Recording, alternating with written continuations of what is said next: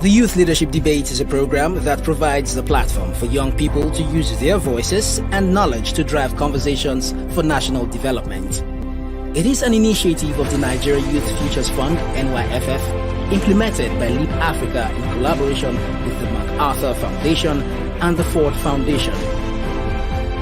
The 2022 Youth Leadership Debates also aims to give confidence to the voice of young people and leveraging on it as an effective tool to cause a transformed Nigeria. Its goal is to provide capacity building to young people across tertiary institutions and support them to critically evaluate information, advocate from the point of knowledge, and to collectively shape their future of Nigeria.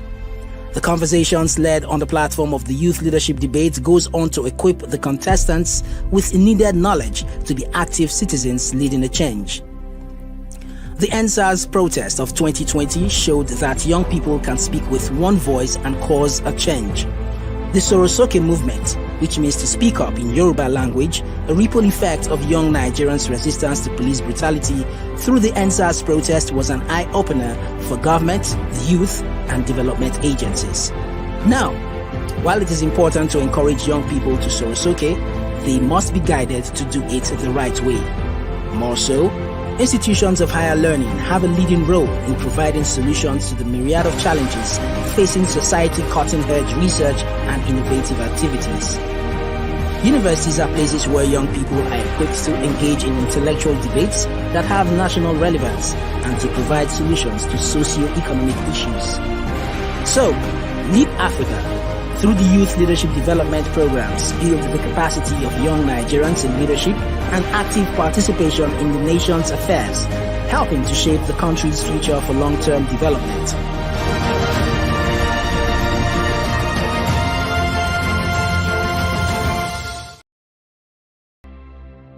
It's the Youth Day of Service, and it's really in commemoration of the International Youth Day. The Youth Day of Service is leadership in action. We're all about inspiring, equipping, and empowering a new cadre of African leaders that will transform themselves personally, the community, and the entire Africa.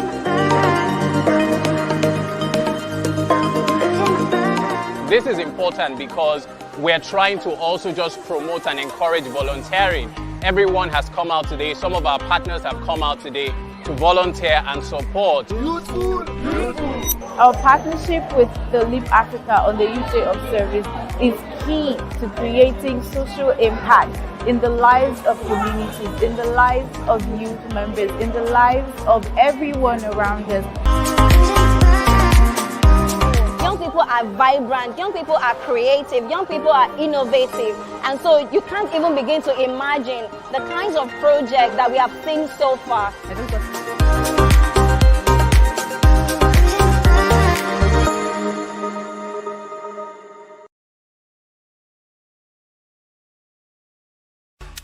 Are you tired of feeling like you're not making a difference in your community? Do you want to take action and create a better future for yourself and others?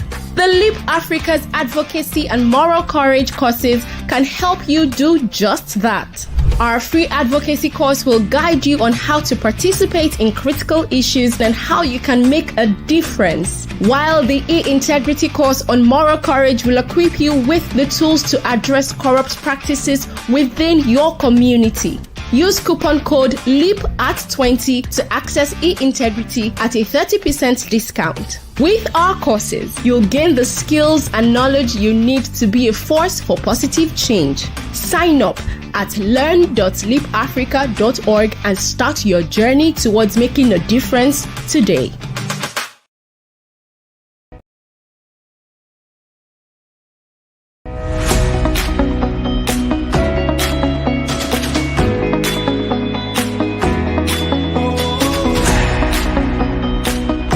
Goal we had set for ourselves this year is to hit a minimum of 6,000 volunteers. We're trying to create a garden where the children buy food, where they eat.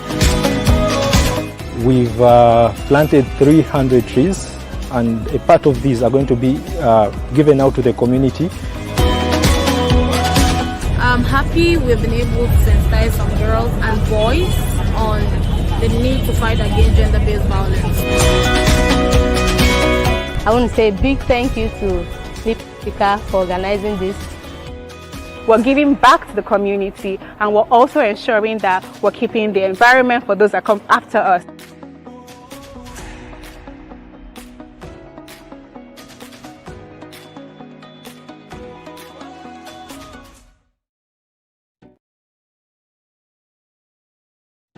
There's a huge innovation gap on the continent.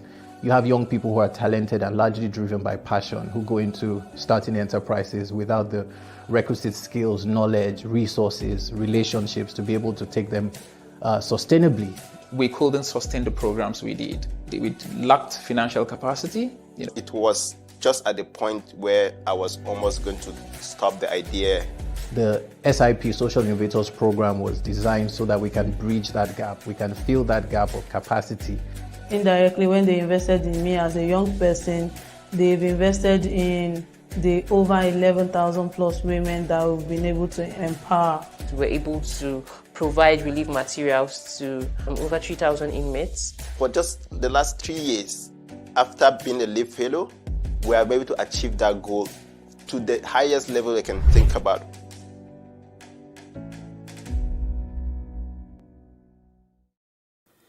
The Youth Leadership Debate is a program that provides the platform for young people to use their voices and knowledge to drive conversations for national development. It is an initiative of the Nigeria Youth Futures Fund, NYFF, implemented by LEAP Africa in collaboration with the MacArthur Foundation and the Ford Foundation. The 2022 Youth Leadership Debates also aims to give confidence to the voice of young people and leveraging on it as an effective tool to cause a transformed Nigeria.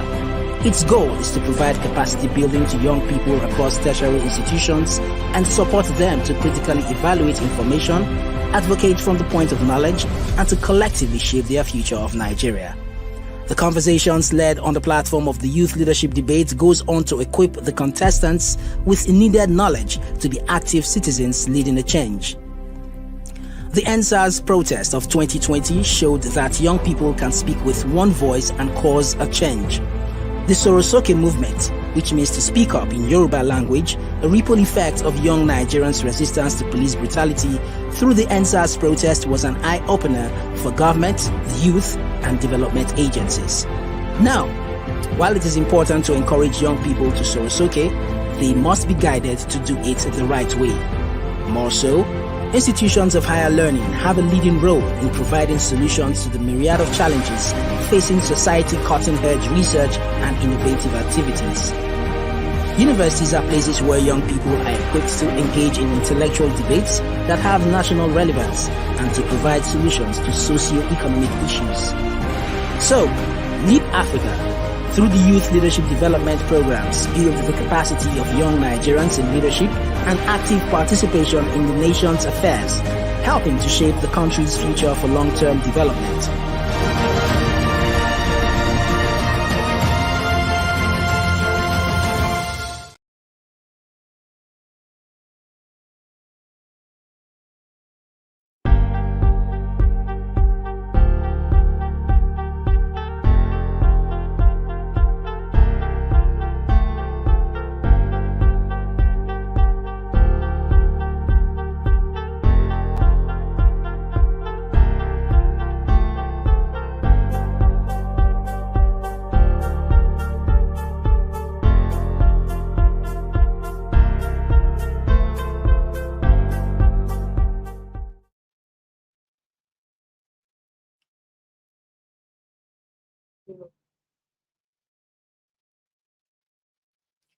Welcome once again to the Youth Leadership Debates competition, a competition and program brought to you by LEAP Africa, MacArthur Foundation, and Ford Foundation under the auspices of the Nigeria Youth Futures Fund. My name is Ijoma Kalu, and I am your host for today. If you're just joining us for the first time, we've had the elimination segments of this competition run for the past 2 days, and today is day 3, where we will be completing the 16 rounds for the elimination segment. We have had conversations around topical issues concerning young people and Nigerians at large, ranging from unemployment and unemployability, female leadership in Nigeria, soft power and hard power, guaranteeing Nigeria's place amongst the African Union, and so many other conversations that have plagued the nation so far. Now we have students from top universities, top tertiary institutions across the country debating these issues, able to learn about issues that affect them from a knowledge-based perspective, from a research-based perspective, which is why we have put together this program for you. Viewers online, if you're just joining us, I would like you to share this link with as many people as you can, from your family and friends and your co-workers. Everyone needs to be plugged into this conversation. You can also share your thoughts on social media using the Nigeria we want and hashtag YL debates. We would like to hear from you, and we want to see what you are saying, what you're thinking about the conversations that we're having here. Right now, before we go ahead, I'd like to remind you of some of the schools, some of the tertiary institutions that have been represented on the debate so far. We've had representatives Loring, University of Lagos, Lagos State University, Alex Ekweme Federal University, Prince Abubakar Audu University, and so many others. We've had representatives from Bayes University and Veritas University, amongst many others, and we're going to see even more representatives of universities here today. Please stay tuned with us. I also like to say thank you to all our judges who have been with us for the past 2 days, for the debaters as well. We say kudos. We know you have been doing a lot of work, and we're so glad to have you all here. I remain your host, Ijoma Kalu, and when I return, we'll be going right into today's debating session. Please stay tuned and share this. The Youth Leadership Debate is a program that provides the platform for young people to use their voices and knowledge to drive conversations for national development. It is an initiative of the Nigeria Youth Futures Fund, NYFF, implemented by Leap Africa in collaboration with the MacArthur Foundation and the Ford Foundation. The 2022 Youth Leadership Debates also aims to give confidence to the voice of young people and leveraging on it as an effective tool to cause a transformed Nigeria. Its goal is to provide capacity building to young people across tertiary institutions and support them to critically evaluate information, advocate from the point of knowledge, and to collectively shape their future of Nigeria. The conversations led on the platform of the Youth Leadership Debate goes on to equip the contestants with needed knowledge to be active citizens leading a change. The NSAS protest of 2020 showed that young people can speak with one voice and cause a change. The Sorosoke movement, which means to speak up in Yoruba language, a ripple effect of young Nigerians' resistance to police brutality through the NSAS protest, was an eye-opener for government, the youth, and development agencies. Now, while it is important to encourage young people to Sorosoke, they must be guided to do it the right way. More so, institutions of higher learning have a leading role in providing solutions to the myriad of challenges facing society, cutting-edge research and innovative activities. Universities are places where young people are equipped to engage in intellectual debates that have national relevance and to provide solutions to socio-economic issues. So, Leap Africa, through the Youth Leadership Development Programs, build the capacity of young Nigerians in leadership and active participation in the nation's affairs, helping to shape the country's future for long-term development.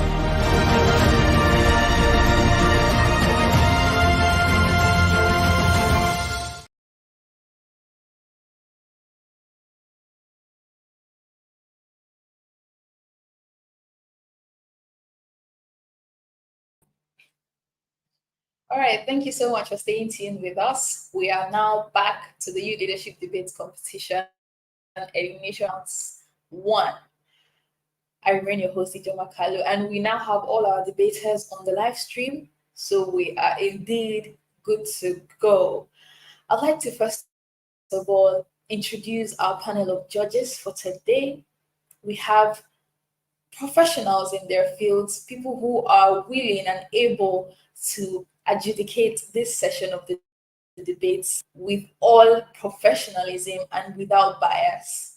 First of all, we have Mr. Franklin Baiwoga, we have Ms. Chika Obani, and Ms. Mercy Oguche, who will be adjudicating this session. Thank you so much to our judges for being with us. We hope that you are going to be exceptionally blown away by the conversations and the debates that will be held today. And we are also happy to see your grading for the debaters after today's round. Thank you so much, judges, once again for being here.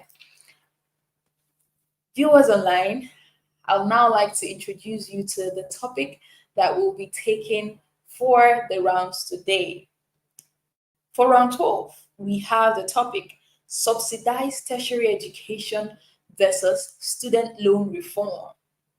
Subsidized tertiary education versus student loan reform. Remember that the Youth Leadership Debates is put together to discuss topical issues in our country, Nigeria, issues that are the rave of the town. We want to talk about them here in a civilized and research-based way, and that's why this debate has come to you. For today, we're going to be having debaters from the University of Ibadan proposing the motion, while we have debaters from the Taraba State University opposing this motion. From University of Ibadan, we have Iyenobong Daniel and Favor Adebayo speaking for the University of Ibadan. We have Solomon Salvation and Ruben Ilya speaking for the Taraba State University. Debaters and judges, I'd like to now read out to you the terms of engagement. I know you must have heard them all before, but we'd also like to give it to you now for your information and for the information of the audience. The first speakers from both the proposing and opposing side have 5 minutes to offer substantive arguments, define key terms, and introduce the motion. The second speakers from both parties have 3 minutes to support the arguments of the first speakers and deal with the proposed framework by the opposition. After the first and second speakers from both parties have spoken, we now go into the cross-examination rounds, where parties have 30 seconds to ask clarifying questions and offer rebuttals to their opponents. When these cross-examination rounds are done, each party has 1 minute to crystallize the points that they have put together in that round. Debaters, please note that you'll be penalized if you go past the allotted time for each of your speakers. You'll also be penalized for inappropriate conduct, objectionable language, severe personal attack on debaters, falsified evidence if proven false by your opponent or by the judges, irrelevant conversations, unfair tactics, and unfamiliarity with the rules that have been shared here today and others that have been shared by the host before this time. We are now at the point where we want to hear from the debaters what they think about student loan versus subsidized education. I'd like to now call on the first speaker from the University of Ibadan, Iyenobong Daniel, to grace us and to offer their points in support of the motion. Iyenobong Daniel, you have the floor and you have 5 minutes. Good morning, please. Can I be heard? Can you hear me? Loud and clear.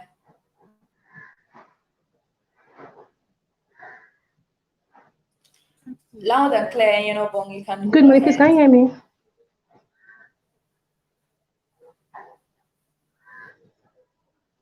All right. We will give student loans, and our 4 years program will be 4 years. This statement was made by President Tinubu in his 2015 presidential election and also in the build-up to his 2023 presidential election. Within 2 weeks of his administration, he signed this bill into law, and immediately the Ministry of Education released a statement that the federal government can no longer provide subsidy for universities. This action was the beginning of the end of subsidies to tertiary education in Nigeria. My name is Iyenobong Daniel from the University of Ibadan, and I'm here to speak in proposition of subsidized tertiary education over that of the student loan reform.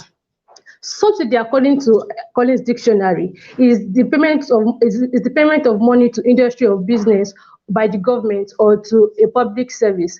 The student loan reform, the student loan bill, on the other hand, was signed into law on the 12th of June 2023 with the promise to provide access to tertiary education to all indigents without discrimination and also with no interest free and with interest-free loans. I'm going to speak in favor of subsidized tertiary education over that of the student loan bill for several reasons. First off, the student loan is not accessible to the very people it is trying to help. For example, the goal of the student loan bill is to, as I said, is to provide access to all indigents. However, the requirement is that for a family, an applicant family's income must be 500,000, must be at least 500,000 per annum. Look at this. If Shola's family, if his father earns 30K per month and his mother earns 20K per month, in a year, the family's income is 600,000, which is above the stipulated requirement to apply for the loan. In other words, if Shola even cannot apply for the loan because of his family's low income, how many Nigerians, just imagine the millions of Nigerians that do not have access to this loan as well. Secondly, this student loan reform can lead to corruption and exploitation. How? I would show you. One of the requirements of the student loan is that it requires two guarantors from specific professional background. How can these students from low-income family be able to have connection and relationship to civil servants of at least level 12 in service and lawyers with at least 10 years post-call experience who are willing to put their career on the line for these people who they may not really know? According to the Republic, the probability of this happening is low. Therefore, as a result of all this, to get a guarantor, some students may have to pay hefty fines because the guarantor may decide that this student should pay this amount before I can be able to stand in for you. And it can also lead to sexual exploitation because they want to stand in as a guarantor. This is corruption that will take another job and also exploitation of students who just want to go to school. Thirdly, this can lead to increase in crime rates. With the way that the loans are inaccessible because of the stipulations and requirements, and the way that the school fees has increased because of the removal of subsidy, this would lead to dropout of many students who can't afford the fees. For example, during subsidy, Shola pays 21,000 naira for our school fees. With the removal of subsidy, this has risen to as much as 190,750. With a family that low income, how would they be able to foot that kind of bill? It is very, very hard. As a result, it can lead to a lot of dropouts as most students can't afford it and they are not easily accessible to apply for the loans. As a result, this can lead to an increase. This will lead to more people that are not in school and also that do not have jobs, because according to the unemployment rate by KPMG, Global Tax and Audit Service, the unemployment rate is set to rise by 40.6% in 2023 from 37.7% in 2022. So with the amount of students that are not in school and there are not jobs that can pay adequately, not even for graduates, not even for dropouts, what would they be able to do? How would they be able to get the money to meet up their daily needs? This can lead to the employment of crime tactics, engagement in crime, so as to get this money to meet their daily needs. In conclusion, the student loan reform is wrought with a lot of consequences and a lot of stringent obligations to access this loan. Just to access it, a student's family's income has to be a minimum of 500,000, which I've showed you that even with the lowest amount beneath the required minimum wage in Nigeria, this is still not possible. So with the student loan act, a lot of Nigerian students are disqualified from accessing the loan. It can also lead to corruption and exploitation because a guarantor would want to stand in for a family that he does not really know, and if the guarantor is corrupt, he can ask for fees to stand in and can also ask for sexual gratification in order to stand in as a guarantor. Thirdly, this can lead to increase in crime rates as there will be a lot of students that will drop out from school because they can't access the loan and because the school fees have been increased. And with the high rate of unemployment, this This will mean that these students are not employed and are easy and to engage in criminal activities, which would further cripple the economy of Nigeria. So, the Nigerian government should employ once again the subsidy of tertiary education, which would help the economy, because is it really worth is it really worth it, the consequences that I've listed? Thank you very much. All right, interesting submissions. University of Ibadan. University of Ibadan is favoring subsidized tertiary education over student loan reform. Once again, interesting submissions to University of Ibadan. I will now be calling on the first speaker from Taraba State University, who will be opposing the motion subsidized tertiary education versus student loan reform. Solomon Salvation, you have the floor now, and you have 5 minutes.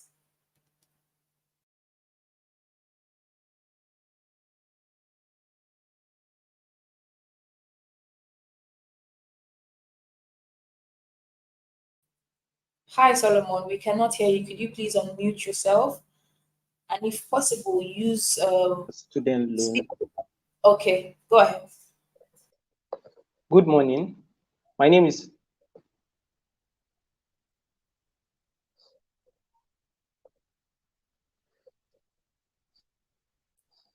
We can hear you, Solomon. Please go Good morning.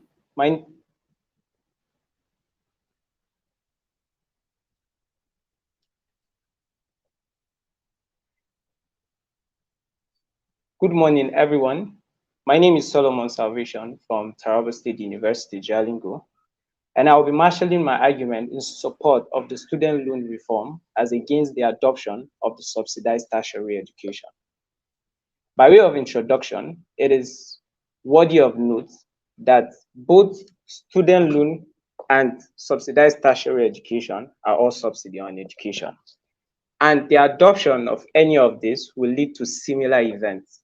Most apparent is the increase in the cost of education.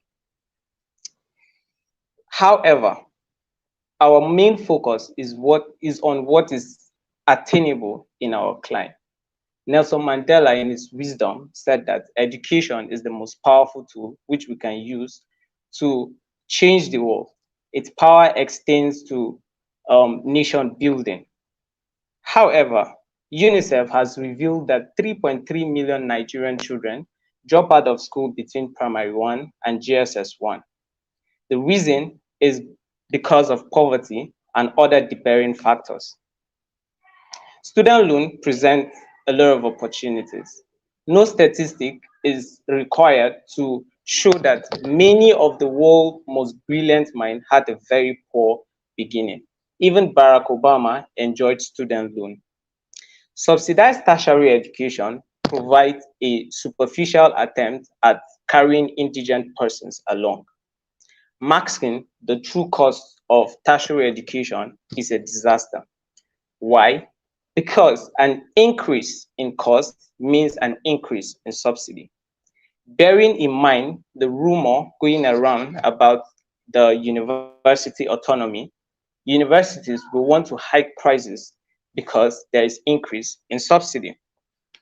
Minimum wage in Nigeria is 30,000 naira. Even at that, most states of the Federation have not implemented this.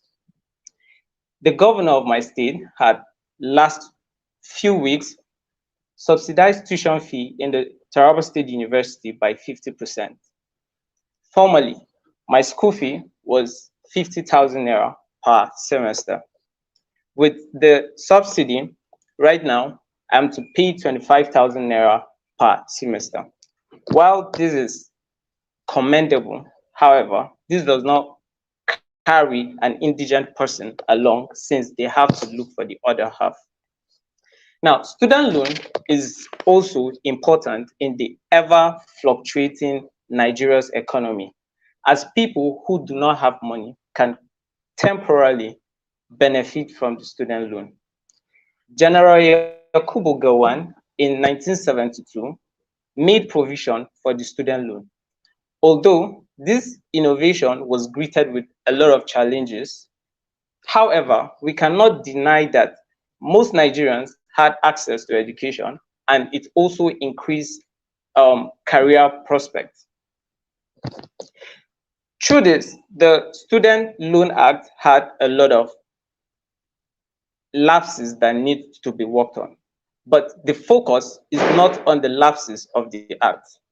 However, the idea itself, the idea of student loan is important. However, we have a lot to do on the provision of the Student Loan Act. Importantly, is the provision of the repayment. In Western world, particularly United Kingdom, most people have the opportunity to pay back at the period of 25 years.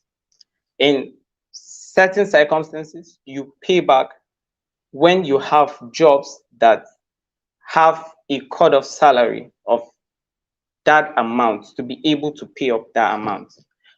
So the idea of student loan reform is very important. However, just like the topic states, the student loan reform, this simply means that we need to focus our mind and marshal out sustainable pathways to carry on these innovative ideas. As against subsidized tertiary education, an increase in cost means increase in subsidy. So universities will want to increase their prices since they know that the government subsidizes this provision. Thank you very much. All right, thank you so much, Team Taraba State University. Interesting competitions that you've started, favoring student loan reform over subsidized tertiary education. We will now hear from the second speaker from University of Ibadan, Favor Adebayo. Favor Adebayo, you have the floor and you have 3 minutes. Good day, panel of judges. Good day, panel of judges, my amiable coordinator and distinguished guests. My name is Favor Adebayo and I'm from the University of Ibadan. I'm here before this August Assembly to speak in favor of the topic, subsidized tertiary education over student loan reform. Like my proposition teammates has given some reasons, I'm just here to add more. But before I go into that, while the opposition team was talking, he said education is the most powerful tool you can use to change the world, and that was from Nelson Mandela. Yes, education is the most powerful tool which you can use to change the world. But it's only subsidized education. And this was one of the reasons why Singapore rose from being a third world country to a first world country, because they freely educated their citizens. They made business-friendly laws which appeal to international investors. By 1972, 1/4 of Singapore's manufacturing firms were either foreign-owned or joint venture companies, and the country's GDP saw an annual double-digit growth in just these 7 years. Then the Singaporean government started to develop human resources in addition to its structure. The country founded numerous technical schools and even paid foreign companies to train their unskilled workers. But what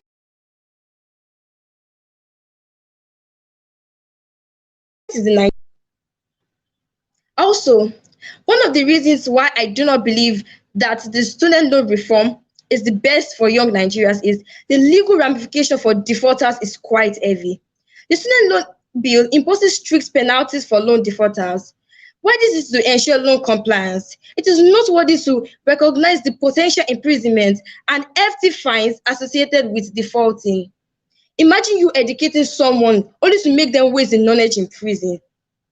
How is that? Also, there are so many obstacles in repayment of student loans. Challenges may arise for graduates facing employment issues or difficulties in establishing profitable self-employment ventures. According to Punch newspaper, the National Bureau of Statistics recorded a 40.6% unemployment rate. With that kind of rate, how do you expect such graduates to get a job?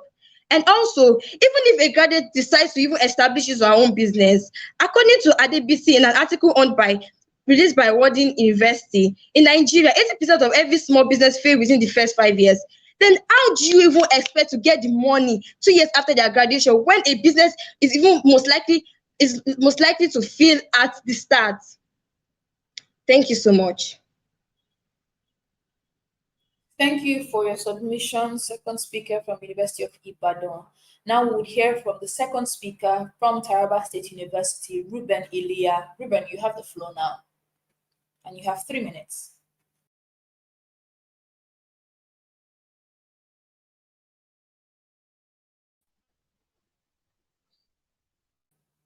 Ruben, you may continue speaking now.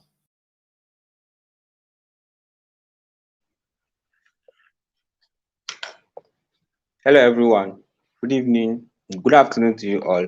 I'm by name Ilya Ruben Philibus from Taraba State University, and I would like to marshal my support with my co-debater on the topic that student loan reform should be adopted other than subsidized tertiary education. Change of policy, change of power is constant phenomenon in the Nigerian political sphere, and every incoming government carries different policy that they deem favorable for their administration. Like my co-debater has said, recently, Governor Wikifas of Taraba State University slashed the tuition fee by 50%. This is indeed commendable. The problem here is, what then happens if the next administration refuses this policy? However, the student loan reform, which is accompanied by the Student Loan Act, has a guaranteed chance of staying beyond just the government. Education is a very effective tool accepted by both the government and the citizenry.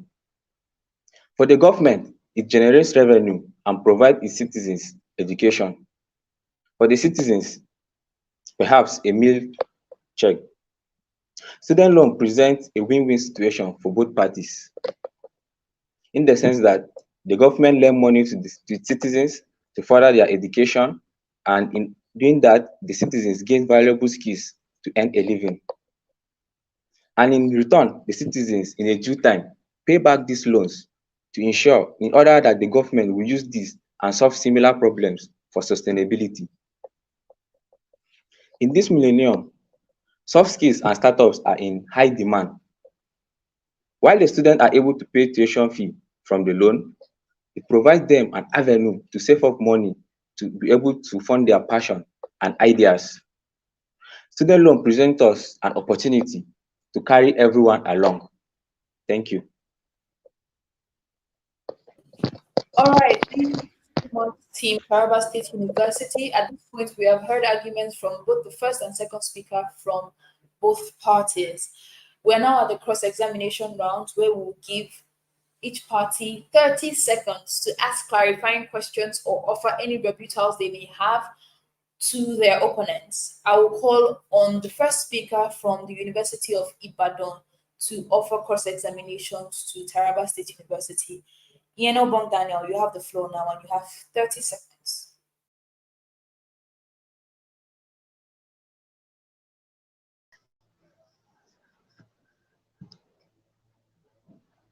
Dear opposition, with the removal of the subsidy, your school fees increases to 200,000 naira. Not only that, you have 3 siblings in school, and of course, your family cannot apply for the loan. You cannot apply for the loan because your family's income is above the stipulated requirement. Now, do you think this is the best for your family in this period of inflation? Thank you. Interesting cross, University of Ibadan.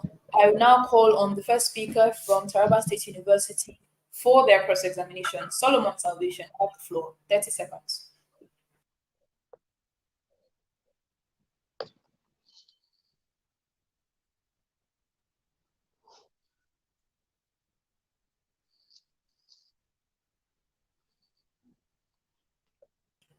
Solomon Salvation, Hello, we can sorry, I didn't get her question. I think there was a glitch in the network.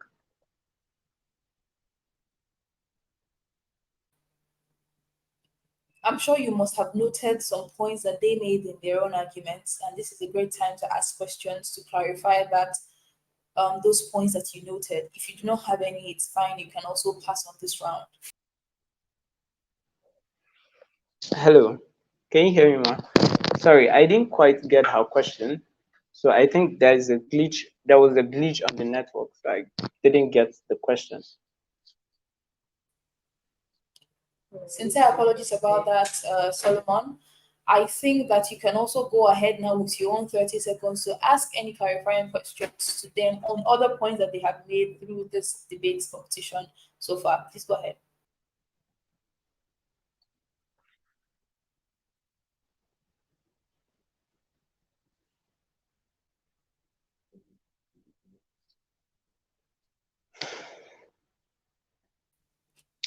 All right. It seems that the Taraba State University team is having a bit of a network issue and they cannot hear me as well. Hello, can you hear me, ma'am? Yes, I can hear you loud and clear. Do you have any cross-examination for University of Ibadan?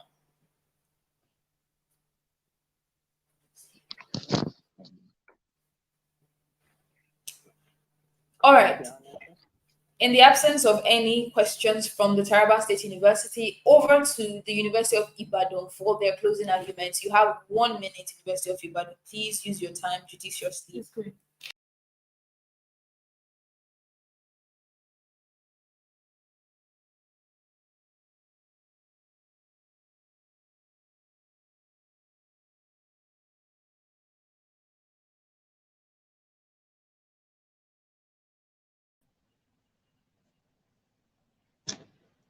Let our leaders in Abuja and 36 state capitals take seriously the one-point agenda of saving education so that we can have a future and a hope for a better tomorrow, which the prolific Kenya author Ngugi Wa Thiong'o said is the only comfort you can give to a weeping child. We need our universities affordable so that our youth can be empowered to not only cause national change, but also global changes. Thank you.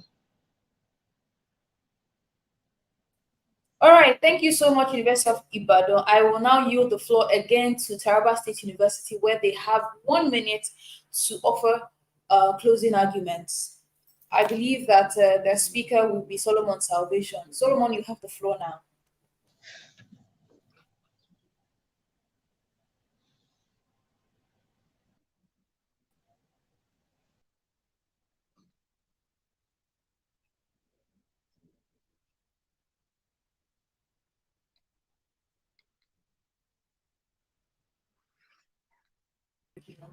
Solomon, we can hear you. And this is your time to go ahead.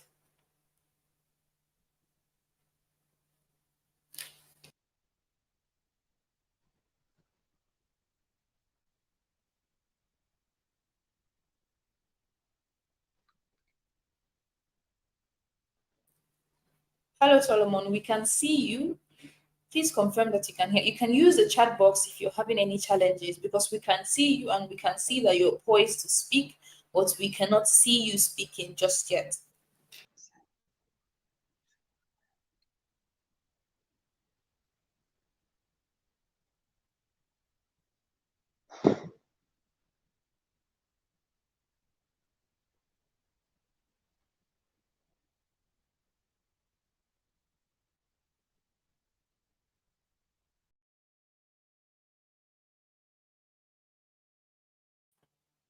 All right, the technical hitches at the side of the Taraba State University still persist.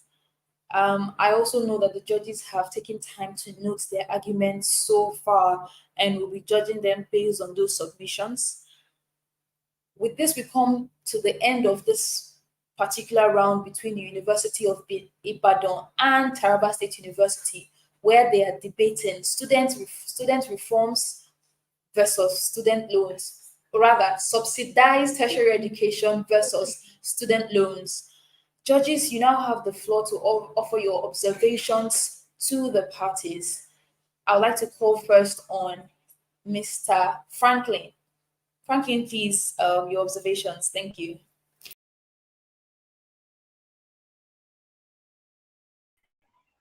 Okay, good morning, everybody. I listened keenly to all the debaters from different teams, and first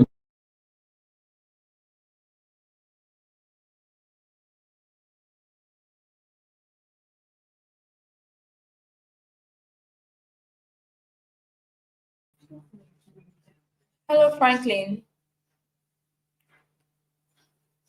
Okay, I think we're having network issues from Franklin's side. I'd like to now invite our other judge, Mr. Chika Obani, to give his observations for this round. Chika, you have the floor, please.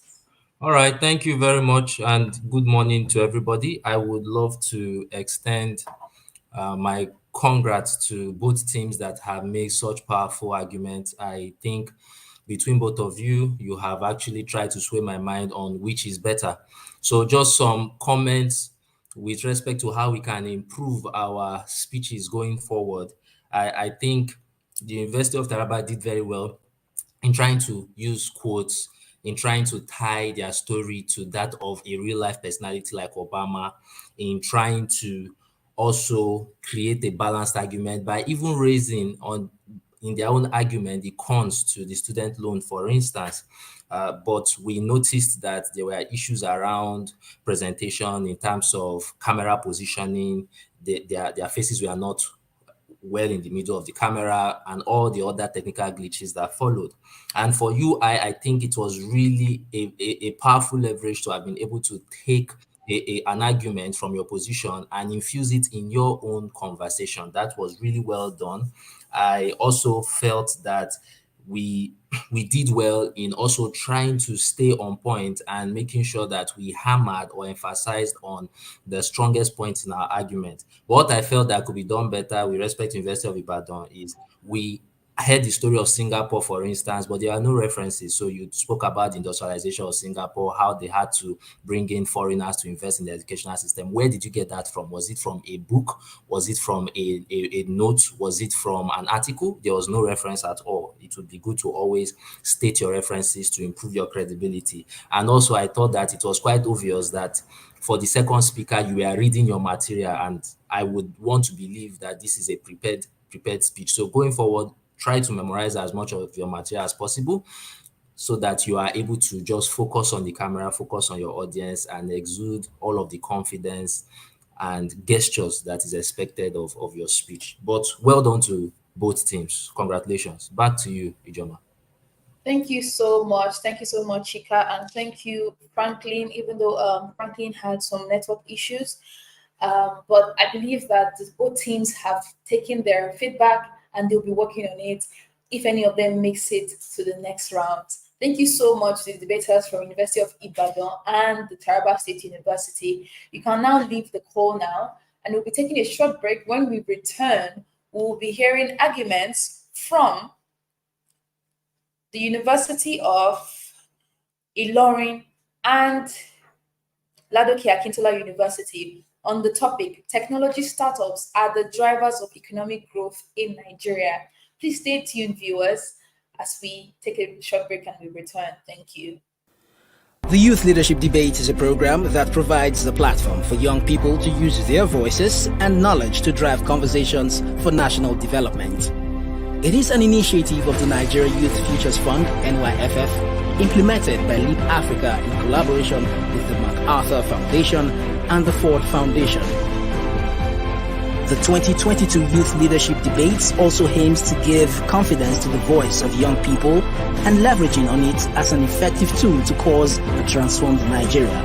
Its goal is to provide capacity building to young people across tertiary institutions and support them to critically evaluate information, advocate from the point of knowledge, and to collectively shape their future of Nigeria. The conversations led on the platform of the Youth Leadership Debate goes on to equip the contestants with needed knowledge to be active citizens leading a change. The NSAS protest of 2020 showed that young people can speak with one voice and cause a change. The Sorosoke movement, which means to speak up in Yoruba language, a ripple effect of young Nigerians' resistance to police brutality through the NSAS protest, was an eye-opener for government, the youth, and development agencies. Now, while it is important to encourage young people to Sorosoke, they must be guided to do it the right way. More so, institutions of higher learning have a leading role in providing solutions to the myriad of challenges facing society, cutting-edge research and innovative activities. Universities are places where young people are equipped to engage in intellectual debates that have national relevance and to provide solutions to socio-economic issues. So, Leap Africa, through the youth leadership development programs, build the capacity of young Nigerians in leadership and active participation in the nation's affairs, helping to shape the country's future for long-term development.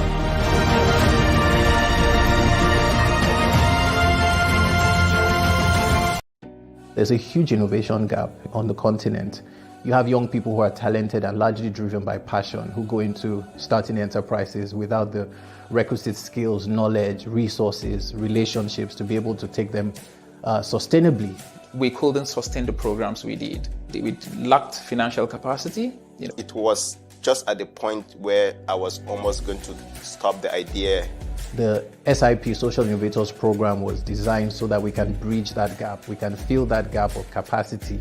Indirectly, when they invested in me as a young person, they've invested in the over 11,000 plus women that we've been able to empower. We're able to provide relief materials to over 3,000 inmates. For just the last 3 years, after being a LEAP fellow, we are able to achieve that goal to the highest level I can think about.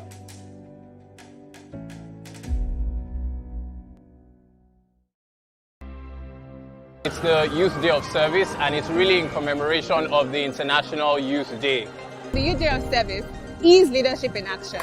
We're all about inspiring, equipping, and empowering a new cadre of African leaders that will transform themselves personally, the community, and the entire Africa.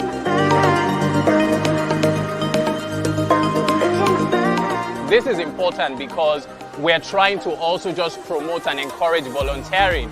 Everyone has come out today. Some of our partners have come out today to volunteer and support. Our partnership with the LEAP Africa on the Youth Day of Service is key to creating social impact in the lives of communities, in the lives of youth members, in the lives of everyone around us. Young people are vibrant, young people are creative, young people are innovative. And so you can't even begin to imagine the kinds of projects that we have seen so far.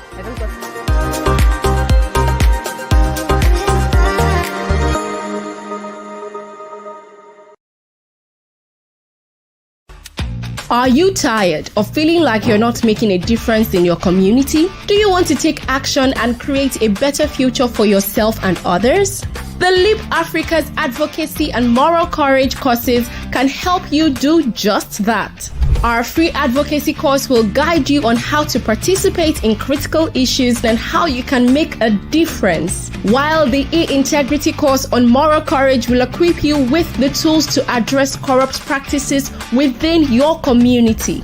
Use coupon code LEAP@20 to access e-integrity at a 30% discount. With our courses, you'll gain the skills and knowledge you need to be a force for positive change. Sign up at learn.leapafrica.org and start your journey towards making a difference today.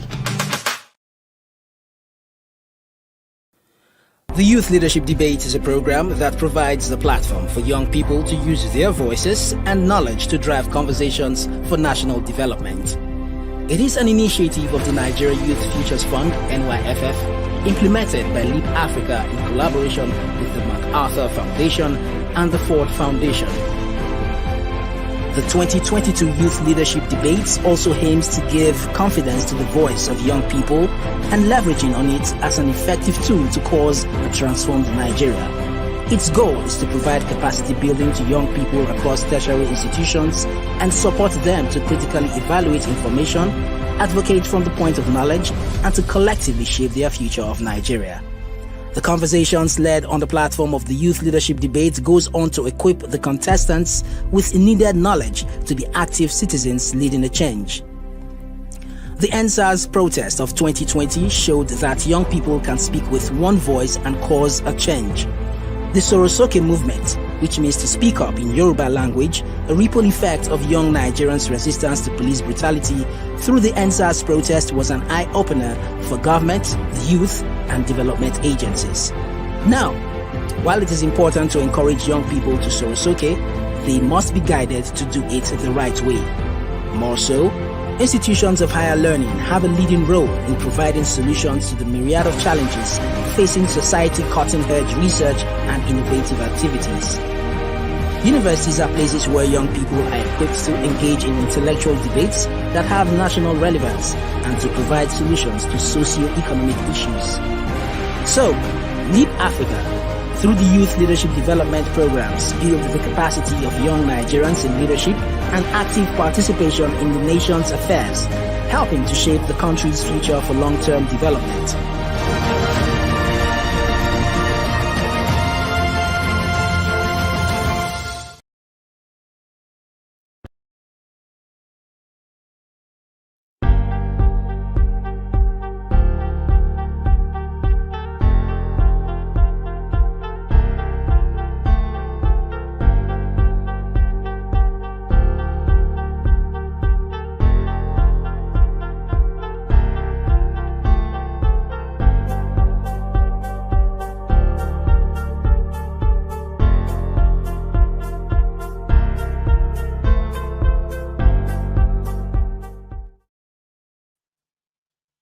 All right, you're welcome back to the Youth Leadership Debate Competition. And we are now on round 2 of today's elimination round segment, where we have students from the University of Ilorin and Ladoke Akintola University who will be debating on the topic, technology startups are the drivers of economic growth in Nigeria.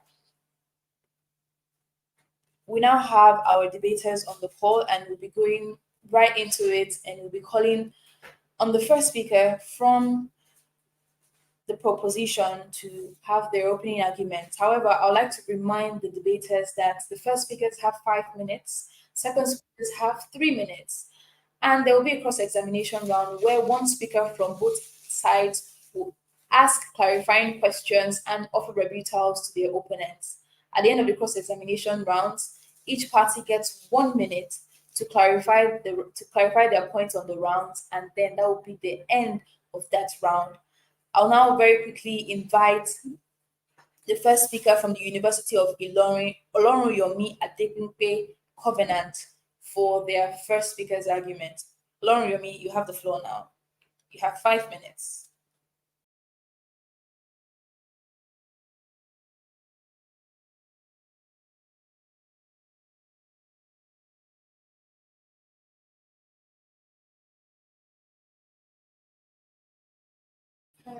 All right, we see that the first speaker from the University of Ilorin is no longer on the live stream, probably due to some technical challenges. I would now like to invite the first speaker from the Ladoke Akintola University for their opening arguments.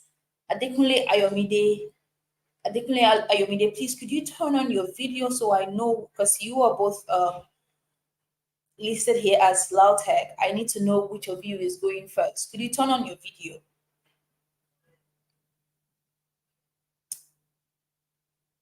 Okay, I'm just going to pull up the very first Lautech name I see here.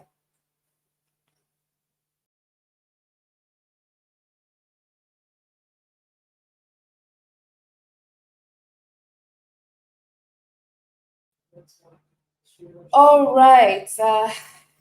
It's the age of technology, but we still struggle in this part with technology from time to time. I think that both teams are having very, very, very serious network challenges as they keep popping in and out of the room. So we're going to go on a short break and give them a little bit of time to regroup and return to the live stream. Thank you so much for holding on with us. The Youth Leadership Debate is a program that provides the platform for young people to use their voices and knowledge to drive conversations for national development. It is an initiative of the Nigeria Youth Futures Fund, NYFF, implemented by Leap Africa in collaboration with the MacArthur Foundation and the Ford Foundation. The 2022 Youth Leadership Debates also aims to give confidence to the voice of young people and leveraging on it as an effective tool to cause a transformed Nigeria. Its goal is to provide capacity building to young people across tertiary institutions and support them to critically evaluate information, advocate from the point of knowledge, and to collectively shape their future of Nigeria. The conversations led on the platform of the Youth Leadership Debate goes on to equip the contestants with needed knowledge to be active citizens leading a change. The NSAS protest of 2020 showed that young people can speak with one voice and cause a change. The Sorosoke movement, which means to speak up in Yoruba language, a ripple effect of young Nigerians' resistance to police brutality through the NSAS protest was an eye-opener for government, the youth, and development agencies. Now, while it is important to encourage young people to Sorosoke, they must be guided to do it the right way. More so, institutions of higher learning have a leading role in providing solutions to the myriad of challenges facing society, cutting-edge research and innovative activities. Universities are places where young people are equipped to engage in intellectual debates that have national relevance and to provide solutions to socio-economic issues. So, Leap Africa, through the Youth Leadership Development Programs, build the capacity of young Nigerians in leadership and active participation in the nation's affairs, helping to shape the country's future for long-term development.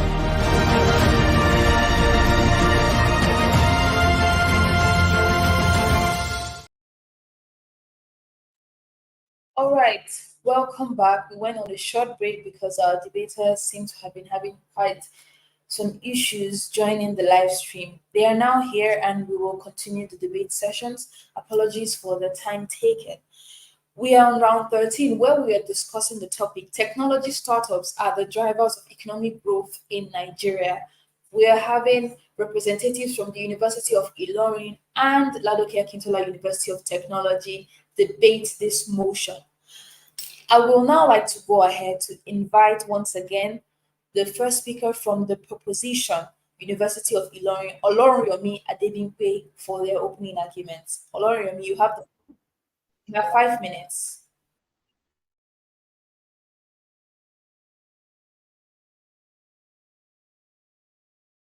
Please unmute your microphone and go ahead, Oloriyomi.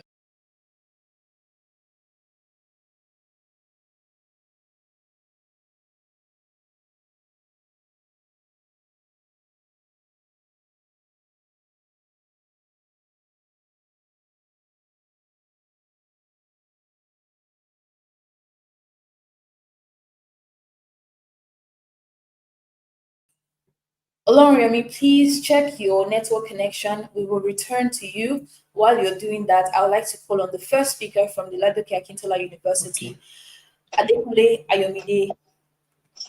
Adekunle Ayomide, you have the floor now. You have 5 minutes.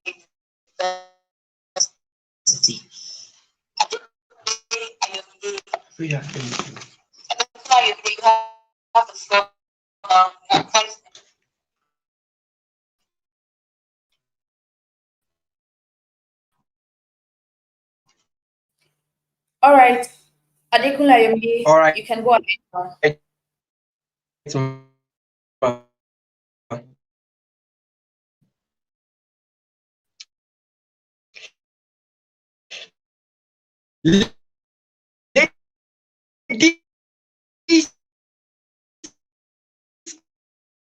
And gentlemen, do not be deceived and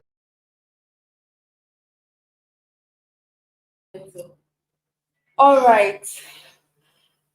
It's a very difficult one. It's a very difficult day for all of us here. I think the network challenges are exacerbated by the weather that is, I think it's a widespread phenomenon in Nigeria right now. Everywhere it's raining in most places and the weather is poor. So our debaters are having very serious issues having their debates at this time. It looks to be the case for both Ladoke Akintola University and the University of Ilorin.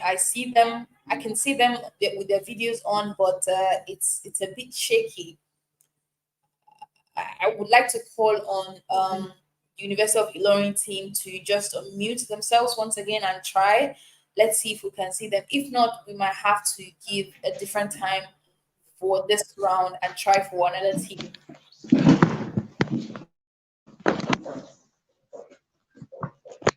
All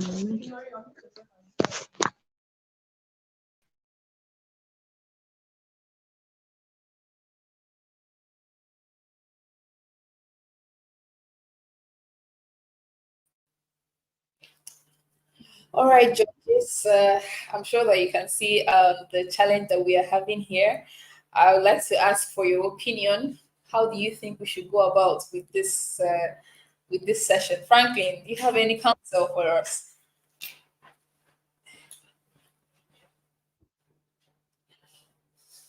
Franklin, you're muted. Well, I'm having the same issues back here, so I quite understand. However, I'm thinking that is there a possibility of we getting the next round started now, or they have a time that they will ask to come in? They have an allocated time frame because they have to choose the sides that they are debating on just a couple of minutes before that time frame. So if we're trying to call the next team, it might not be very possible. However, I see that Oloroyomi from the University of Ilorin is back, and it looks as if her video is clear right now. We'll try one more time, and if it doesn't go through, we might have to take a break and return when the next round is ready.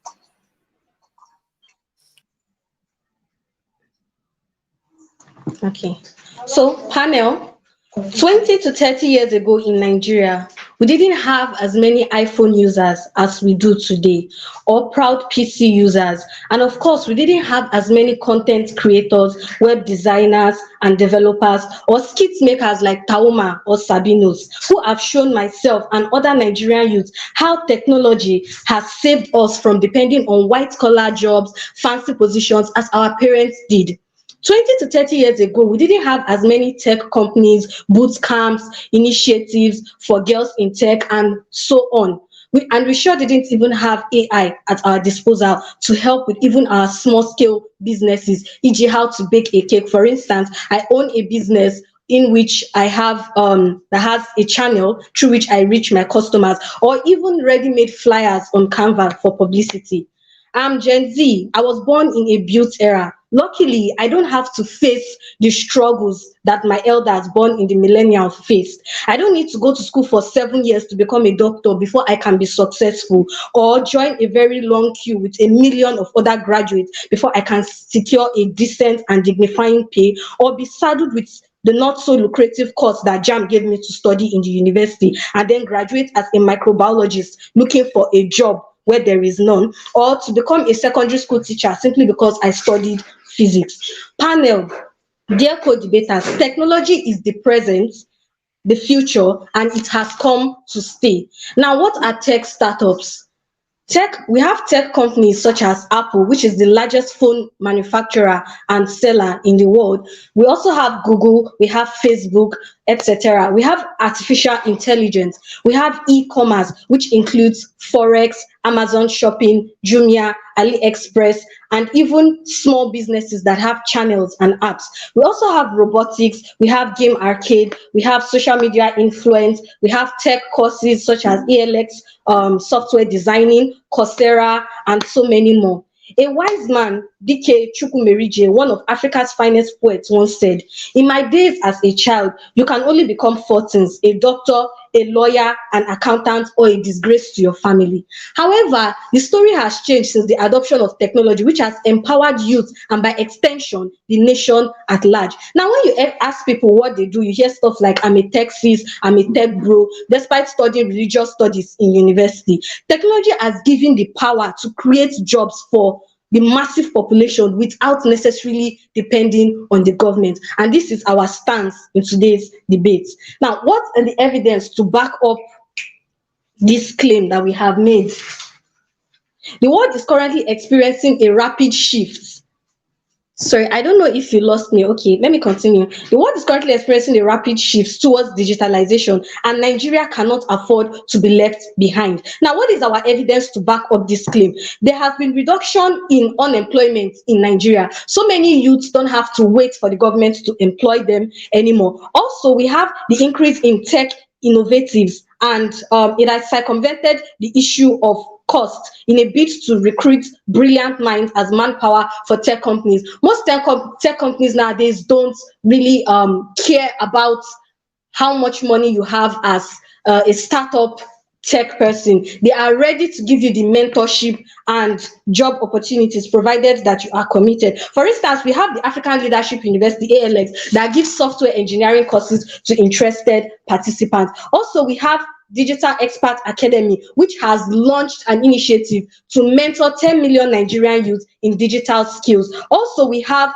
initiatives to encourage women in STEM, which includes mentorship and job opportunities for them.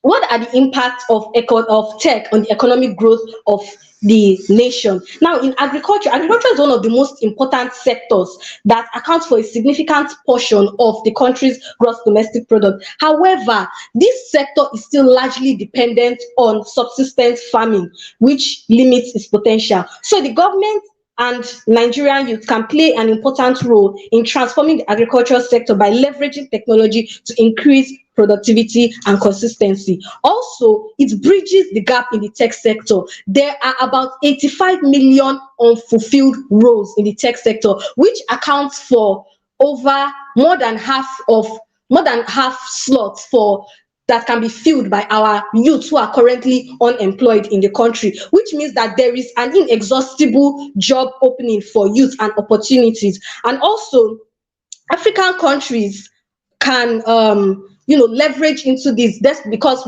Nigeria is a very populated country of over 200 million citizens, with over 50% being the Nigerian youth, and there are no jobs for them. So this provides an inexhaustible opportunity for people to leverage into. And also it conquers the limitations of other work hazards, as well as physical limitations during cases like COVID-19, lockdown, and the rest, which provides a steady economic growth in the country. Thank you.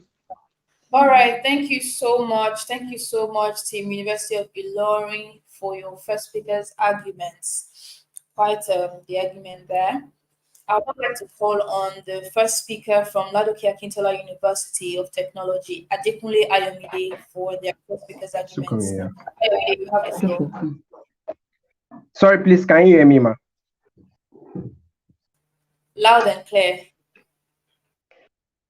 Ladies and gentlemen, do not be deceived. Ladies and gentlemen, do not be deceived and carried away by my opponents who have painted technology startup as the major driver of economic growth in Nigeria. They have prioritized the secondary over the primary, and they have forgotten the foundation, which is the most important part of a building. According to a news published by the Guardian newspaper on the 27th of June, 2023, it was reported that the World Trade Organization, WTO, ranked Nigeria as one of the developing countries in the world. My intelligent audience, can we then say that technology startups are the key driver of economic growth in a developing country like Nigeria? Never. It is impossible. It is so logical. The question then is that what are the drivers of economic growth in Nigeria apart from technology startups? But before I proceed with my logic, banks, statistics, and facts, I am Adekunle Ayomide from the prestigious Ladoke Akintola University of Technology, and I will be supporting the motion which states that technology startups are the drivers of economic growth in Nigeria. So do open the doors of your ears and listen to the arguments from a stronger side, as I will be explaining the key drivers of economic growth in Nigeria apart from technology startups. So follow me on a journey of impact. 1. The oil and gas industry. Ladies and gentlemen, the oil and gas industry is a major driver of economic growth in Nigeria. According to the National Bureau of Statistics, NBS, on the 30th of March 2022, it was stated that Nigeria made 21 trillion naira from the sale of crude oil in the year 2022. Also, according to the International Monetary Fund, IMF, on the 11th of December 2022, it was also recorded that the oil and gas industry is responsible for over 95% of Nigeria's export earnings and about 40% of the government revenue. Can we now see that it is so obvious, apparent, and crystal clear even to the blind, and it is audible for the deaf to hear that oil and gas industry is a key driver of economic growth in Nigeria, unlike technology startups. 2. The agricultural sector. The agricultural sector is a major driver of economic growth in Nigeria, unlike technology startups. According to a survey made by the World Bank on the 30th of July, year 2020, it was reported that the agricultural sector is the largest employer of labor and income generating activity in Nigeria, employing over 35 million youths. The question then is that where are the technology startups in Nigeria? In addition, according to the National Bureau of Statistics, NBS, on the 29th of May, year 2020, it was stated that the agricultural sector alone generated 3.7 trillion naira in the first quarter of the year 2020, thereby contributing to the overall gross domestic product (GDP) of Nigeria. Ladies and gentlemen, can we now see that technology startups are not the key driver of economic growth in Nigeria? Otherwise, we have the oil and gas sector, we have the agricultural sector, and other sector which I will be mentioning. Thirdly, the real estate sector. The real estate sector is also a key driver of economic growth in Nigeria, unlike technology startups. In fact, according to a news published by the Tribune newspaper on the 27th of December, year 2022, it was reported that the real estate sector contributed 7 trillion naira to the economy of Nigeria in the first quarter of the year 2022. Interestingly, the National Bureau of Statistics stated that the real estate sector contributed 20 trillion naira to the gross domestic product of Nigeria. Can we not see that indeed the drivers of economic growth in Nigeria is not the technology startup, it is the oil and gas sector, it is the real estate sector, it is the agricultural sector. In addition, another sector that is contributing to the development of Nigeria economy is the transportation industry. My intelligence on this, the transportation industry is a key driver of economic growth in Nigeria, as you have different transportation agencies traveling in across Nigeria, and they are contributing to the economic development of Nigeria. Another key essential factor to the development of Nigeria's economy, apart from technological startups, are the financial institution, the transportation industry, the trading industry, the construction agency, the waste management agency, and lots more. I hope I've been able to convince you that indeed technology startups are not the major driver of Nigeria's economy. Thank you so much. Thank you so much, Team Ladoke Akintola, University of Technology. Very interesting conversations you brought up there. I'll now call on the second speaker from the University of Ilorin, Ayondele Peace. Ayondele Peace, you have 3 minutes to support the arguments of your first speaker, and your time starts now.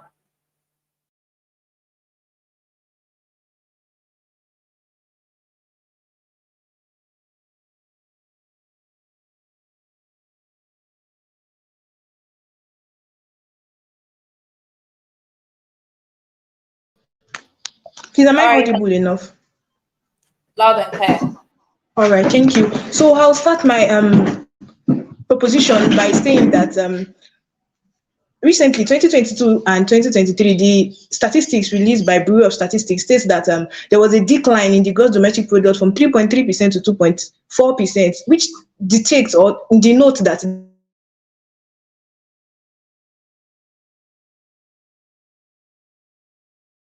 starting from the point where my opponent talked about the fact that agricultural sector is the most buoyant or the one that is contributing most to the economic system, I will tell you that that's not the whole truth, because when you incorporate technology into the agricultural sector, you're able to maximize the products that you get from the agricultural sector more.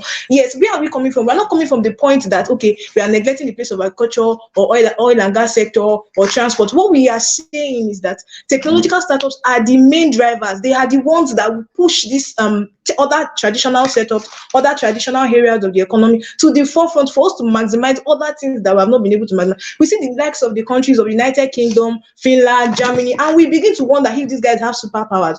No, they do not have any form of superpowers. The only thing they've been able to do is they've been able to leverage the opportunities that technology provides, thereby driving every other sector of their economy to the very, very forefront. My opponent also mentioned something about transportation. My dear, have you forgotten that Uber is a technological startup that has been able to help to do so much more in the transportation sector, that now you can be able to use, through the use of your phone, online phones, to get locations of drivers, and it's just been so helpful in transportation sector. So what do you mean when you say that technology is transportation has been able to the one that has helped the economy. I'll speaking on agriculture. I would love to state that there's a technological startup really that is into the processing of palm oil. It has been able to incorporate technological skills to build and drive the production of palm oil. at a very, very fast pace. I would also love to state that, as we all know, tech is the new oil. There is no going back. We cannot keep doing things that we have always done. We cannot keep going round the circles. There has to be something new that will be done. In past times, there has been the same product, we'll be using the same systems, getting the same results. Now is the time to change. Technology, opportunities that technology provides are so much, like it is inexhaustible. Yearly, monthly, and probably depending on how often Nigerian government produces graduates, there are a lot of graduates that are coming out of the space, and they are unable to get filled into the agricultural space that you say sector. Of course, there are not so many, and so what tech does is that it bridges this gap in unemployment. I'll give you a very, very common example of tech startup, Handela, which has been able to employ a lot of software engineers. So you can come out of Department of Microbiology, you can come out of Department of Plant Biology. As long as you have these skills, you're able to put food on your table, you're able to provide money, basically, and that is what we are speaking of when we talk about economic growth. Okay, so technological startups also help in providing new opportunities. And while you may want to say that technological opportunities are just based for some certain area of people, I tell you that that's not true, because with technological startups, there is more opportunities for work, thereby increasing the number of generation of tax, increasing allocation of resources to different areas, and thereby reducing the general prices of properties, of goods and services. So the woman that is in Ogun State at Kano State can also afford basic needs of life without having to struggle. And that is what we talk about when we say that there is economic growth. And I still stand on the motion that yes, technological startups are the very drivers of economic growth. Thank you. In Nigeria. All right, thank you so much. Interesting submissions from the University of Ilorin team. I will now call on the second speaker from Ladoke Akintola University of Technology, Idowu Oluwatosin Esther. Oluwatosin, you have the floor now, and you have 3 minutes. Okay, thank you, ma. Good day. I would like to firstly, good day. Firstly, I would like to correct the notion which my opponent mentioned, that limited job creation. Technology industry are sectors that are still fundamental drivers of economic growth in Nigeria, not solely technology startup. We are talking about technology startup, not technology industry. She mentioned about limited job creation. I know my opponent mentioned limited job creation in that technology startup provide a innumerable, inexhaustible job creation. But the truth is, according to an article published on the 18th of March 2021 by National Bureau of Statistics, it was reported that 28.2% of tech professionals in Nigeria are unemployed. So you see, technology startup in Nigeria have a larger workforce and they cannot really contribute significantly to the job creation. There are other sectors which we need to harness, even as a country, the likes of agriculture, which my partner mentioned earlier, manufacturing, and even lots more of sectors. So technology startups, even they are limited in creation of jobs. Now, going to my point. First, dependency on global factors. The success of technology startups in Nigeria are dependently mainly on global startups, global factors such as international investment, market trends, and technology advancement. An article published on the 8th of October 2021 by Business Day News reported that foreign investors account for 87.7% funding in Nigerian startups. So the question I would like to ask my opponent is, what will be the fate of technology startup in Nigeria if the foreign investors withdraw their funds? So economic growth of the country should not be solely reliant on these external factors. And to note again, we are talking about technology startups, not technology industry. Thirdly, uneven economic development. My opponent mentioned earlier that there is people anywhere around the world can access this technology, through the help of technology, we can improve economy. But also, an article published by Statista on 15th of May 2023 reported that most startups in Nigeria are located in Lagos. I mean, 425 out of 481 in rural region. So people in rural region are left with few opportunities for growth, and there is uneven distribution. In conclusion, while technology startups have their merit, fostering a reliant and inclusive economy in Nigeria, it is appropriate that we prioritize diversity, infrastructure development, and human capital investment for a sustainable and economical growth. Thank you. Thank you for your submissions, Team Ladoke Akintola University of Technology. We have now heard arguments from both the first and second speakers of both parties. We're now at the cross-examination round where we would allow one speaker from each university to ask clarifying questions and offer rebuttals to their opponents. I'd like to open the floor to the first speaker from the University of Ilorin to offer cross-examinations to Ladoke Akintola University of Technology team. Olorunyomi and Co, you have the floor now, and you have 30 seconds.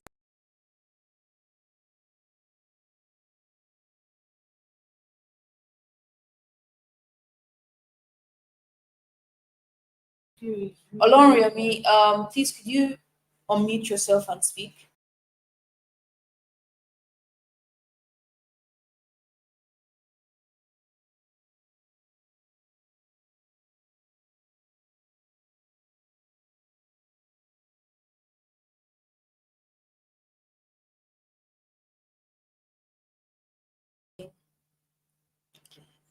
I think that the University of Ilorin team are still struggling with the network, but I also see that the Ladoke Akintola University team is active. So Ladoke Akintola, you have your time now to offer your cross-examinations.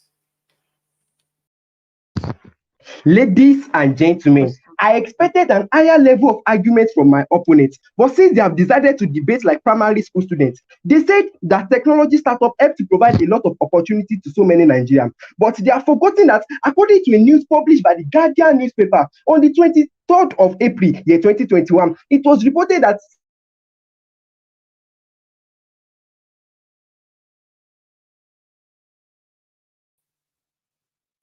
Okay, we have lost the feed from the Ladoke Akintola University team.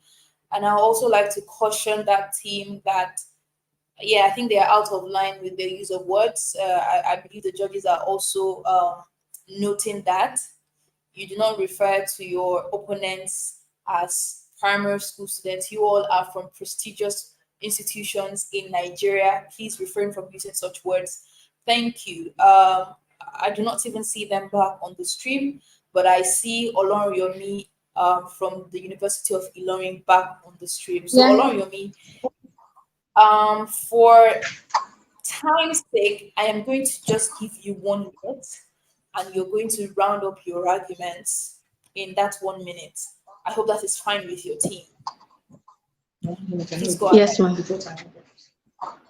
All right. So if panel, we were saying, and we are still saying, that technology startups is the new oil in Nigeria. Now we gave mention of e-commerce, such as e-naira. We gave example of forex, Bitcoin exchange, which so many Nigerian youths are involved in today.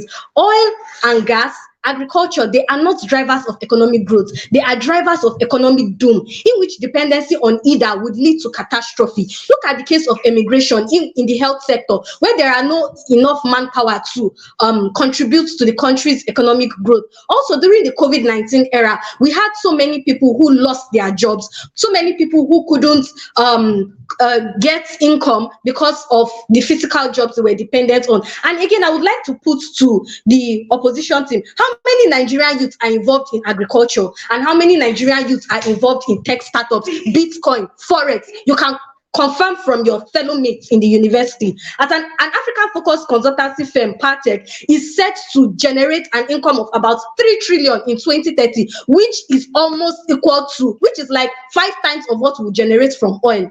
Thank you very much. Thank you so much to the University of Ilorin team. Judges, I will crave your indulgence to please allow for the last submissions that were made by the University of Ilorin after their time. We've all been struggling with a lot of issues. So I think it would be gracious to allow the points that they have noted to be counted as part of their points for this round. I will yield the floor again to Ladoke Akintola University of Technology to give their closing arguments.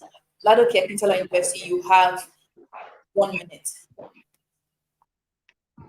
It is so obvious, apparent, and crystal clear, even to the blind, and it is audible to the deaf, that technological startups are not the key driver of Nigerian economy. Because according to a news published by the Guardian newspaper on the 23rd of April, year 2021, it was reported that 60% of Nigerian citizens do not have access to smartphones and technological services. How then can we grade the advancement of Nigeria's economy on the prospect that citizens do not have access to such technology? Also, according to the World Trade Organization, it was reported on the 27th of June, year 2023, that Nigeria is a developing country. How then can we say that a developing country economy is being driven by tech startups? It is so logical. Nigeria's economy is majorly driven by the oil and gas sector, agricultural sector, and lots more. Thank you so much. All right, thank you so much. We have now heard arguments and closing statements from the team at the University of Ilorin and Ladoke Akintola University of Technology. We note the serious network challenges that were had from both teams, but they have done well to still go ahead to present their argument. I'll now open the floor to our judges to give their observations. I would like to start first by inviting Mr. Chikaubani. Mr. Chikaubani, you have the floor. Okay. Thank you very much, Ijoma, once again. And thanks to the students of Ladoke Akintola University and the University of Ilorin who spoke about technological startups being the drivers for Nigerian economic growth. I think one thing that showed forth between both teams was the passion. Both teams were passionate about what they were speaking to and speaking about, be it for or against. And this was carried in their body languages as well as in their tone of voice. When we look at the University of Ilorin, for instance, we noticed that they took time to introduce the impact and benefit of technological startup, as well as defined what technological startups meant, so as to be able to keep the argument within a context and within a boundary.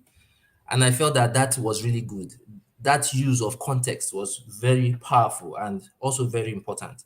A lot of examples were also shared. They mentioned names like ALX, they mentioned names like Andela. All of these are names that some of us who are within that sector should be familiar with, and that helps the audience to connect a bit with their arguments.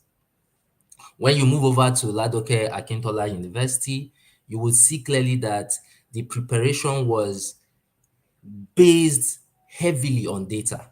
So a number of credible sources were quoted, from the World Bank to Punch and Guardian newspapers, trying to ensure that they state in figures and facts the impact of the other sectors which they were trying to put forward ahead of the technological startup.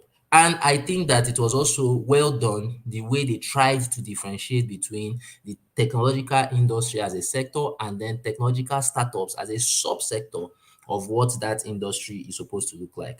I love that very well about both teams. What do I think that they could do better? I think between both teams, it was also very that they were reading from their notes. So, University of Ilorin,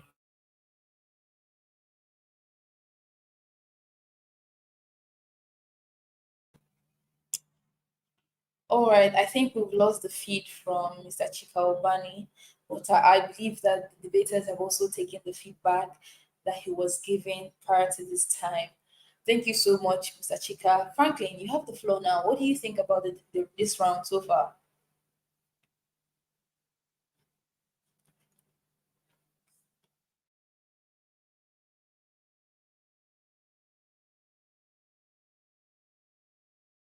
Hi, Franklin, you're muted.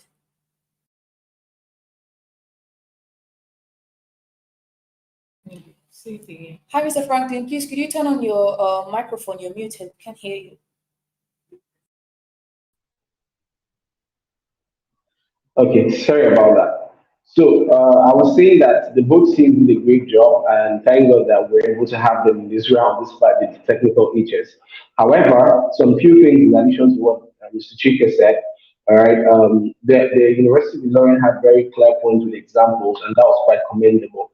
I feel the success of any debate is a function of how much points you're able to raise in a allotted time, and of course, how much persuasive your presentation style is. And I think University of Ilorin was able to do that, and I give them kudos for that. Very clear points. And then back to Ladoke Akintola University. I like the strong use of arguments backed by facts and statistics. All right. And however, they gave a lot of statistics that favored the other sectors. I was expecting a counter statistics to juxtapose on the figures. So, for instance, you said agri raised this, oil and gas was able to raise this, but you were not able to tell us how much the tech startups was able to raise. And then finally, as a critique for Lado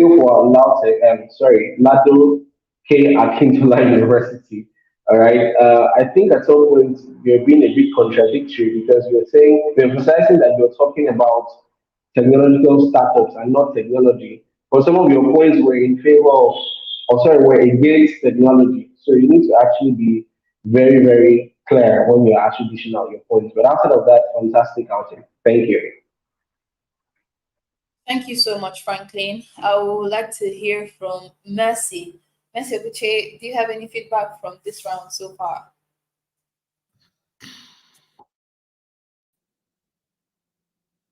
Okay, thank you very much, Dima. Well done.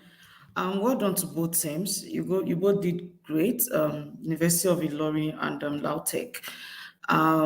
Yeah, that was quite an interesting round actually. And so just in addition to what Chika and Frank said, I quite agree with the use of statistics, presentation of points from both sides, but to a large extent, I would say University of Ilorin was able to tailor things down to how it affects the entire country, looking at the different social classes. So when you and for Lautech, yes, the statistics are great and everything. There was the economy was thriving in those aspects that you talked about, but you did not reflect how it affects the common man.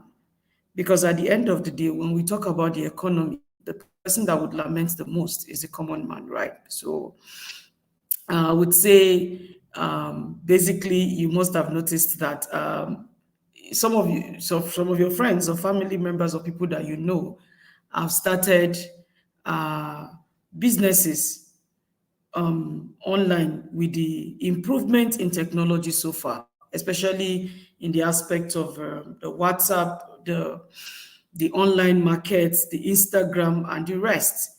So beyond, it's good that when you're faced with a topic like this, for as long as I said Nigeria, it's causing across the country, try to look at things from different facets and try to argue on both sides as much as possible. So, but all in all, it was a great round, scoring. And then on the use of language, yeah, I believe we have come a long way.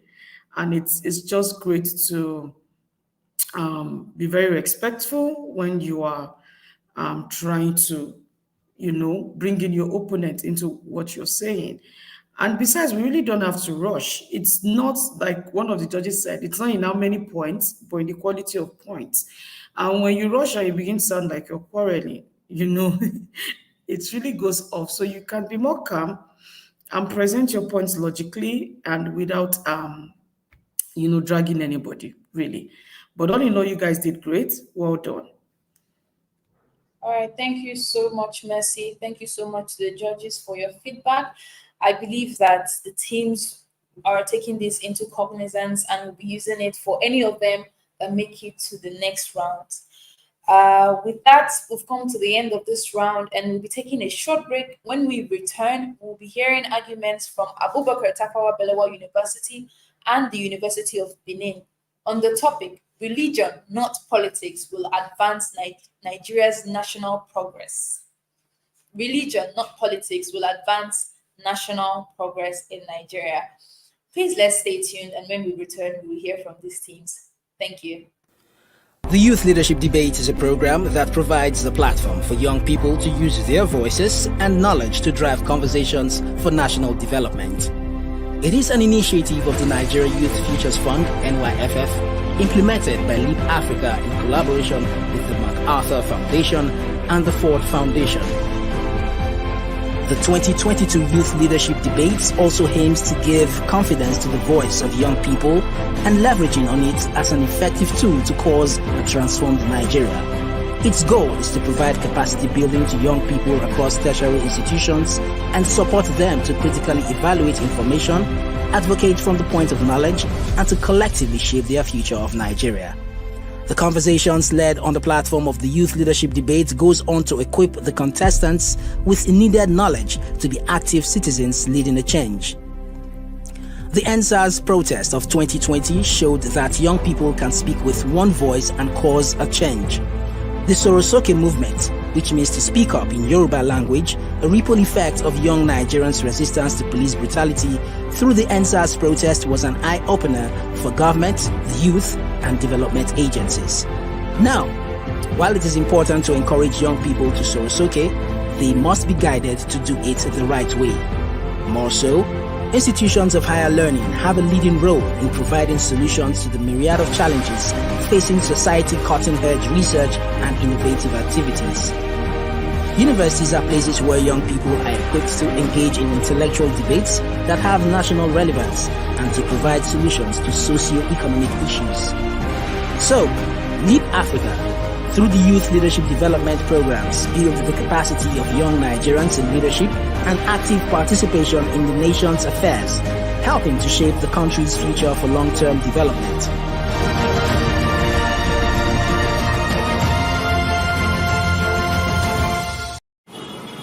We were often told a lie growing up that we're leaders of tomorrow. And as I went through my 20s, I realized that the people who told me I was a leader were still leading in their 50s, 60s, and 70s, or should we say ruling. So the issues that plague Africa are still the issues that plagued Africa 20 years ago when we started. Africa as a continent has been known as an emerging market, and you can't separate the opportunities from the young people. And we can only develop if young people are empowered and equipped to have the space to express their brilliance and passion. And if you look at the innovations, the new ideas, the creativity, you see that the young people are the ones who are really leading the way. There are many bright spots, and where you see those bright spots in Africa, they're really linked to effective, committed, and dynamic leadership. Young people are agents of change, and that's the vision we have. Are you tired of feeling like you're not making a difference in your community? Do you want to take action and create a better future for yourself and others? The Leap Africa's advocacy and moral courage courses can help you do just that. Our free advocacy course will guide you on how to participate in critical issues and how you can make a difference, while the e-integrity course on moral courage will equip you with the tools to address corrupt practices within your community. Use coupon code LEAP@20 to access e-integrity at a 30% discount. With our courses, you'll gain the skills and knowledge you need to be a force for positive change. Sign up at learn.leapafrica.org and start your journey towards making a difference today. The Youth Leadership Debate is a program that provides the platform for young people to use their voices and knowledge to drive conversations for national development. It is an initiative of the Nigeria Youth Futures Fund, NYFF, implemented by Leap Africa in collaboration with the MacArthur Foundation and the Ford Foundation. The 2022 Youth Leadership Debates also aims to give confidence to the voice of young people and leveraging on it as an effective tool to cause a transformed Nigeria. Its goal is to provide capacity building to young people across tertiary institutions and support them to critically evaluate information, advocate from the point of knowledge, and to collectively shape their future of Nigeria. The conversations led on the platform of the Youth Leadership Debates goes on to equip the contestants with needed knowledge to be active citizens leading a change. The NSAS protest of 2020 showed that young people can speak with one voice and cause a change. The Sorosoke movement, which means to speak up in Yoruba language, a ripple effect of young Nigerians' resistance to police brutality through the NSAS protest was an eye-opener for government, the youth, and development agencies. Now, while it is important to encourage young people to Sorosoke, they must be guided to do it the right way. More so, institutions of higher learning have a leading role in providing solutions to the myriad of challenges facing society, cutting-edge research and innovative activities. Universities are places where young people are equipped to engage in intellectual debates that have national relevance and to provide solutions to socio-economic issues. So, Leap Africa, through the Youth Leadership Development Programs, build the capacity of young Nigerians in leadership and active participation in the nation's affairs, helping to shape the country's future for long-term development.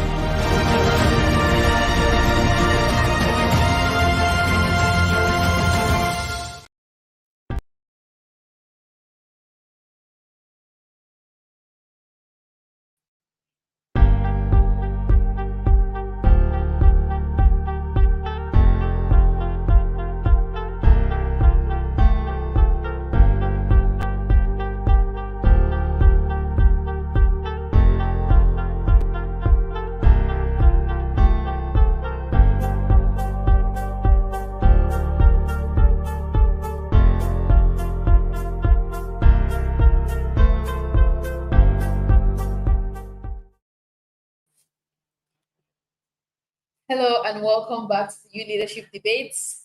We have had some interesting conversations this morning. It's a pretty cool morning out here in Lagos, Nigeria, and I don't know how it is at your end, but you can do very well to comment on our live stream on YouTube about what you're learning so far on the debates. You can also share this link with your friends and family and colleagues, anybody you think needs to be part of this conversation that we are having today, because we want a Nigeria that works for us all. And the topics being discussed in this debate competition are some that are affecting Nigerians, both young and old, wherever they may find themselves. We are now at round 3 of this morning's elimination round in the competition, and we're going to be discussing the topic, religion, not politics, will advance national progress. And we have representatives from the Abubakar Tafawa Balewa University and the University of Benin. Abubakar Tafawa Balewa University will be proposing the motion, while the University of Benin will be opposing the motion. We have Victor Damui and Rex Ojochegwe from the Abubakar Tafawa Balewa University, and Assurance Ugegbe, sorry for mispronouncing your names, and Olumide Fayon from the University of Benin. Debaters, I would like to remind you of the rules of engagement as we continue for this round. Please remember that the first speakers have 5 minutes to introduce their motion, define key terms, and offer substantive arguments. The second speakers have 3 minutes to question and challenge opposition, clarify arguments by their first speakers, and lay any other arguments that they may have in support or in opposition of the motion. When both first and second speakers from both ends have spoken, they have a 30 seconds cross-examination round where they can question and challenge the opposition from their opponents and offer any rebuttals, if any. After these are done, one speaker from both parties will be given 1 minute to clarify their arguments and to offer closing arguments in favor of their party. Please remember and be very warned that you will be penalized for inappropriate conduct, objectionable language, severe personal attack on other debaters, falsified evidence if proven false by your opponents or the judges, irrelevancies, unfair tactics, and going past the time allocated for each speaker. This will come with a penalty of -1 point from all the total accrued points of 16 points for each of the teams. Thank you so much for keeping to these rules as we go right into the rounds for today. Speaking in proposition of the motion, religion, not politics, will advance national progress, is the Abubakar Tafawa Balewa University, where we would have the first speaker, Victor Damut. Victor Damut, you have the floor and you have 5 minutes.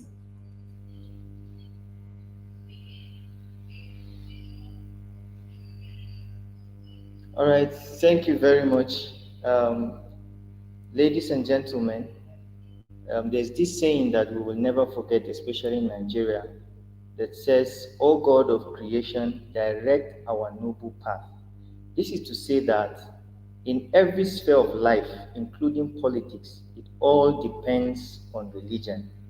America, Nigeria, Switzerland, Finland, all of these sets of countries crafted out their religion, their politics based on religion. And this is just for you to know that you cannot do politics without having your background on religion. Therefore, I would like to base my arguments today on the fact that religion, not politics, will lead to national progress. My name is Victor Damut, and I'll be proposing the motion. First of all, I would like us to know that religion, which is opined by Livingston, said that it is a system of activities, beliefs directed towards that which is perceived to be sacred values and transforming power. Swidler also explained that it is the meaning of life and how to live accordingly. Meanwhile, I would like us to understand what other definition is that says about politics. Politics is the art and science concerned with winning and holding control over a government. In fact, in a short term, I would like to say that politics, in a sense, is a way of antagonizing the people and the nation. However, I would like us to go through the issues that we have as evidence for today's debate.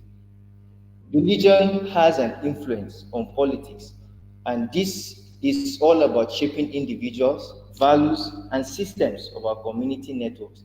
Religious beliefs affect citizens' voting behaviors and tendencies while shaping and discussing on politics. In various contexts, formal or informal, religious communities network plays an important role in mobilizing voter registration during election periods. Another aspect to prove that religion has played great impact in improving our nation is on the input religion plays on the issue of oath of office. You would all remember and recall that whenever we were installing politicians into office, they would take an oath either using the Bible or the Quran. And this is to say that we must recognize the fact that every content of oaths is a guarantee for good governance. This and more tells us that politics itself depends on religious capabilities. Now, I would like to talk about the moral conduct that religion plays in the life of every individual or citizens in a nation. Religion serves as a powerful foundation for establishing a moral compass and ethical framework within a society. Religious teachings instill virtues like compassion, honesty, and integrity, guiding individuals to make responsible choices. When a nation embraces such values collectively, it creates an environment conducive for progressive and social harmony. On the other hand, politics often involves conflicting interests, which can lead to moral relativism and weakening the ethical standards. Now, I would like to say that religion has remarkably, impacted the lives of citizens in transcending cultures, racial and socioeconomic differences. Places of worship act as centers for community interactions, fostering a sense of unity and cooperation. When people are united under shared religious beliefs, they are more likely to work together for common good and leading a cohesive and harmonious society. In contrast, politics are divided people along party lines, undermining the sense of togetherness and collective progression. The civil rights movement in the United States during the 1960s was largely driven by religious leaders like Martin Luther King Jr. Many of us know about that, who advocated for equity and justice. This movement brought together people of different races, religious backgrounds, under the shared beliefs in human dignity, showcasing how religion can unite the society. Now, I would like to round up my points by saying that religion have often encouraged individual strives for personal growth, emphasizing self-discipline, self-movement, and self-reliance by nurturing the inner self and individuals becoming better equipped to contribute positively to our society. Also, I would like to say that let us recognize the potentials of religion as a powerful force for good, bringing people together and igniting the flame of compassion and unity that will propel our nation towards the future of genuine progress and prosperity. Together, let us forgo a path where religion and politics coexist harmoniously, creating a society that celebrates diversity, empowers individuals, and embraces the shared goal of advancing our great nation, Nigeria. Thank you very much. Thank you, Victor Damut from Abubakar Tafawa Balewa University, for proposing the motion Religion, Not Politics, will advance national progress. We'll now hear from the first speaker from the University of Benin, Assurance Ugegele. Assurance, you have the floor and you have 5 minutes.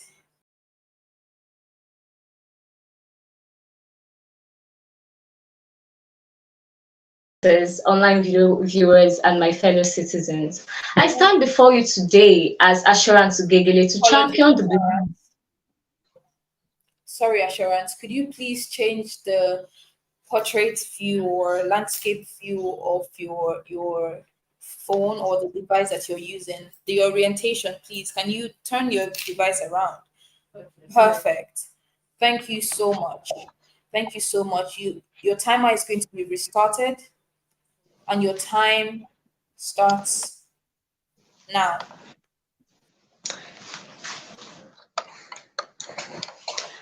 Good day, esteemed judges, moderator, my fellow debaters, online viewers, and fellow citizens. I stand before you today as Assurance Ugegele to champion the belief that politics, not religion, holds the key to advancing national progress. As the great philosopher Voltaire once wisely said, those who make you believe absurdities can make you commit atrocities. In a world where unity and progress are paramount, we must look to the realm of politics, free from religious entanglements, to pave the way for a brighter future for Nigeria and the entire world. With this thought-provoking quote in mind, let us delve into the myriad of reasons why politics stand as the driving force behind national development, drawing upon historical evidence, global case studies, and undeniable statistics. Together, let us explore how the power of politics can overcome religious divisions, fuel economic growth, champion education and healthcare, and foster conflict resolution. 1. Separation of church and state. The concept of separating religion from politics is essential in promoting social harmony, preventing conflicts, and ensuring that the government serves the interests of all citizens regardless of their religious beliefs. Countries with strong separation between religious institutions and the state tend to have more stable political systems and a better environment for economic growth. The United States of America is a prime example of the significance of separating the church and the state, according to the World Factbook, United States, CIA, on September 1st, 2021. The amendment of the Constitution allowing the government to remain neutral in matters of religion while ensuring that citizens are free to practice their beliefs without interference from the state. It has contributed to social harmony by preventing religious conflicts and promoting religious tolerance, allowed the US to focus on political governance and economic policies independent of religious affiliations. The principle of separating the church and the state has been instrumental in maintaining a diverse and inclusive society. 2. Nigeria's diverse religious landscape. Nigeria is a multi-religious country with Islam and Christianity being the dominant religions. The coexistence of these two major religious groups, as well as other majority religions, has led to political and social tension at times. Focusing on politics instead of religion allows the government to address the concerns of all religious groups and promotes unity in diversity.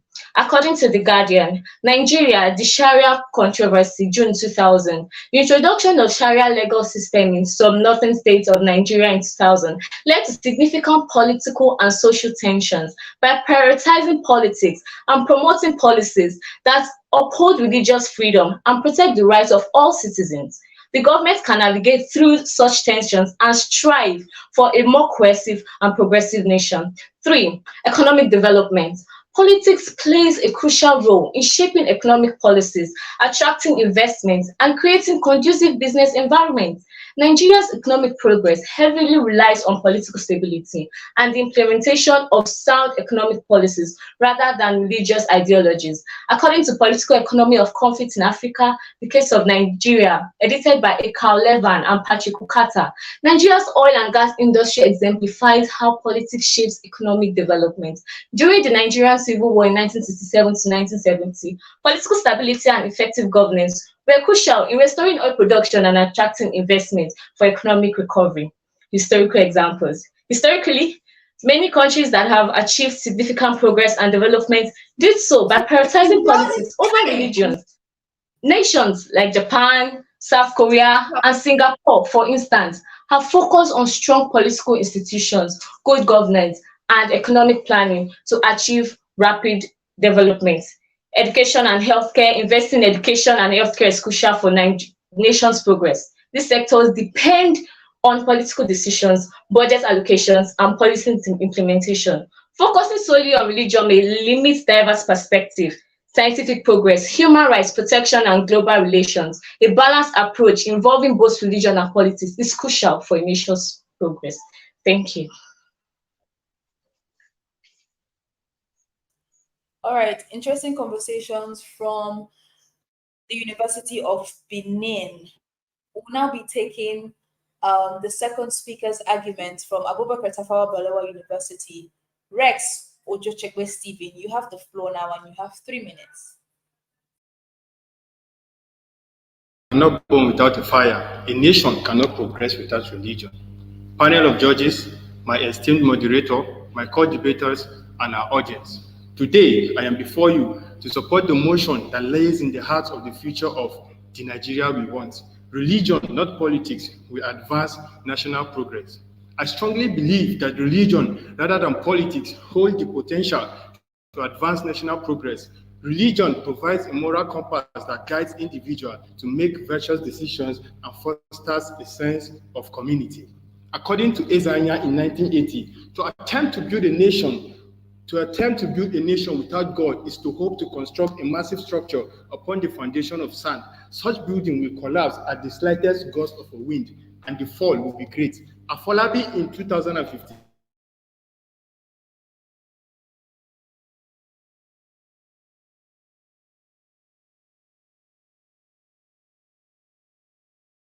political development. Religion has the power to inspire people to work for a greater good. Ladies and gentlemen, let me expose you to a few roles that religion plays in contributing to national progress. Number one, economic development. Economically, one of the cardinal aims of development is to realize economic self-reliance accomplished through intensive rural farming and the articulation of other productive forces to place the nation in sound economic footing. Religion annually contributes nearly $1.2 trillion. 2016 first of its kind study that Melissa Grimm published in the Interdisciplinary Journal of Research on Religion. According to some in 2009, different religious groups engage in economic ventures like owning a farm, settlements in different rural areas, even in some urban areas. Also, they are engaged in small-scale enterprises such as soap making, cream, shoemaking, tailoring, carpentry. They are also engaged in charitable organizations to help in alleviating poverty. Secondly, educational roles. The history of Nigeria is accredited to the Methodist missionaries that started the first primary school in Nigeria in the year 1943. Thankfully, they introduced formal education in Nigeria a few years later in 1854. Some Christian missionaries started CMC Grammar School in Lagos, which became the first secondary school in Nigeria. Religion has been involved in the educational sector of this country through the provision of adult education and Almajiri schools. Religion in Nigeria, for instance, has been working hard to make sure that Nigeria has quality education. This was made clear when some state governments in Nigeria moved to return many schools to their original owners. Are you wondering what state? On March 4th, 2022, Premium Times newspaper revealed to us that Ondo State government expressed their readiness to return mission schools to their original owners, which are, of course, religious bodies. Our educational sector in this country has experienced incessant strike due to non-implementation of agreements and non-payment of salary. This has pushed religious leaders to invest in universities, which made them to come up with schools like Covenant University, founded by Living Faith Church, and Hikima University, founded by Abdurrahim Oladimeji Islamic Foundation, Bingham University, founded by EQUA, Summit University, OFA, founded by Nigeria's oldest Muslim organization, and Saruddin Society of Nigeria. Now, let's look at the healthcare impact of religion on national progress. Religious groups in Nigeria have been providing and helping people to have good healthcare services. A research by Jerome in 2010 has shown that there are the Seventh-day Adventist hospitals in Aba, Ife, Gendre, and Ilisan, Faith Clinic Foundation in Usuka, Faith Queen Elizabeth Hospital, Umaya, K&P Hospital in Nasarawa State, Sheldam Hospital, Gombe, and many more. Now let's look at the agricultural roles. Religious groups encourage people especially its members, to embark on farming by providing fertilizer and soft loan to them. The members also encourage the farmers by buying their harvested goods. Religious groups also encourage their members to be hardworking, as no religion encourages laziness. Thank you.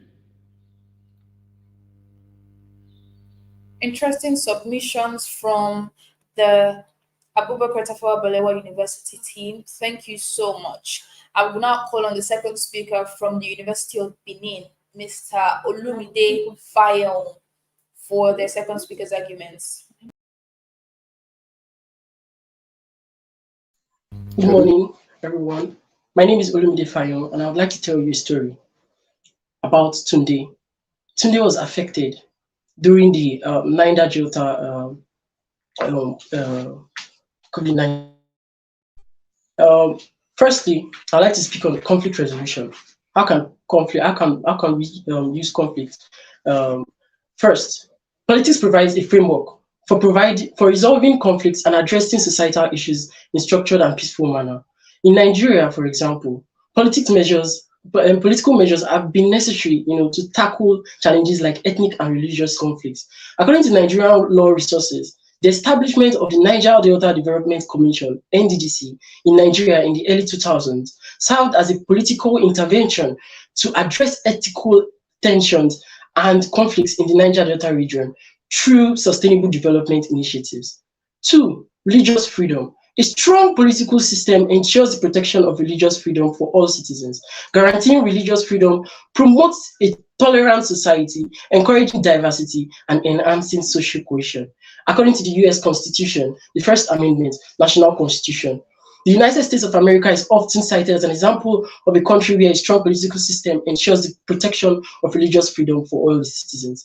The First Amendment to the US Constitution, ratified in 1791, explicitly states, Congress shall make no law respecting an establishment of religion or prohibiting the free exercise thereof. This amendment, along with subsequent interpretations by the judiciary, has laid the foundation for religious freedom in the United States. This demonstrates how a strong political system can enshrine religious freedom in its own constitution and can lead to a tolerant society, encourage diversity, and enhance social cohesion. Such a system allows individuals to practice their faith freely while promoting understanding and respecting for others' beliefs. Secular governments. Many developed countries have secular governments. which means they do not favor any particular religion and prioritize governance based on rational decisions and social welfare. These countries tend to have better development outcomes. Let's take this for example. According to Sherbel L. 2009, secularism is in the post-colonial Indian context, debates over the Uniform Civil Code and personal law reform in R. Bhagava ED, Politics and Ethics of the Indian Constitution, page 427 to 460, Oxford University Press. Sweden, known for its secular government, has achieved impressive development outcomes, including high ranking on Human Development Index. This success is attributed to rational decision-making and an emphasis on social welfare. Progress legislation. What do I mean by progress legislation? Political systems allow for enactment of progressive laws that promote gender equality, LGBTQ rights, and other social justice issues. Progress requires a multifaceted approach, including political stability, economic development, education, technological advancement, and social cohesion. Relying solely on religion may not address the diverse challenges that a nation faces and would hinder inclusivity and diversity. Thank you. Thank you to the University of Benin. We have heard arguments from the first and second speakers from both parties. We are now at the cross-examination round where we would allow one speaker from each team to ask clarifying questions and offer rebuttals to their opponents. Victor Damut, or rather, Rex Ojechegbe, you have 30 seconds for your cross-examination round on behalf of your team. Your time starts now. Okay, thank you. The first speaker of my opposing from the opposing side talked about separation of church and state. It is essential to ensure a fair and inclusive society. But while this is valid, it does not negate the positive impact that religions can have on national progress when applied responsibly. Thank you.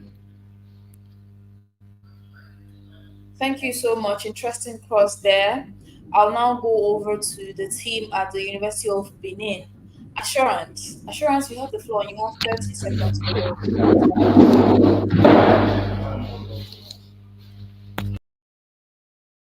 corruption and abuse of power.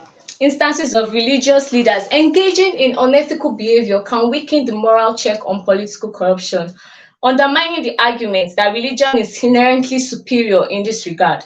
Using religion in the oath of office can be a sensitive topic, as it may raise concerns about the separation of church and state. In many countries, including United States, secular oaths are often used to ensure that government officials uphold their duties without favoring any particular religion. Emphasizing on religious elements in official oaths can lead to controversies and legal challenges. Thank you. All right, thank you so much, both teams. You have done very well so far. I'll now open the floor for the final comments from both parties. I'll call on the speaker from Abubakar Tafawa Balewa University once again. Victor, you have the floor for your 1 minute closing statements.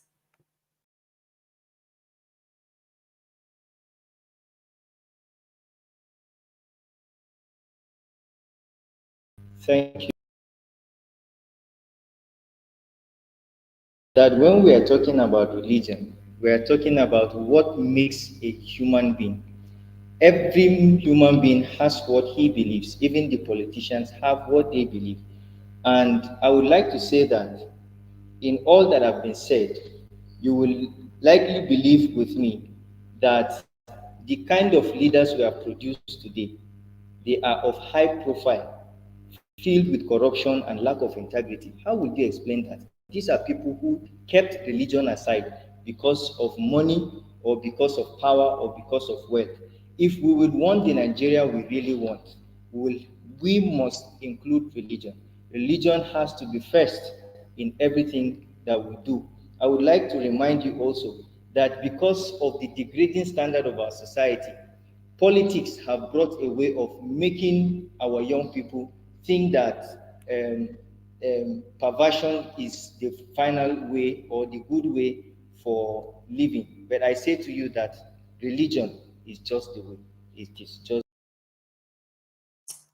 Thank you so much, Sim Abubakar Tafawa Balewa University.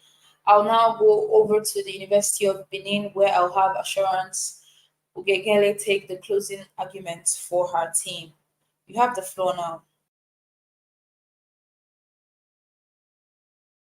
First, rational thinking comes first. National progress requires inclusive and evidence-based policies that address the complex and multi-faced challenges faced by modern societies. By engaging in thoughtful political discourse and considering the perspective of diverse groups, governments can foster social cohesion and promote economic development and address pressing issues like climate change, poverty, and healthcare, which offers a more comprehensive approach to nature building, integrating the policies of compassion, justice, and inclusivity into practical solutions that benefit all citizens, irrespective of their beliefs. Thank you very much. Thank you so much. We have now heard both first, second, and closing arguments from both parties. You've done very well, and I think you've all addressed the motion in question. I'll now want to call on our judges to give their impressions of the round so far. Please, I'd like to call first on Mercy. Mercy Obuche, what do you think of the round so far? Thank you. Okay, hi, IJ. Okay, so I'll say this is one of the beautiful things about debate. All right. Thank God we have scoring sheets. Well done to both teams. Yeah, well done on being quite articulate with your points and using what we have currently in the country as case study.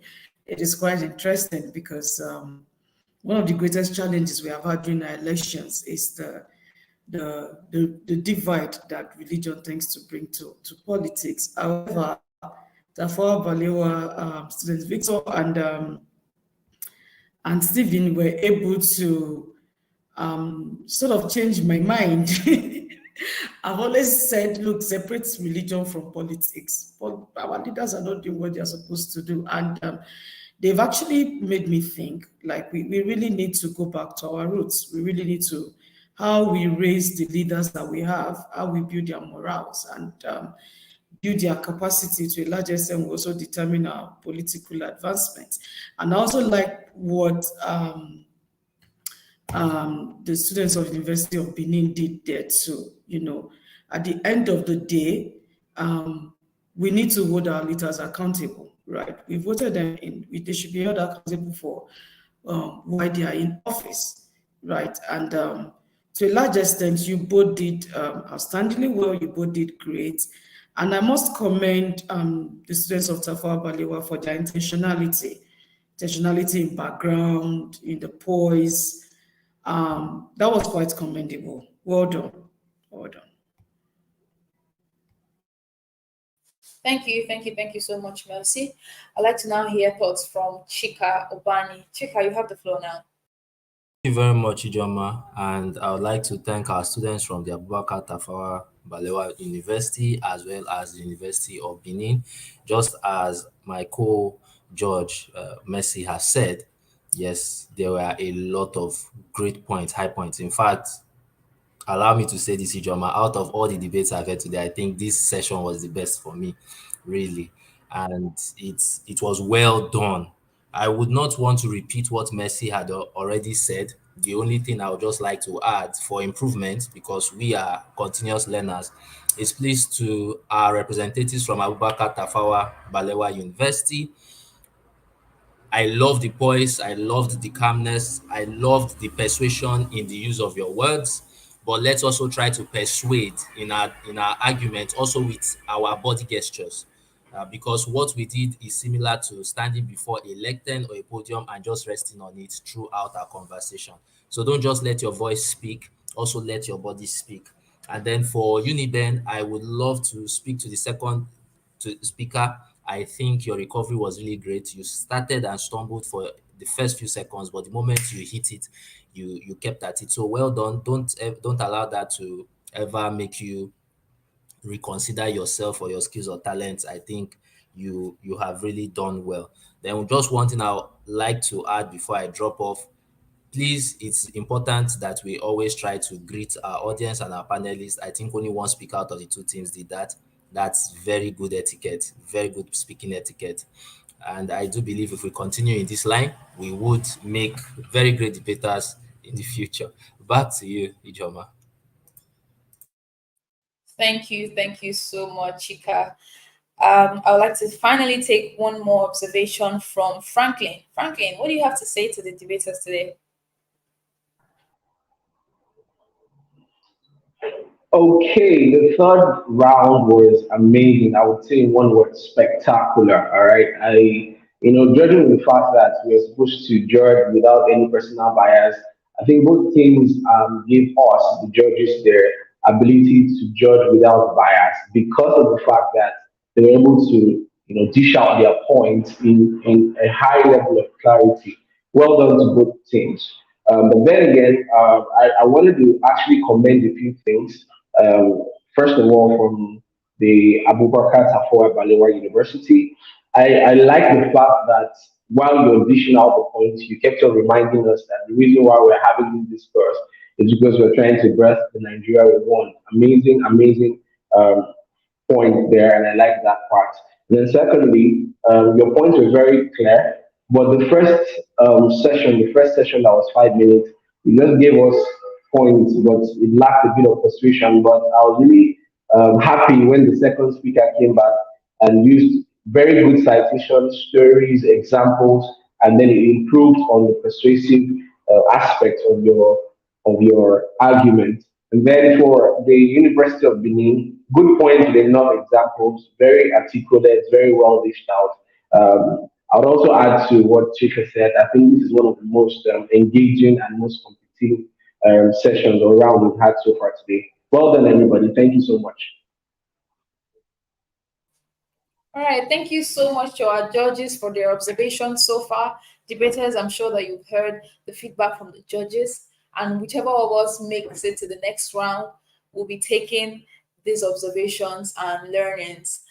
Thank you so much to our audience for keeping with us up until this time. Please do not forget to share your thoughts about the topics having been discussed so far with the hashtag the Nigeria we want and wild debates. Share across your network, and please invite your friends and family and colleagues to come join us as we discuss topical issues that affect Nigerians wherever they may find themselves. Thank you so much. We're going to go on a break now, and when we return, we'll have 2 more rounds and we'll call it a wrap for the elimination segment of the Youth Leadership Debates competition.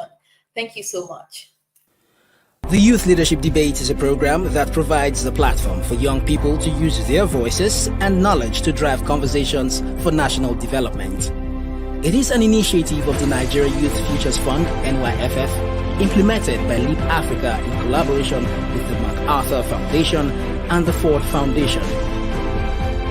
The 2022 Youth Leadership Debates also aims to give confidence to the voice of young people and leveraging on it as an effective tool to cause a transformed Nigeria. Its goal is to provide capacity building to young people across tertiary institutions and support them to critically evaluate information, advocate from the point of knowledge, and to collectively shape their future of Nigeria.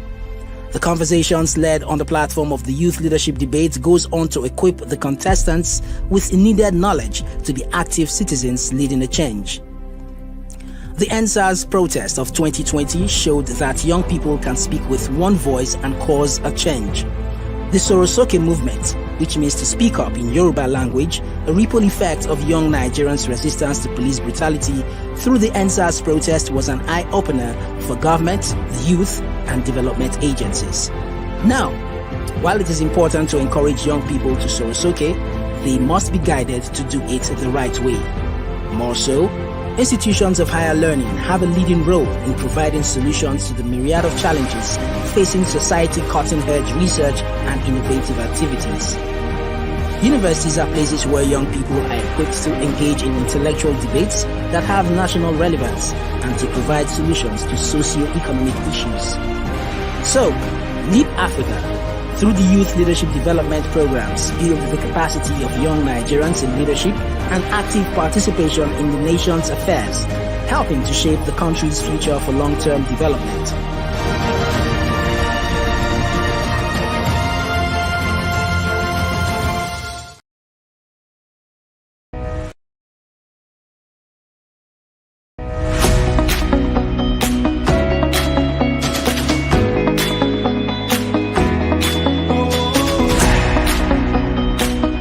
Goal we had set for ourselves this year is to eat a minimum of 6,000 volunteers.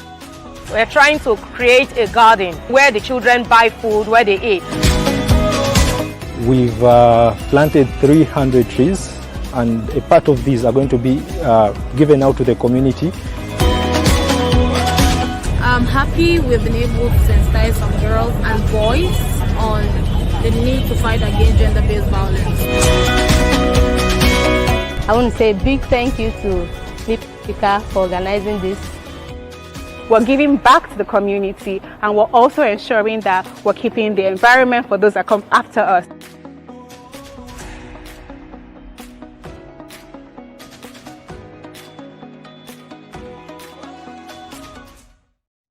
There's a huge innovation gap on the continent. You have young people who are talented and largely driven by passion, who go into starting enterprises without the requisite skills, knowledge, resources, relationships to be able to take them sustainably. We couldn't sustain the programs we did. We lacked financial capacity. It was just at the point where I was almost going to stop the idea. The SIP Social Innovators Program was designed so that we can bridge that gap. We can fill that gap of capacity. Indirectly, when they invested in me as a young person, they've invested in the over 11,000 plus women that we've been able to empower. We're able to provide relief materials to over 3,000 inmates. For just the last 3 years, after being a LEAP fellow, we are able to achieve that goal to the highest level I can think about.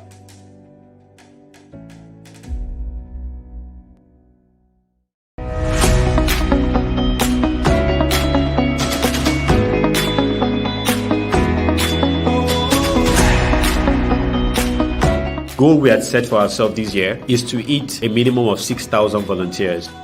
We're trying to create a garden where the children buy food, where they eat. We've planted 300 trees, and a part of these are going to be given out to the community. I'm happy we've been able to sensitize some girls and boys on the need to fight against gender-based violence. I want to say a big thank you to Leap Africa for organizing this. We're giving back to the community, and we're also ensuring that we're keeping the environment for those that come after us.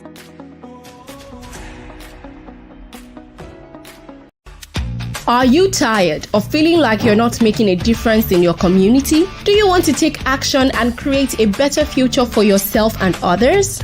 The Leap Africa's Advocacy and Moral Courage courses can help you do just that.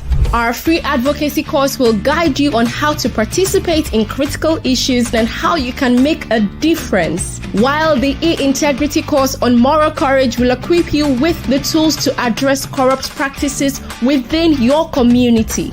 Use coupon code LEAP@20 to access e-integrity at a 30% discount. With our courses, you'll gain the skills and knowledge you need to be a force for positive change. Sign up at learn.leapafrica.org and start your journey towards making a difference today.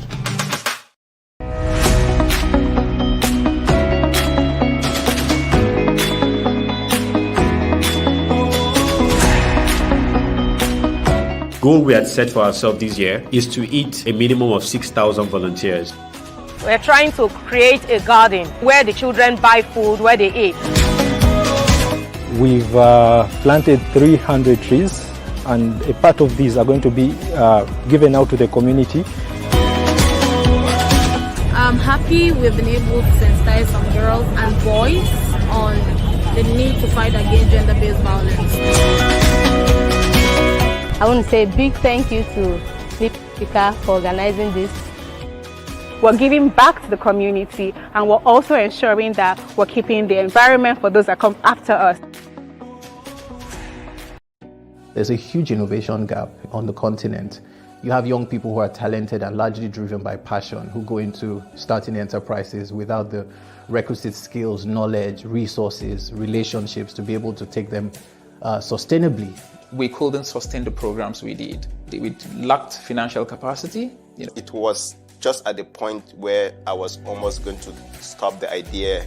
The SIP Social Innovators Program was designed so that we can bridge that gap, we can fill that gap.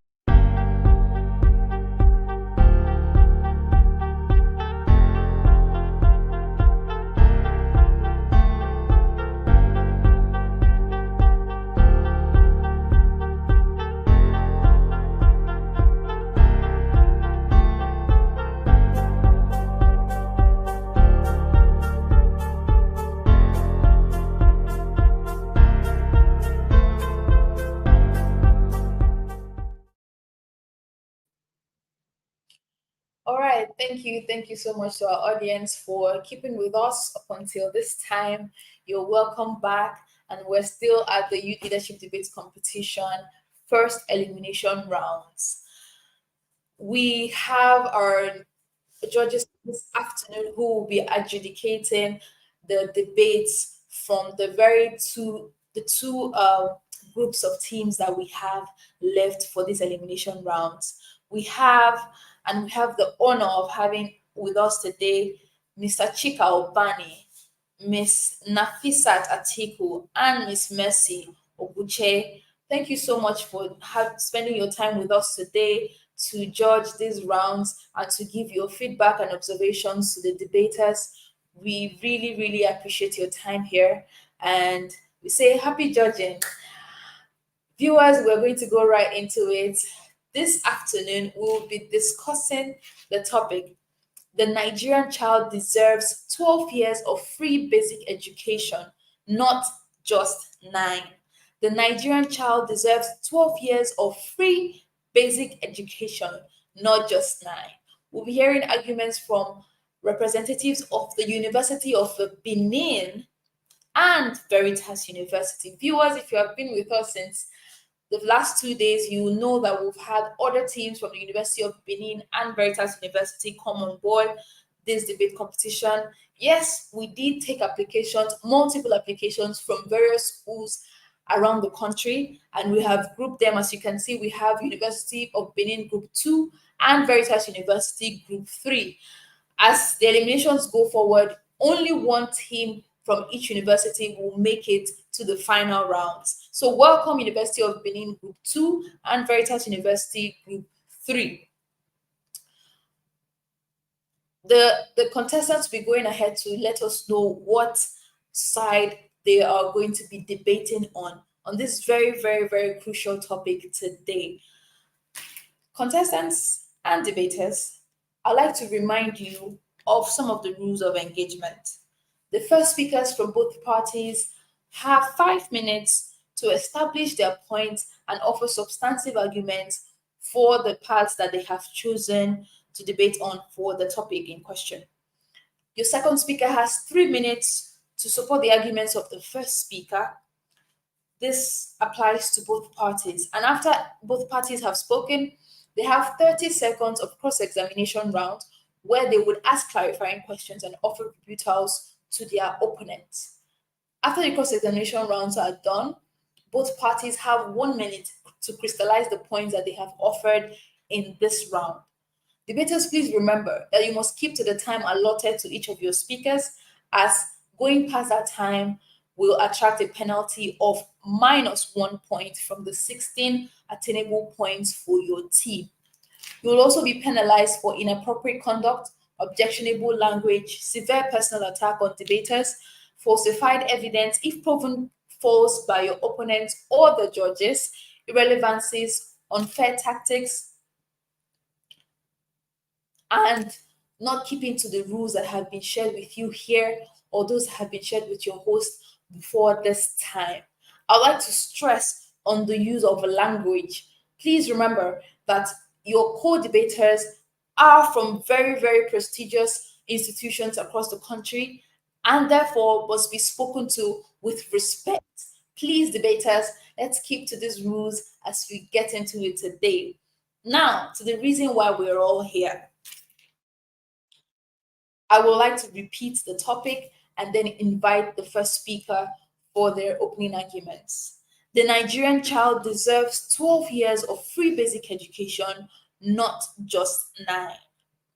First speaker from the University of Benin is Jarikwe Constance Origomisan.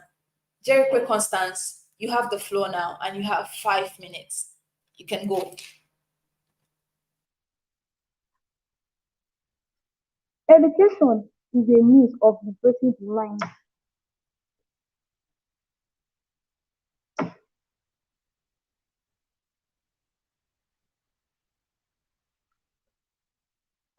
Education is a means of liberating the mind and making everyone a useful member of the society. It is a weapon for acquiring skills, relevant knowledge and habits for surviving in a changing world. It is a realization of this and its importance that the government made education free and compulsory. Constance, my sincere apologies for cutting you short. Please, could you disconnect the headset that you have and speak from your regular audio so that we can hear you very well? We're going to restart your time, but please try to disconnect the headset. I believe we can hear you more clearly now, so we can go ahead.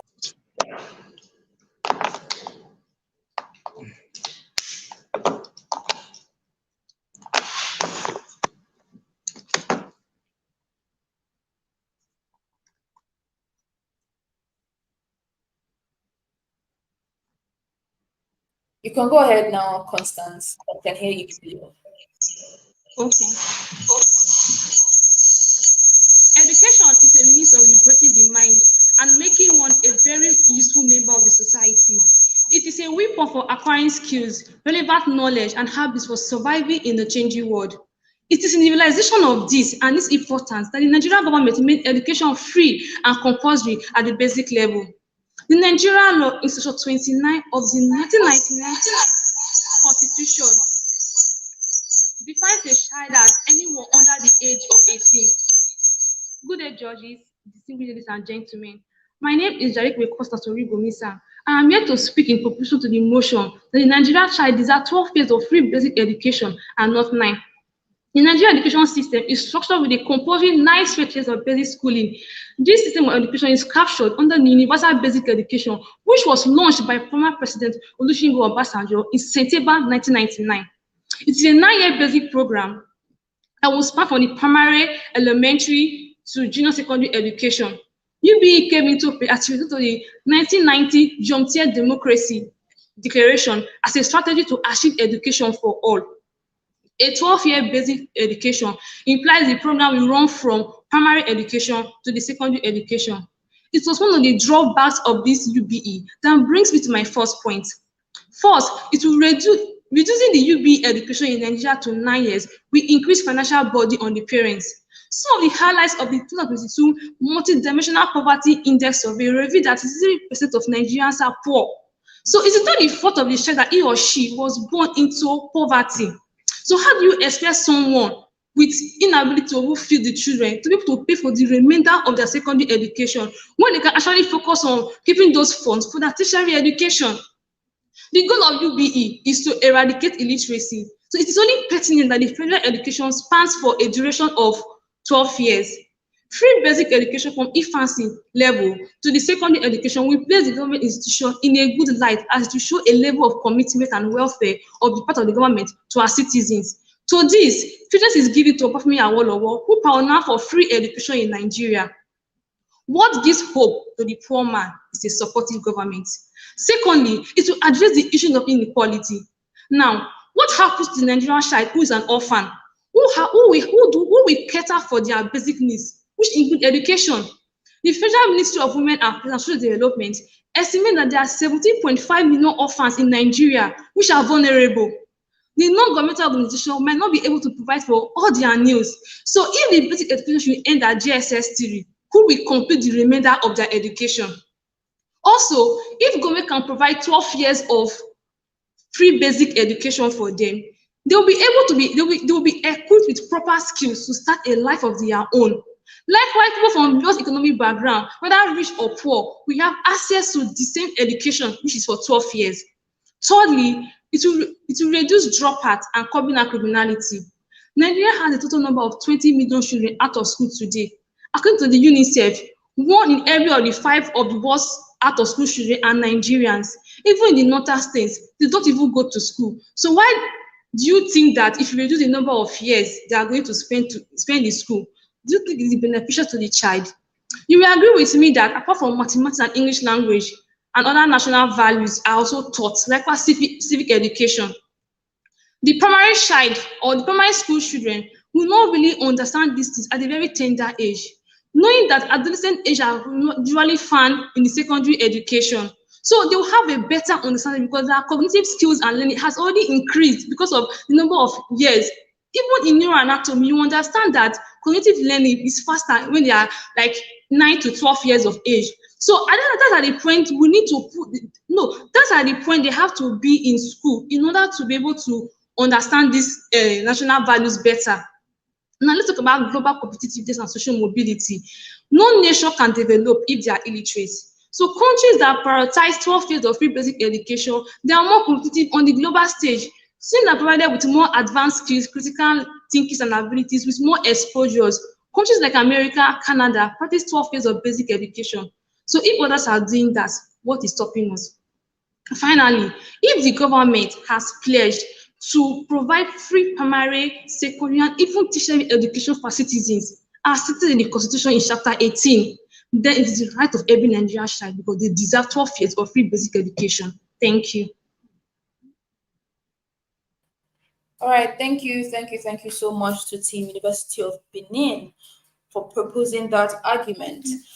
I will now call on the first speaker from Veritas University, Anadumaka Stephanie, for their opening statement. Stephanie, you have the floor. You have 5 minutes.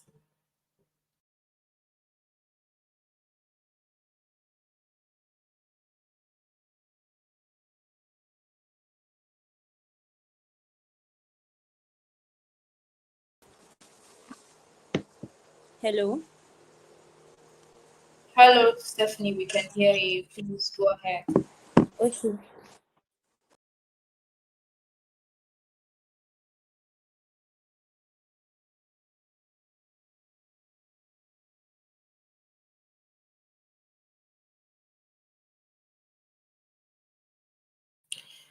Sincere apologies. I think the team at Veritas University are experiencing technical hitches, so they have just signed off from the stream. But I see that Jarikwe Constance is on the call. Oh, pardon me. Shuaibu is also not here. So, okay, Anatu Shuaibu is here. Hanatu, would you like to take the first speaker statements on behalf Please, of can you hear Stephanie? me? Okay, Stephanie, you are back now. Yes, we can hear you loud and clear. Please go ahead. I'm so sorry. Please, can I start my debate again, my argument again? Yes, please, you can. We're going to restart the timer and you start now. Okay. So I'll begin by addressing some of the things that my proposition said. And she made mention of inequality. She made mention of illiteracy. Now, today's debate is not necessarily about whether or not a person is educated in the country or if that person has equal advantages with the privileged class in the society. The debate is whether 12 years or 9 years, whether 12 years or 9 years of free education, which would be better for this young Nigerian. So education is already being given. Like all of these children are already getting education. We're just checking how long it would last. Now, when Nigeria think of the 19th February 2018, they think of the 110 helpless Nigerian Dapchi children who were kidnapped by Boko Haram, and they did not deserve that. But in today's debate, we'll be discussing what these Nigerian children actually deserve, and that is 9 years of free basic education. Now, I start with my first point. Now, education is the development in any Now, education is the bedrock of development in any country, and you check this level of development through education. Now, my first argument, according to UNESCO,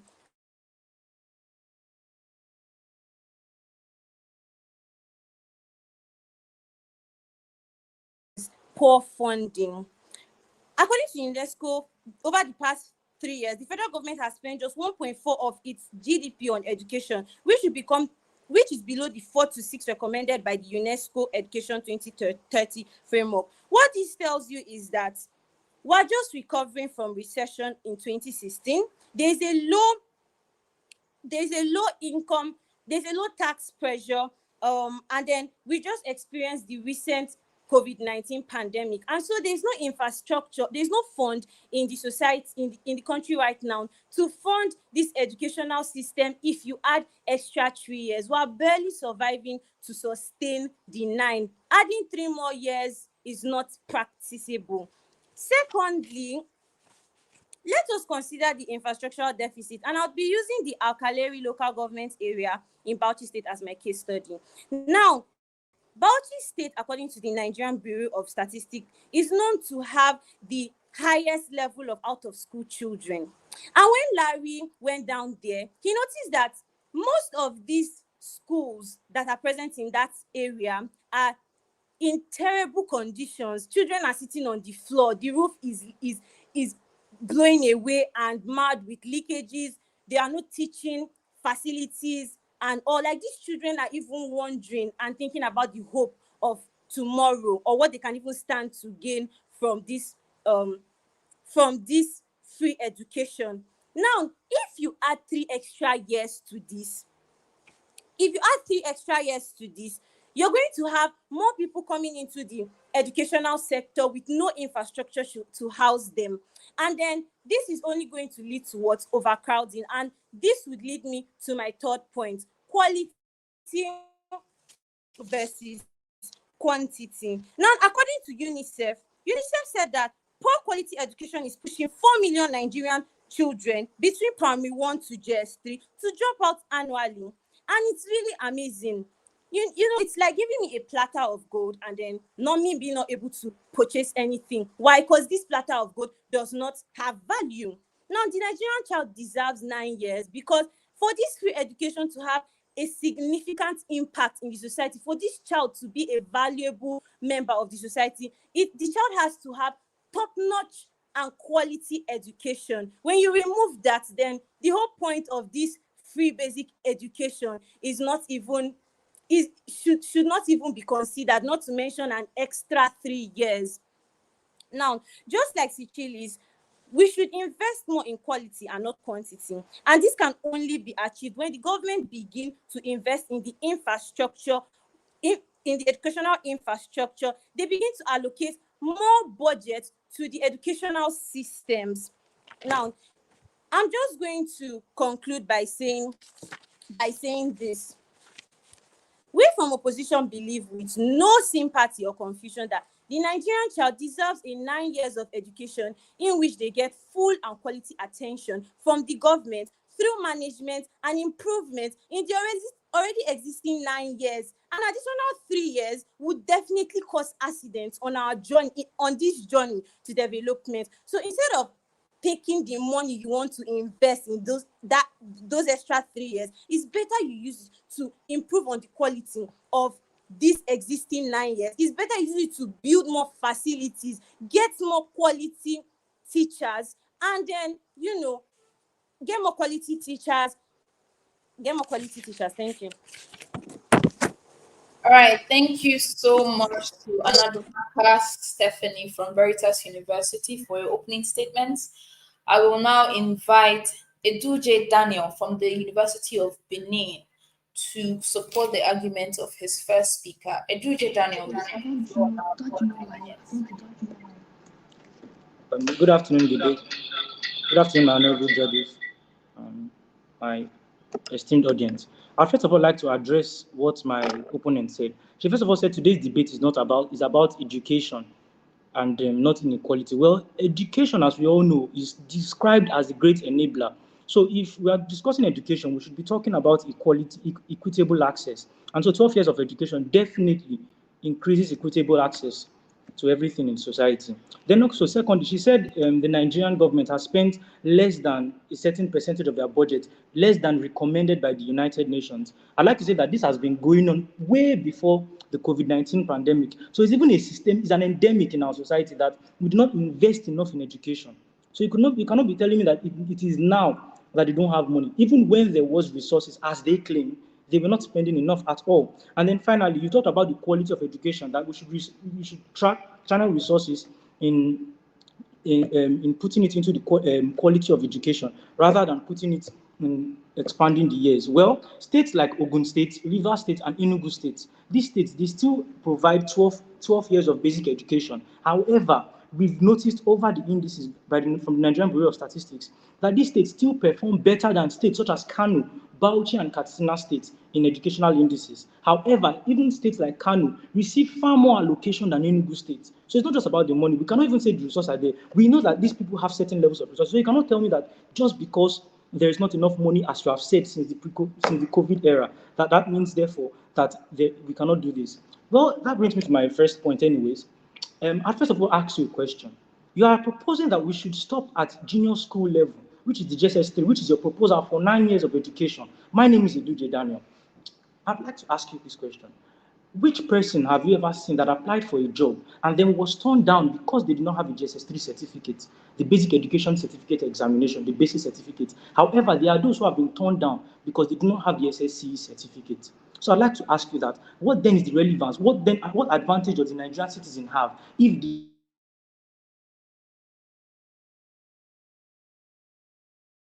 what advantage do they have? Are they not losing opportunities if that certificate they have after junior school is no longer relevant? Secondly, I'd like to ask you about the quality and comprehensive education. We know that we need extensive time in teaching such courses, such as STEM courses. These courses are taught in the senior school level. They are just introduced at junior school level.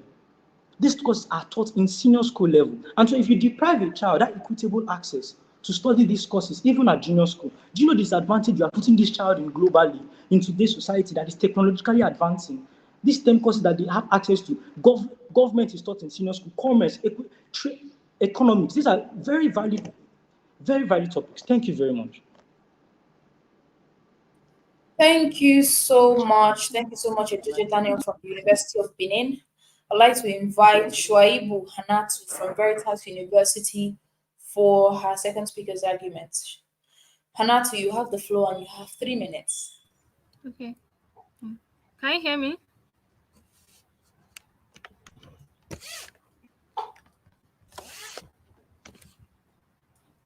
Can you hear me?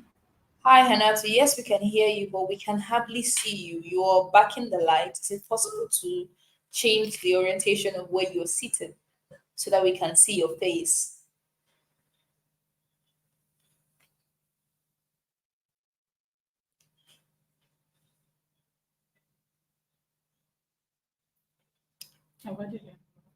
Shuaibu Hanatu, are you ready for us?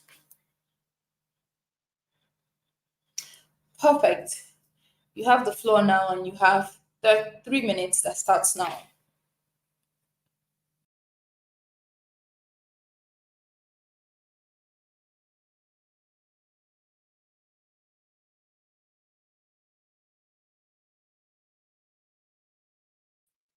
Hanatu, please check your audio. Your mic is muted.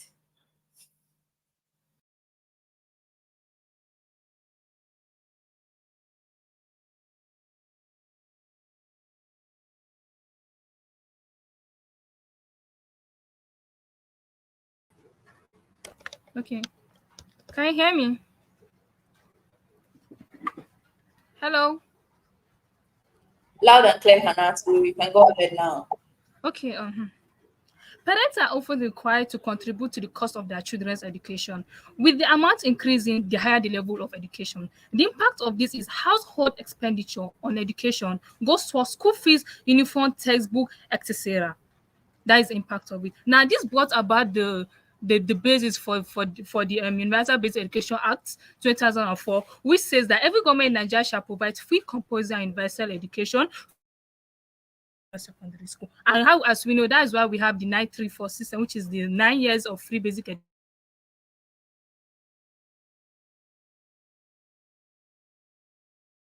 Give more basis and support motion that Nigeria should only have 9 years instead of the 12 years. Now, increasing, my first point goes here, increasing years of education, of free education.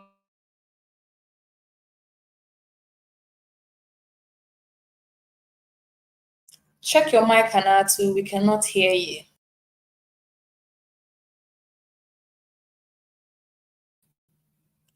Hanatu, please check your microphone. We can't hear you. You're muted.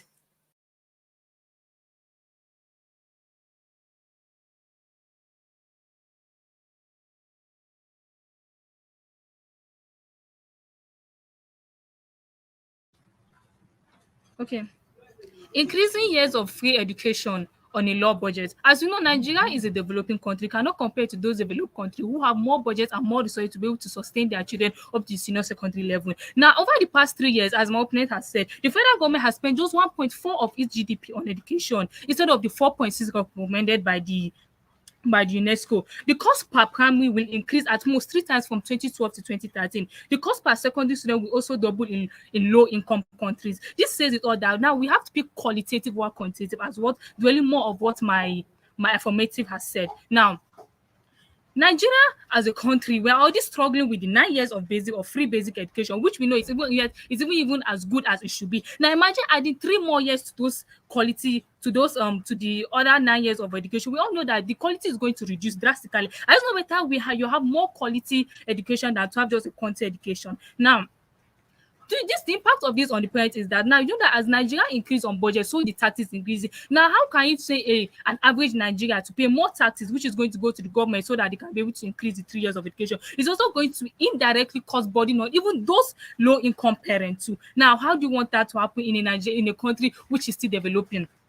More burdens on the government. African government will not spend time on infrastructure. We not only spend time on infrastructure, teachers' salaries, and on keep large cohorts of children in school. They also have to cover a large scale of total cost of education with the financial burden in the country. Now, let's be realistic. Can Nigeria really afford, or can Nigerian government really afford to cover the high payment of this with the already destabilized economic situation that we find ourselves? No, I doubt that is highly possible. So it's better we dwell more on these 9 years. And either we can just keep solution that says the highest you can just provide more skills for the remaining 3 years so that I can be able to be more skillful instead of just having fake education. Thank you. Thank you so much, Hanatu, and the team from Veritas University. At this point, we've heard first and second arguments from both parties. It's now time for cross-examination. So I'll be calling on the first speaker from the University of Benin for cross-examination. Please remember that you are supposed to ask clarifying questions or offer rebuttals to the points tendered by your opponent in 30 seconds. Jaipe Constance, you have the floor now and you have 30 seconds.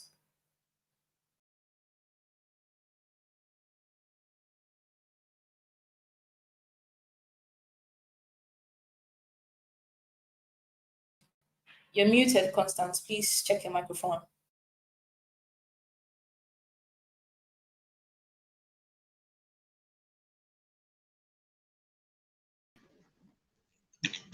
Okay, I want to address the issue that my opponent stated, that government does not have money. But I tell you that there have been misappropriation of funds from our past leaders.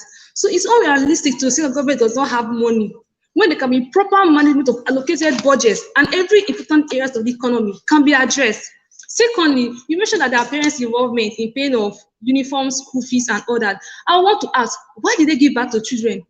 You brought children to this one because you believe that you'll be able to cater for their needs, which include education. So there's no need to bring children to the world. Thank you. Thank you so much, Constance from the University of Benin. Veritas University, you now have the floor to offer your cross-examinations. I believe your second speaker is doing that for you. Shuaibu Anatu, you have the floor now.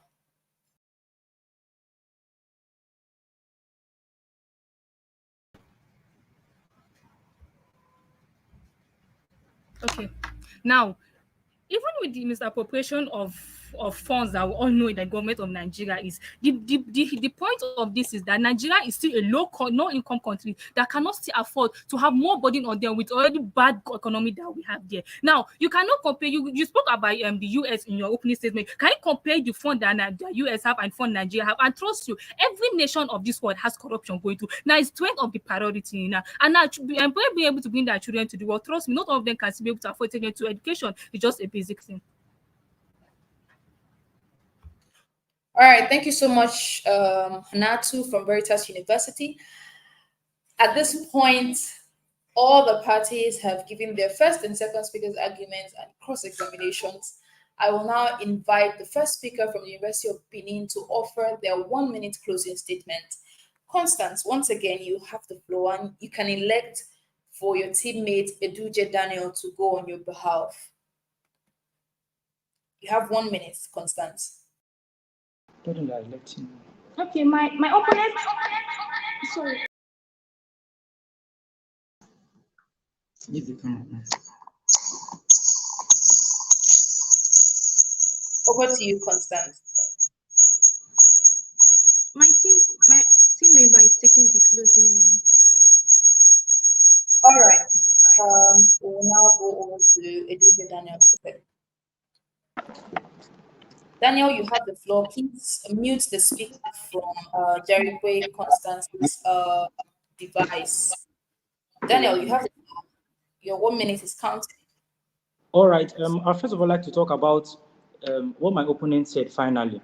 She rounded up by saying Nigeria is a low-income country. As much as Nigeria is a low-income country, we must look relatively around us and see that many other nations in Africa, they offer 12 years of basic education. So if Nigeria, who is regional, and many of the nations around us, then why shouldn't we be able to afford it? That's one for sure. And then secondly, she spoke of vocational training, that we should use the extra 3 years. What is wrong if these children are equipped with academic knowledge, proper academic knowledge, and then still include those vocational training?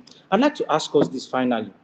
If, for instance, the national development of every nation is hinged on human capital development, whose backbone is basic education, if we then decide that we should reduce the free basic education from 12 to 9 years, do we not reduce our chances of increasing our national development indices? Would it not be ideal to leave it at 12 years so that we can have a better fighting chance in the global economy? Thank you very much. Thank you so much, Mr. Daniel, who has spoken on behalf of the University of Benin. I will now invite the speaker from Veritas University for their closing arguments. I see that Stephanie is poised for camera. So Stephanie, I believe you're the one giving the closing statements. I'll bring you up to the stream now and you have 1 minute.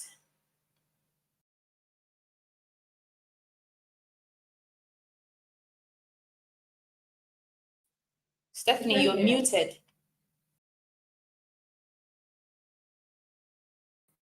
You're muted. Please turn on your microphone.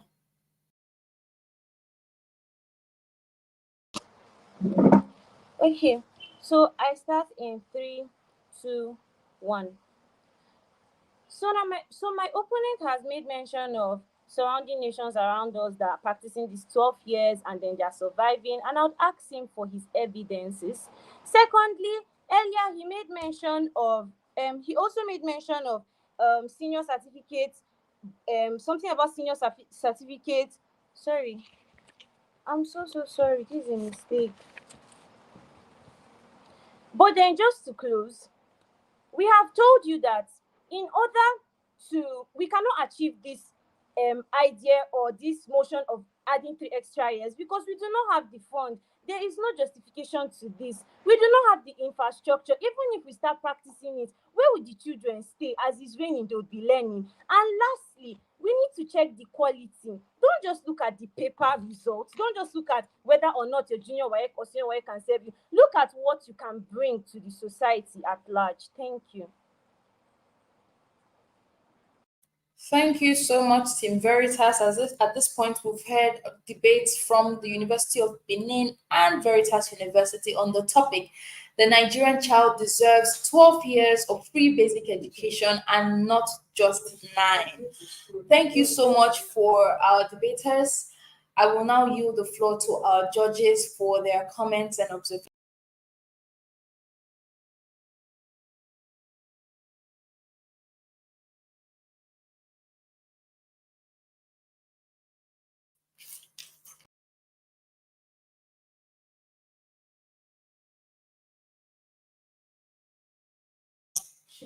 Thank you.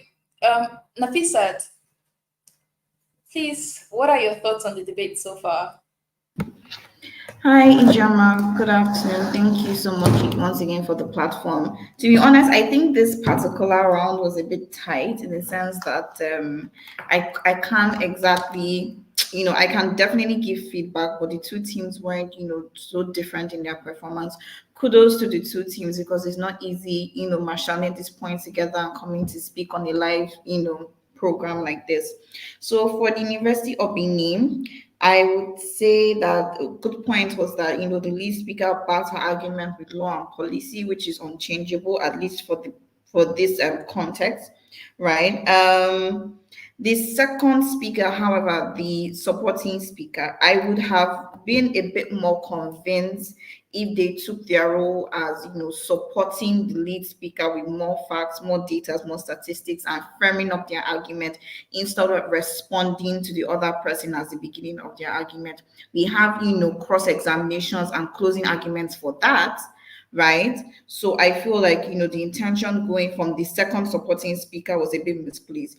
Please focus on supporting your lead speaker's argument. That's really what your intro is there for. Then you have the cross examination to respond to your opponent, right? And then I am the team from University of Benin seem more composed in their articulation and in their delivery general. So that's what I would give to them. So for the Veritas University, unfortunately, the lead speaker seemed not very composed, not very confident. I really do hope that you can work on that. Your supporting speaker did you a lot of good in framing up your arguments. I understood the argument better from her, unfortunately, than from the lead speaker, right? And then the lead speaker also started by answering her opponent's debates.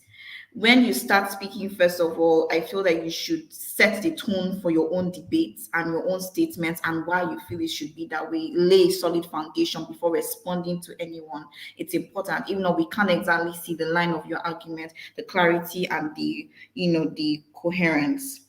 I like what the team from Veritas University said about it's about quality, not quantity. That's a very strong point.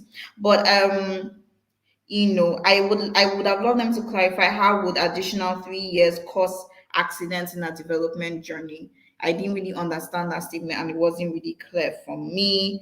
And yes, I think that's my feedback. Thank you very much. All right, thank you so much, Nafisat. I'd like to hear from Chika. Chika, what are your thoughts about this round?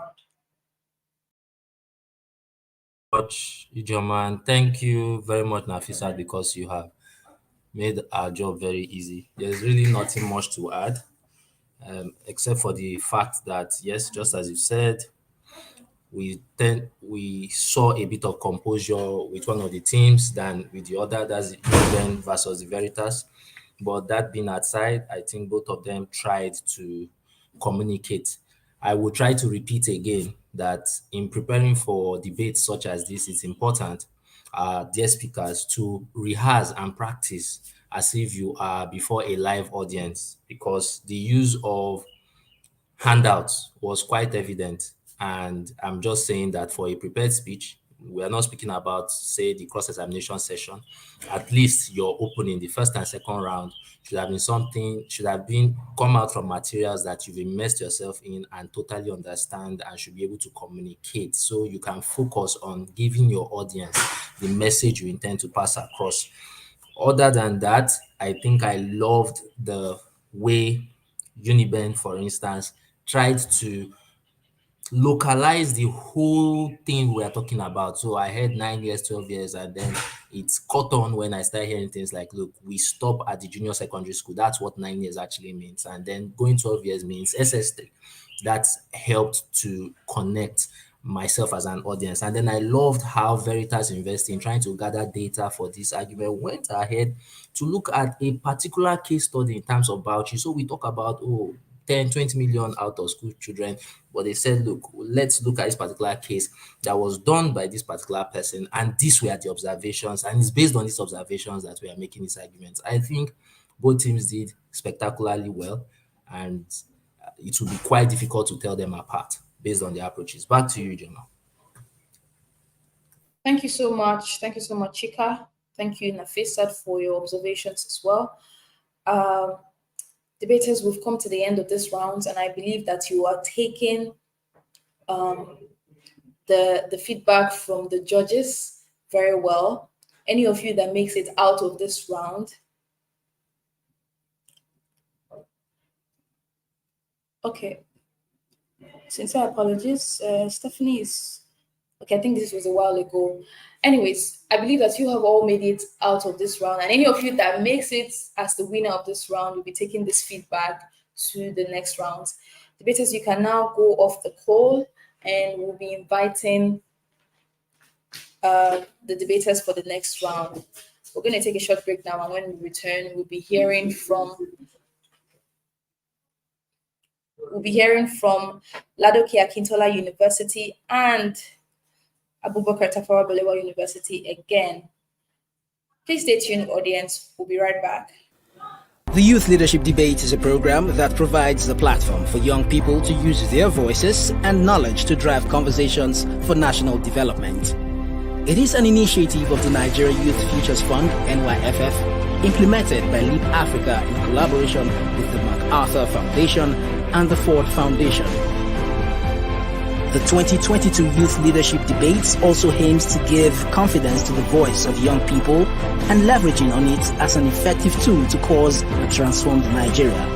Its goal is to provide capacity building to young people across tertiary institutions and support them to critically evaluate information, advocate from the point of knowledge, and to collectively shape their future of Nigeria. The conversations led on the platform of the Youth Leadership Debate goes on to equip the contestants with needed knowledge to be active citizens leading a change. The NSAS protest of 2020 showed that young people can speak with one voice and cause a change. The Sorosoke movement, which means to speak up in Yoruba language, a ripple effect of young Nigerians' resistance to police brutality through the NSAS protest, was an eye-opener for government, the youth, and development agencies. Now, while it is important to encourage young people to Sorosoke, they must be guided to do it the right way. More so, institutions of higher learning have a leading role in providing solutions to the myriad of challenges facing society, cutting-edge research and innovative activities. Universities are places where young people are equipped to engage in intellectual debates that have national relevance and to provide solutions to socio-economic issues. So, Leap Africa, through the Youth Leadership Development Programs, build the capacity of young Nigerians in leadership and active participation in the nation's affairs, helping to shape the country's future for long-term development.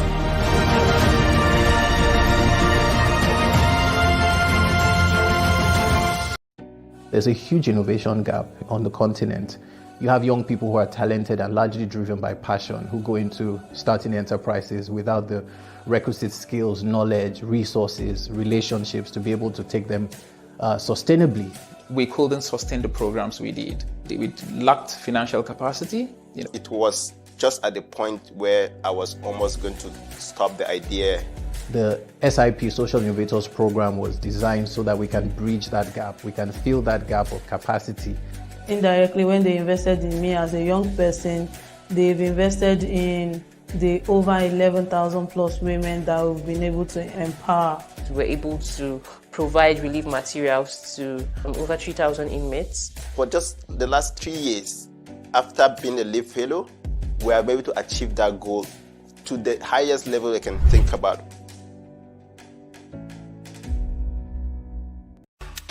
Are you tired of feeling like you're not making a difference in your community? Do you want to take action and create a better future for yourself and others? The Leap Africa's advocacy and moral courage courses can help you do just that. Our free advocacy course will guide you on how to participate in critical issues and how you can make a difference, while the e-integrity course on moral courage will equip you with the tools to address corrupt practices within your community. Use coupon code LEAP@20 to access e-integrity at a 30% discount. With our courses, you'll gain the skills and knowledge you need to be a force for positive change. Sign up at learn.leapafrica.org and start your journey towards making a difference today. Leap Africa, through the Youth Leadership Debate, goes on to equip the contestants with needed knowledge to be active citizens leading a change. Sign up at learn.leapafrica.org and start your journey towards making a difference today.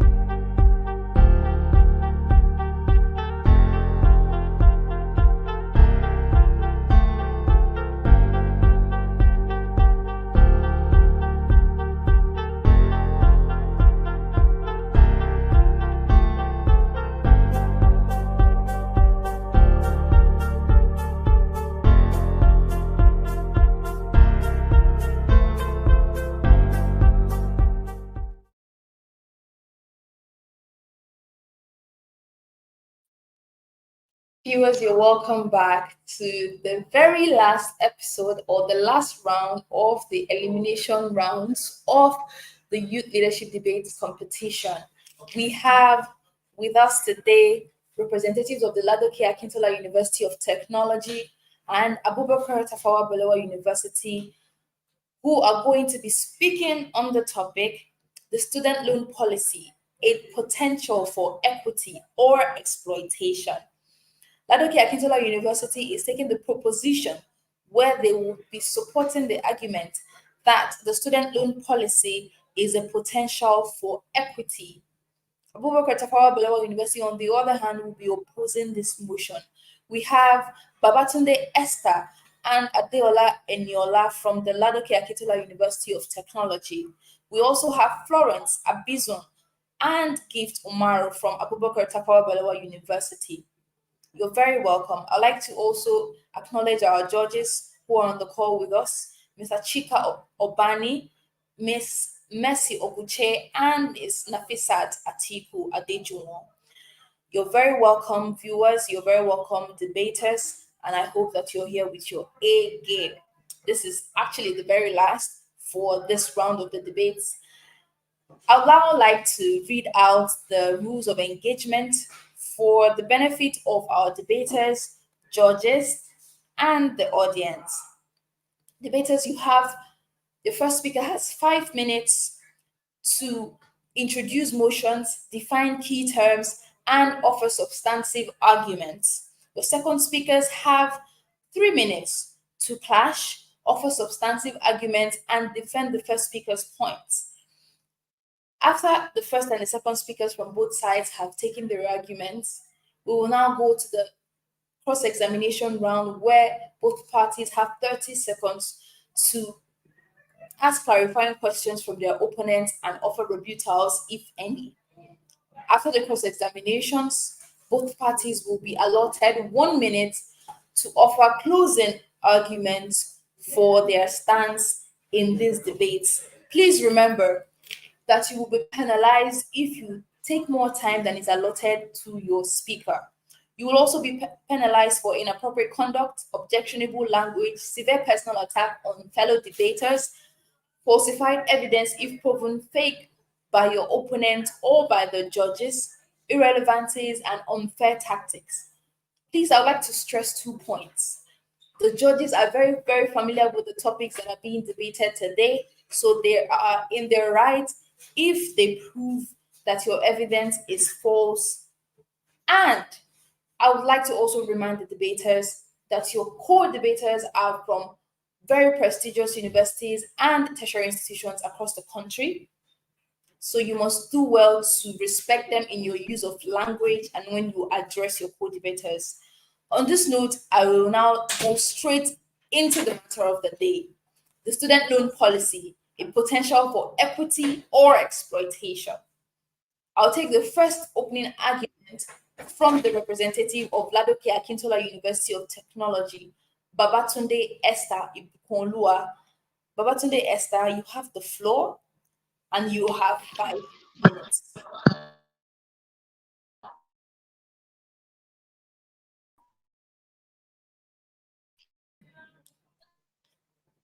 Esther Babatunde, are you there?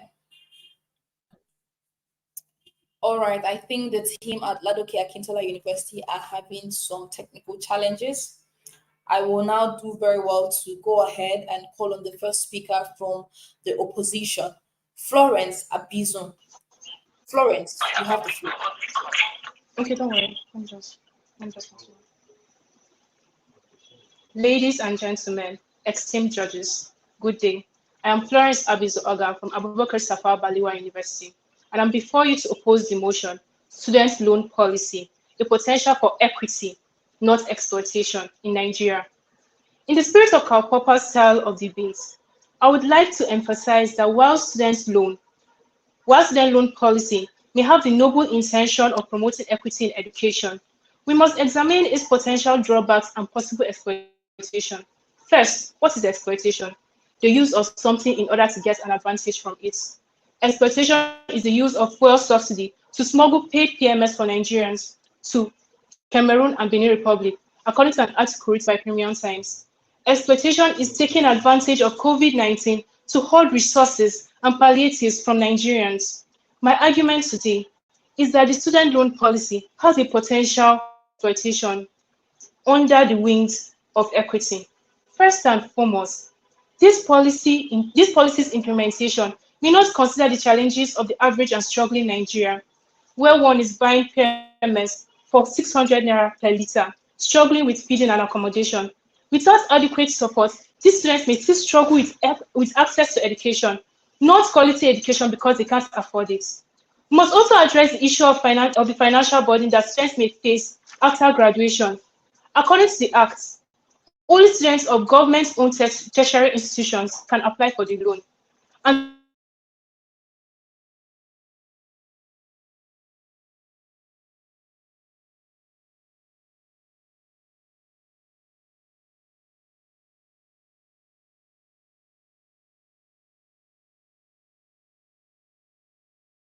the loan must be less than 500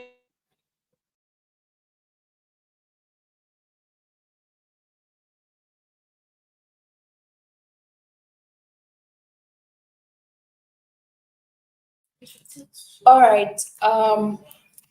We see that the representatives from Abubakar Tafawa Balewa University are still having issues with the network. The time stopped at 3 minutes and 20 seconds. And when they return, they will go right ahead from where they stopped. However, I would like to invite the reps from Ladoke Akintola University of Technology, if they're ready, to take their first speaker's arguments. Ladoke Akintola University, you're up next.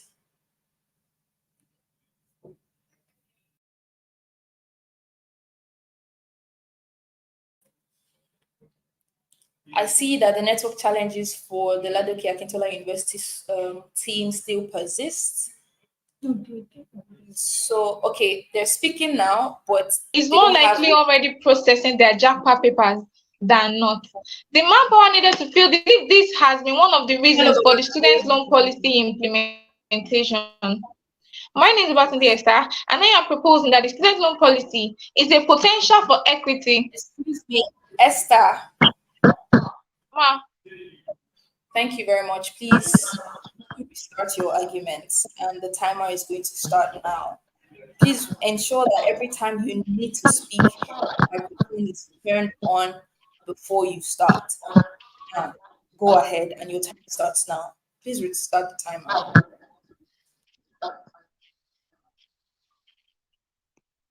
Okay, thank you, ma'am. The massive brain drain affecting the country right now is more alarming to the future generation than the present generation.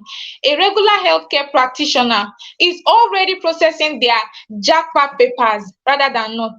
The manpower needed to refurbish and fill this gap is needed, and I believe that this is one of the reasons why the student loan policy needs to be implemented.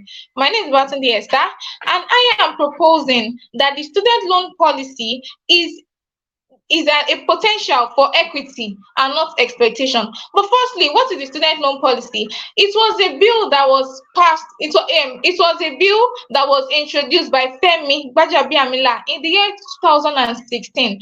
But this bill has passed the third hearing and it has been signed into the law by the President of the Federal Republic of Nigeria, President Bola Ahmed Tinubu. This student loan was initiated to help sponsor no interest. That is, when they are about to repay their loans, they pay with absolutely no interest. This is to ease up the burden of debt and to help them pay it easily. And this is also going to be paid 2 years after their participation in the NYSC program. While equity, on the other hand, is the quality of being fair and impartial, but exploitation is the action of treating someone unfairly in order to benefit from their work.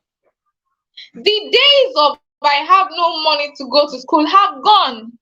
The basic education is at a little to nothing price, one of which I am a beneficiary. And I believe that the student loan is an opportunity for people with the interest to further their education to do so.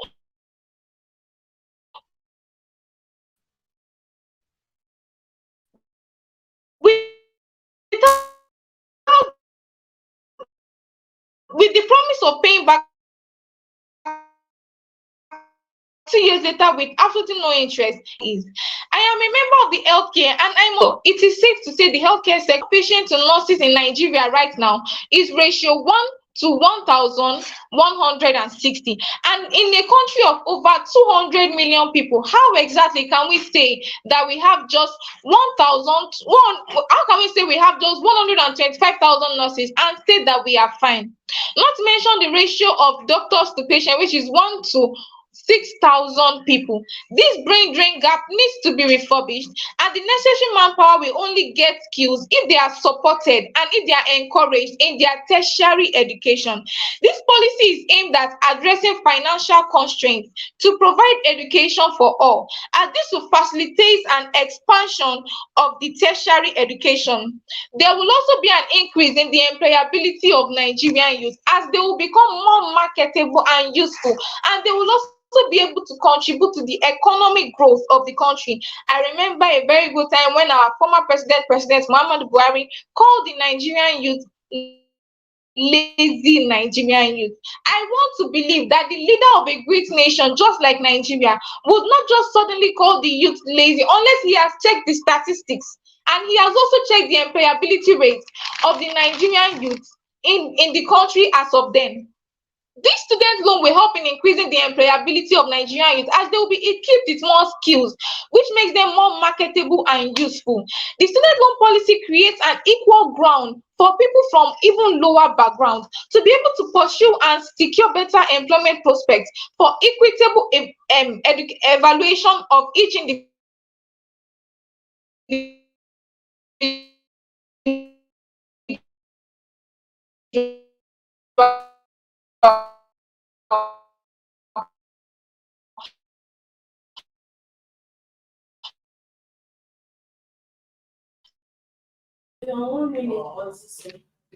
All right.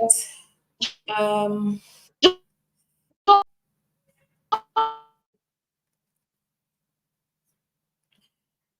team from Ladoke Akintola University are still having serious technical hitches.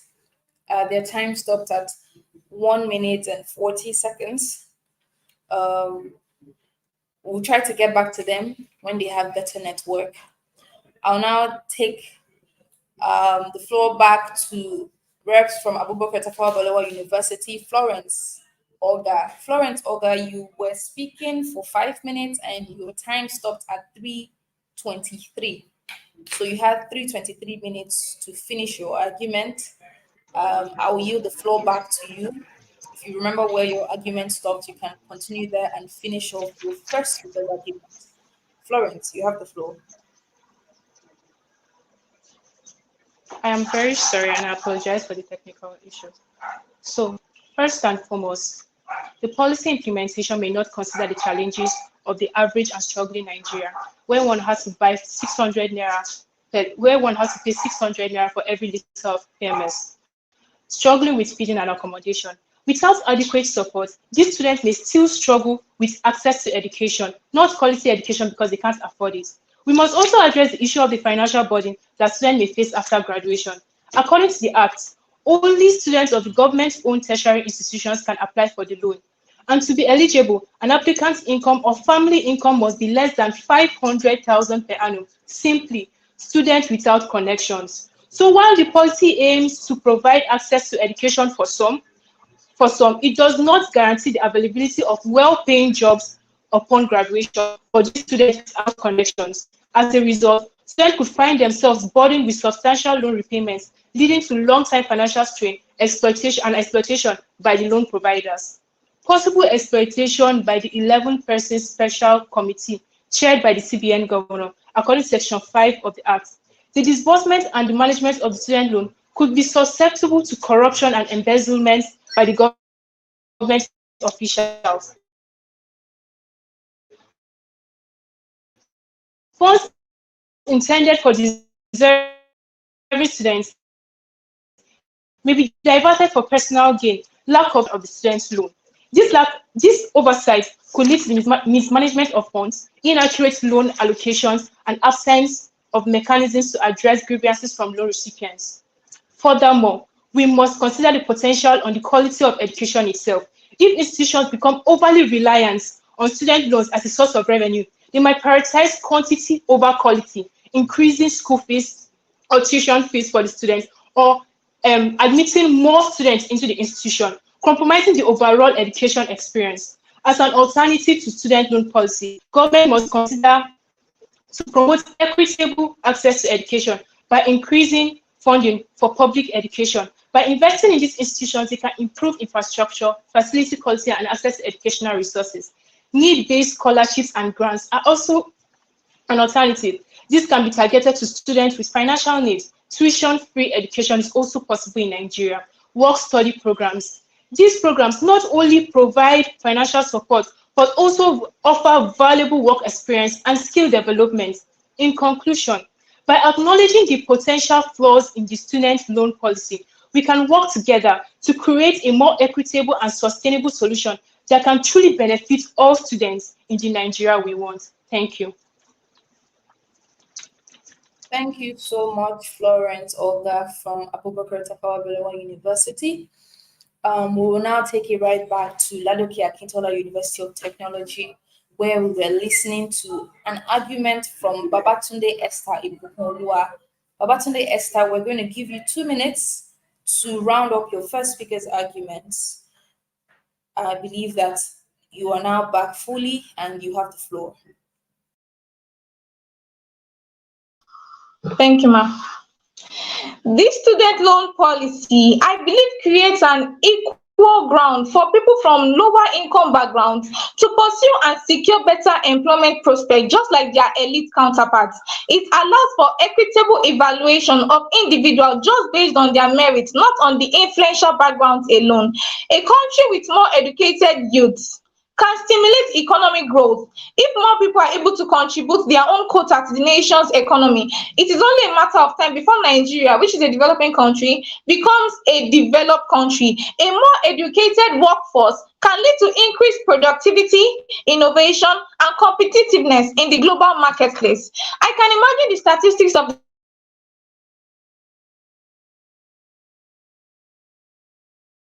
the United States currently totaling $1.6 trillion as according to the Punch News. This could cause a reduction in the optimism of the policy working in Nigeria, but it is not an indicator that good policies cannot be maintained or performed excellently. They can if they are monitored to perform excellently.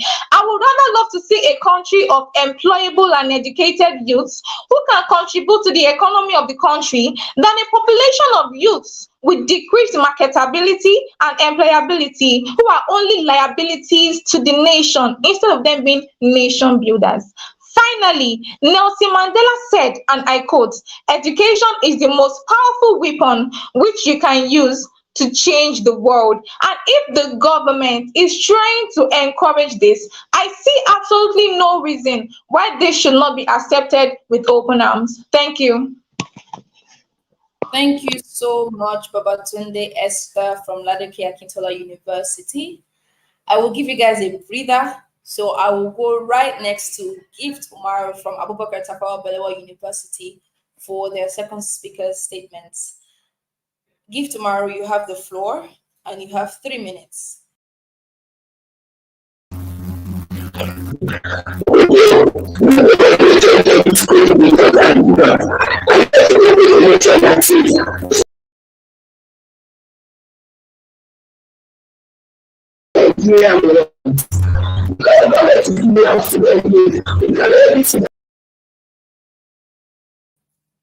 Give tomorrow.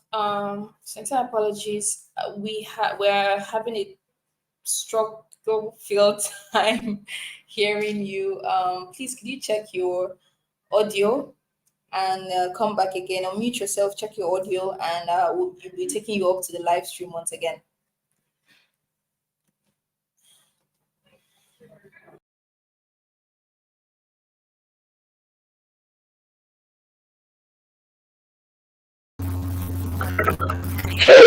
Now, am I seeing clearly?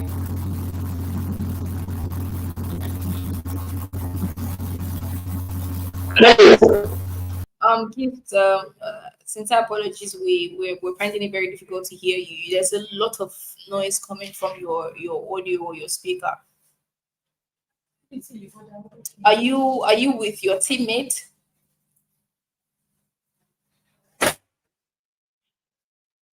Hello, Gift. Are you there? Okay.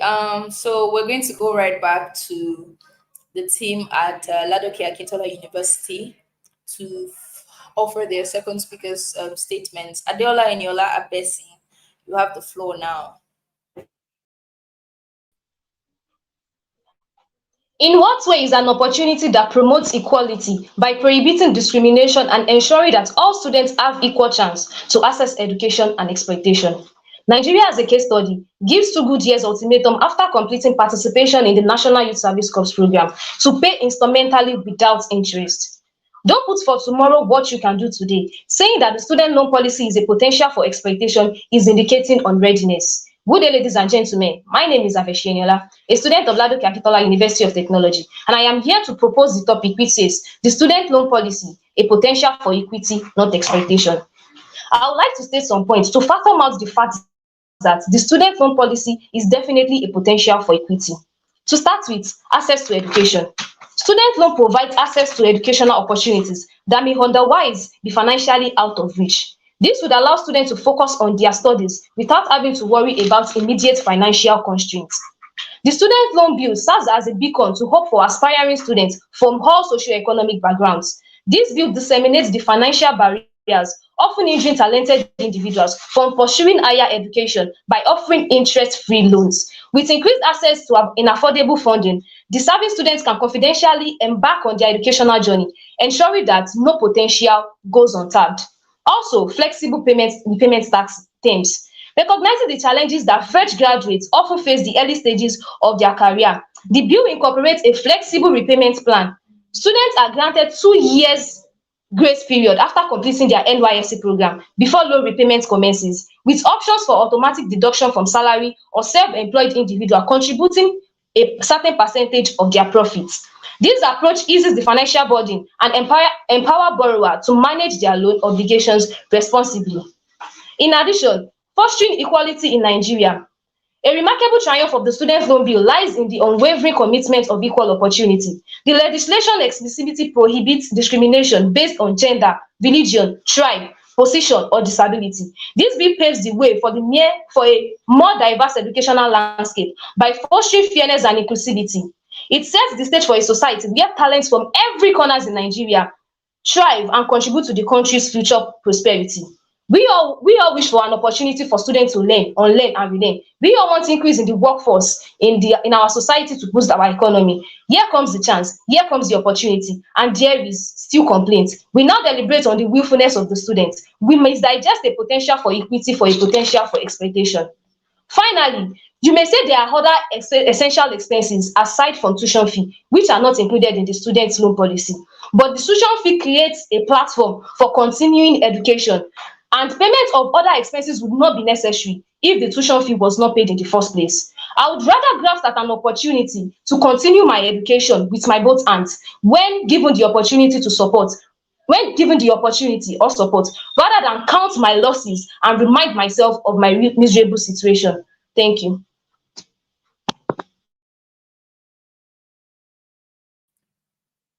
All right, thank you so much to Team Ladoke Akintola University of Technology. Kudos to all the debaters who are struggling with network and other technical issues, but yet you are doing very well to get your points across. Kudos to you and congratulations. I will now go back to Abubakar Tafawa Balewa University, and Omar Gift will try one more time to give us her points. And if her audio is still poor like it was the last time, we would have to ask the first speaker to finish up the arguments. Omar Gift, you have the floor now and you have 3 minutes. Good day, moderators, judges, co-debaters, and viewers. I'm here to propose the motion that says the student loan policy a potential. Sincere apologies, Gift. Your network is, or your audio is still very poor. So, Florence, please go ahead on behalf of Gift.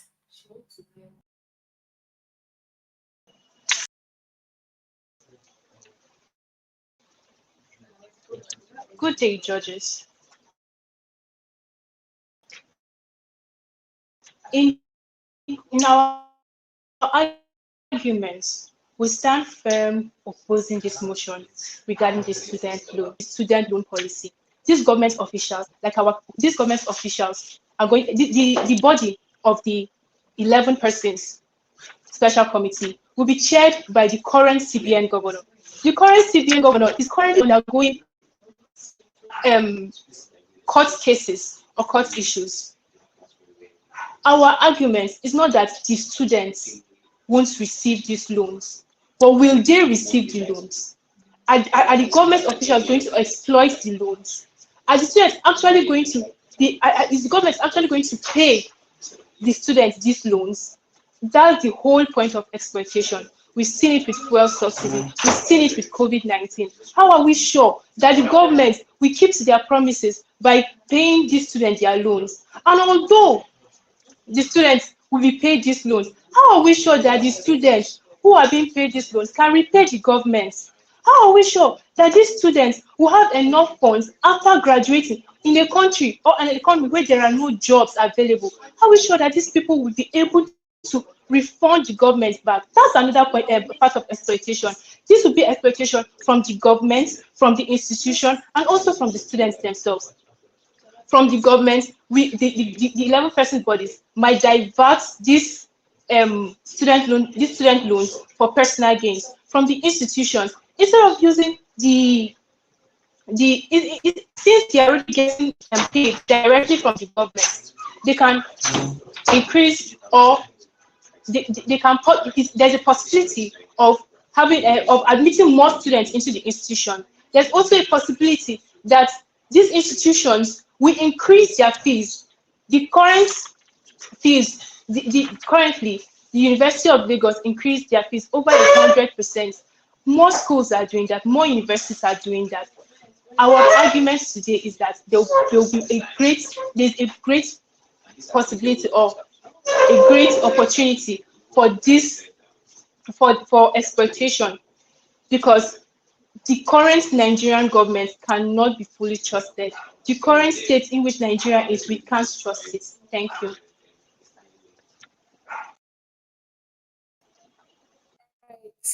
Very good job done by Abubakar Tafawa Balewa University and their opponents, Ladoke Akintola University of Technology. At this point, we've heard arguments from both the first and second speakers from both parties. It's now time for cross-examinations. However, with the network challenges that we've had so far, I will try for us not to pause too many times. Let's just get the argument straight as much as possible. So I will give 2 minutes to the representatives from either parties to offer their closing statements and any cross-examinations that they would have wanted to pose to their opponents. So I'll be calling first on Babatunde Esther Ibukunlua to give the closing statement on behalf of Ladoke Akintola University of Technology.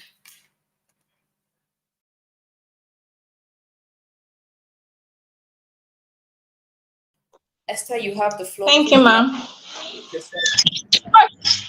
Okay. Thank you, ma'am. Firstly, I would like to ask my opponent, can we call a process bad without trying? Failure is only sure when the process has not even been tried at all. This act has just been brought and it has not been enacted. Yes, the Nigerian government also has some corrupt officials amongst them, but please, we cannot just say because one egg is rotten, we discard the whole crate. Do we also want to say there are no corrupt officials in other developed countries? Can we at least try to know if this would be a success or not?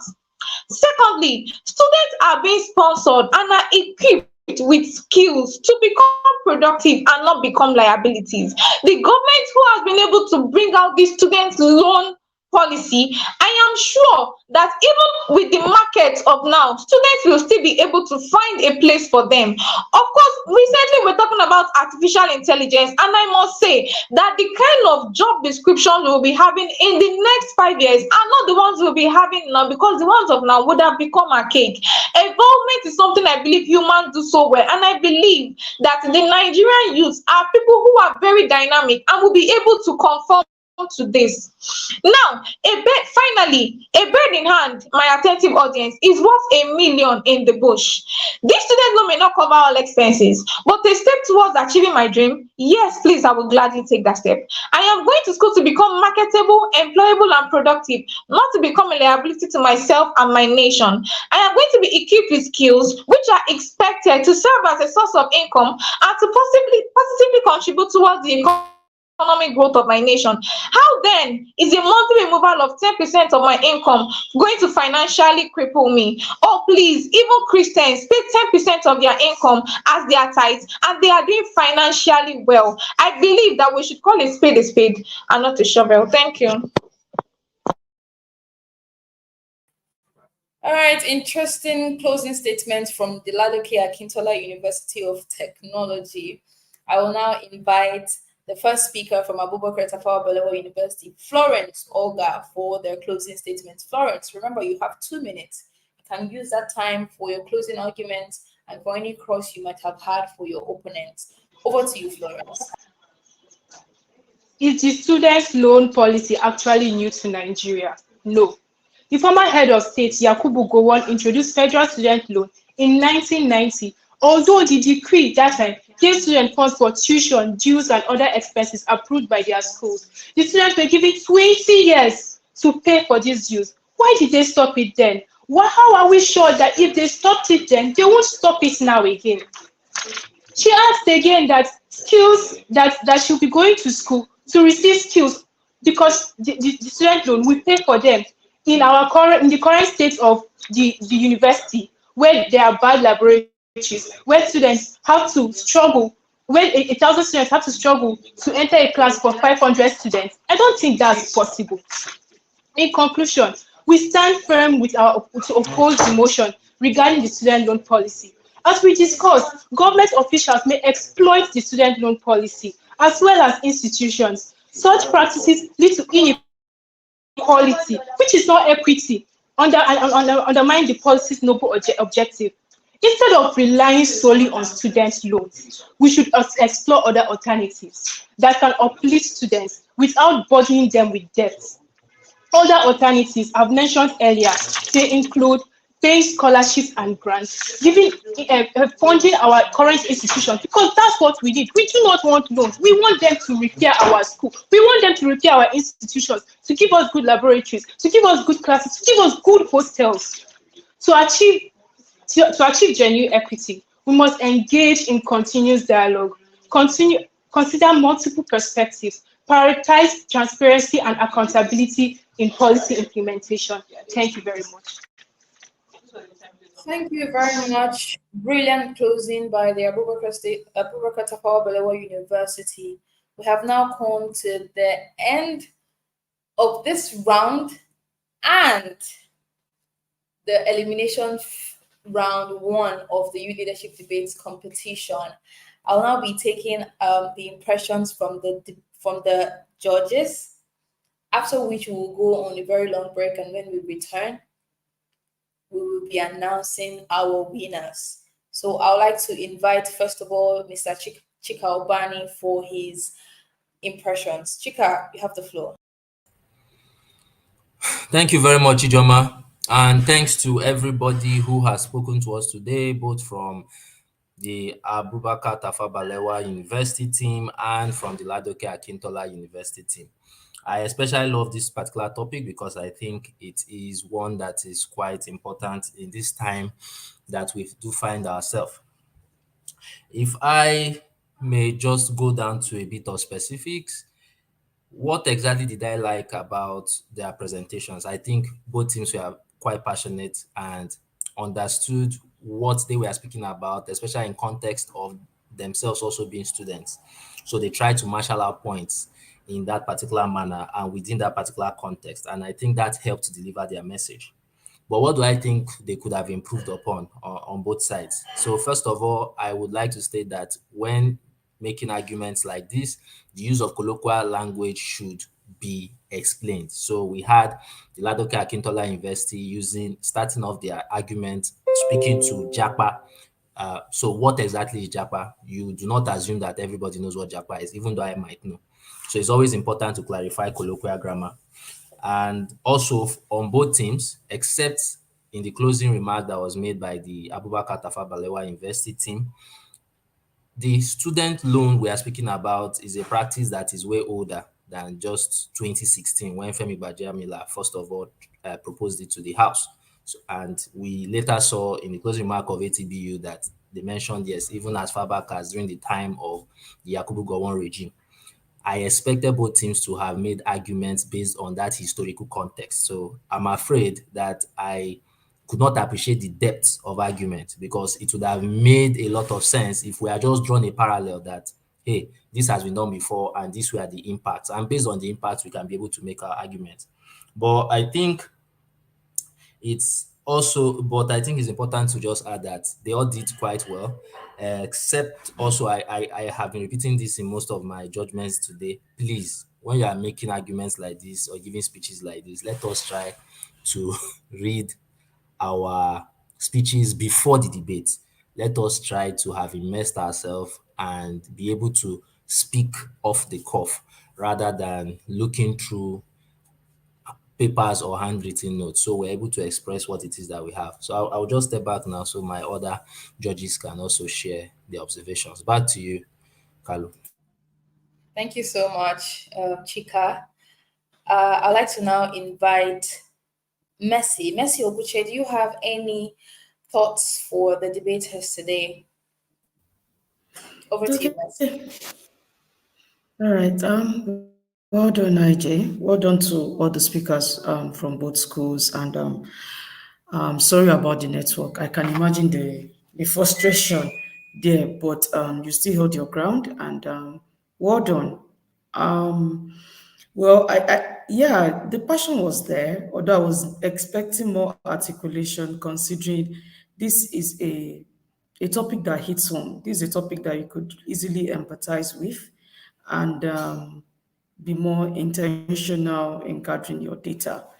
And I totally support everything Chika said, so I won't be repeating any of that. So yeah, more articulation because it hit home, it hits home, and well done to all of you. Thank you. All right, thank you so much, Mercy. Over to you, Nafisat, for your thoughts for the debaters. All right, thank you, Jamal. So I will start with the Ladokia Kintola team. For me, starting with the head speaker, I would have appreciated, a better background or a stronger context of the issue, the current situation. She used data which was good, but I would like to know the source though, so it doesn't seem like as if you're quoting figures and statistics that you've made up or from your head. That's very important because we're living in an age where people do fact check information. Um, I like the fact that they talked about the benefits of the policy instead of just talking about centering their argument on just one point. They expanded it to say this is what it can do and make people feel better. Overall, it was a nice argument for me. For the Abubakar Tafawa Balewa team, first of all, I want to give kudos to the lead speaker because it's not easy to formulate an argument in your head when you're supporting speakers network is not working. So it means that you have to, how do I put it, very resilient basically. So I would definitely give kudos to her for that. I liked her argument. she talked about the act. That means, to an extent, the fact that she talked about several parts of the act and highlighted loopholes, it shows me that she researched quite a bit before coming for this conversation. So she also highlighted alternatives as well. And I like that she was confident and I could literally hear everything she said. So thank you. That's it from me. Good work to both teams. Thank you so much to our judges, and thank you so much to our debaters who have proven to be very resilient at this time. Viewers, we have now come to the end of these rounds, and when we return after a short break, we will be announcing the winners from the first 3 rounds in the morning and the 2 rounds that we've just had this afternoon. So I would like you to call on all your supporters, debaters, call on all your supporters, call on your friends and family to join the YouTube stream. As when we return, we will announce the winners. Please stay tuned. Thank you.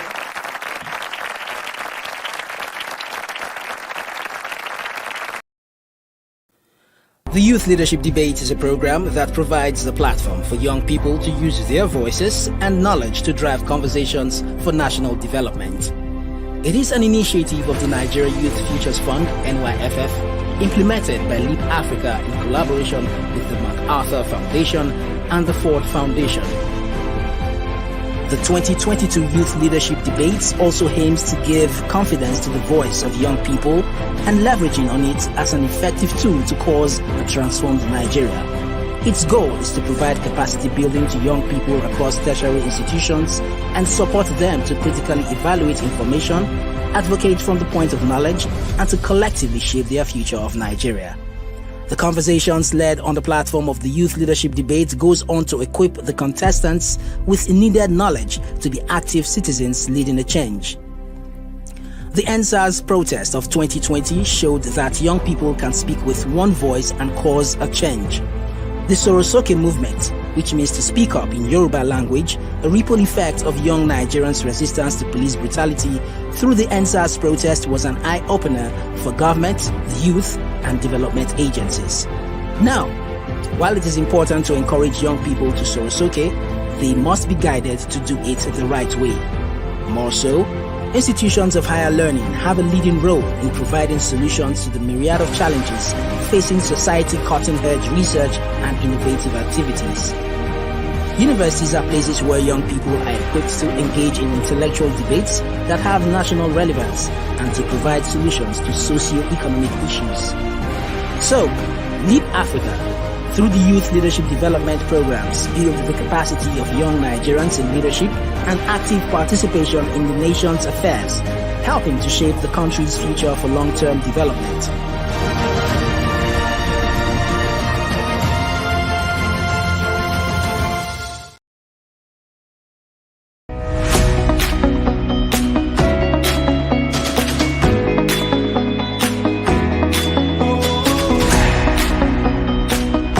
Goal we had set for ourselves this year is to hit a minimum of 6,000 volunteers. We're trying to create a garden where the children buy food, where they eat. We've planted 300 trees, and a part of these are going to be given out to the community. I'm happy we've been able to sensitize some girls and boys on the need to fight against gender-based violence. I want to say a big thank you to Leap Africa for organizing this. We're giving back to the community, and we're also ensuring that we're keeping the environment for those that come after us.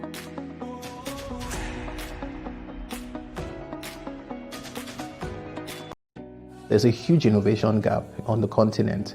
You have young people who are talented.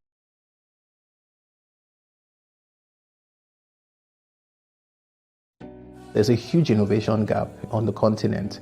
You have young people who are talented and largely driven by passion, who go into starting enterprises without the requisite skills, knowledge, resources, relationships to be able to take them sustainably. We couldn't sustain the programs we did. We lacked financial capacity. It was just at the point where I was almost going to stop the idea. The SIP, Social Innovators Program, was designed so that we can bridge that gap. We can fill that gap of capacity indirectly, when they invested in me as a young person, they've invested in the over 11,000 plus women that we've been able to empower. We were able to provide relief materials to over 3,000 inmates. For just the last 3 years, after being a LIVE fellow, we are able to achieve that goal to the highest level I can think about.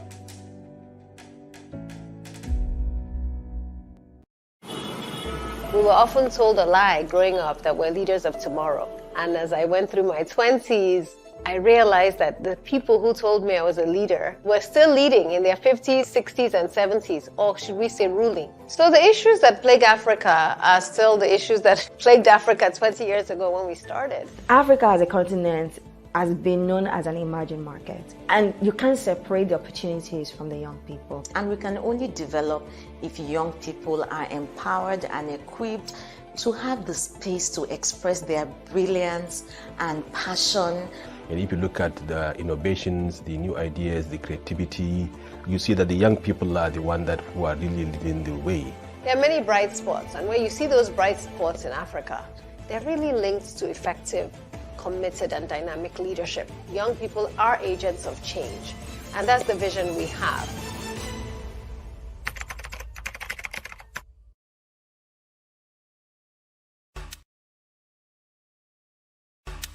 Are you tired of feeling like you're not making a difference in your community? Do you want to take action and create a better future for yourself and others? The Leap Africa's advocacy and moral courage courses can help you do just that. Our free advocacy course will guide you on how to participate in critical issues and how you can make a difference, while the e-integrity course on moral courage will equip you with the tools to address corrupt practices within your community. Use coupon code LEAP@20 to access e-integrity at a 30% discount. With our courses, you'll gain the skills and knowledge you need to be a force for positive change. Sign up at learn.leapafrica.org and start your journey towards making a difference today. It's the Youth Day of Service, and it's really in commemoration of the International Youth Day. The Youth Day of Service is leadership in action. We're all about inspiring, equipping, and empowering a new cadre of African leaders that will transform themselves personally, the community, and the entire Africa.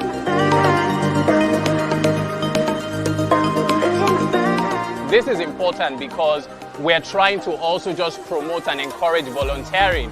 Everyone has come out today. Some of our partners have come out today to volunteer and support.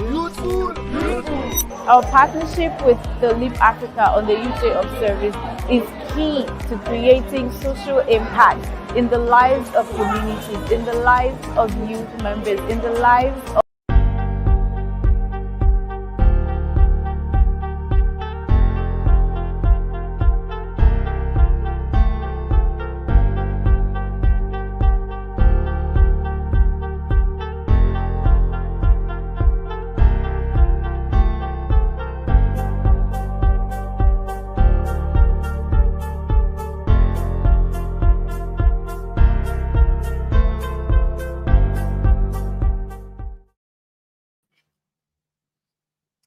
All right, you're welcome back, viewers, to the Youth Leadership Debates Competition Elimination Rounds 1.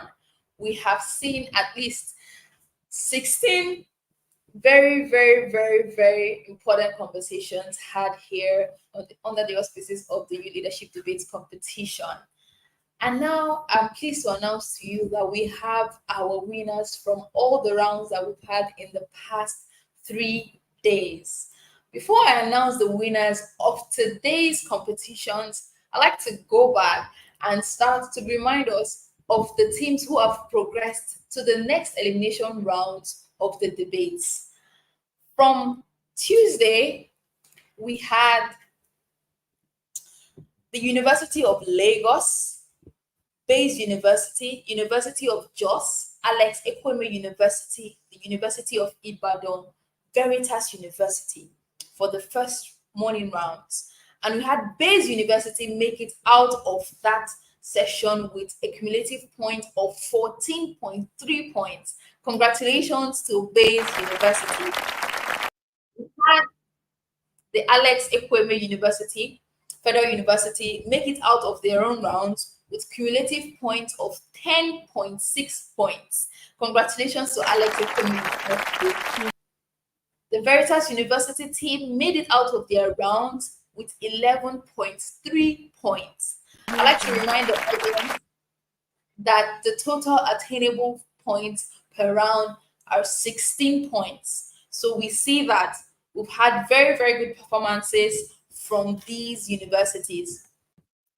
We went on to the afternoon round of day one, where we saw Obafemi Awolowo University, Veritas University, the University of Abuja, Ladoke Akintola University of Technology, University of Ibadan, and Federal University of Technology, Akure. We had winners from those rounds being Veritas University with total points of 10.9 points. Congratulations to Veritas University. We had the University of Abuja make it out of their rounds with cumulative points 10.5 points. We also had the University of Ibadan make it out of their rounds with cumulative points of 12.8 points. Congratulations to the University of Ibadan.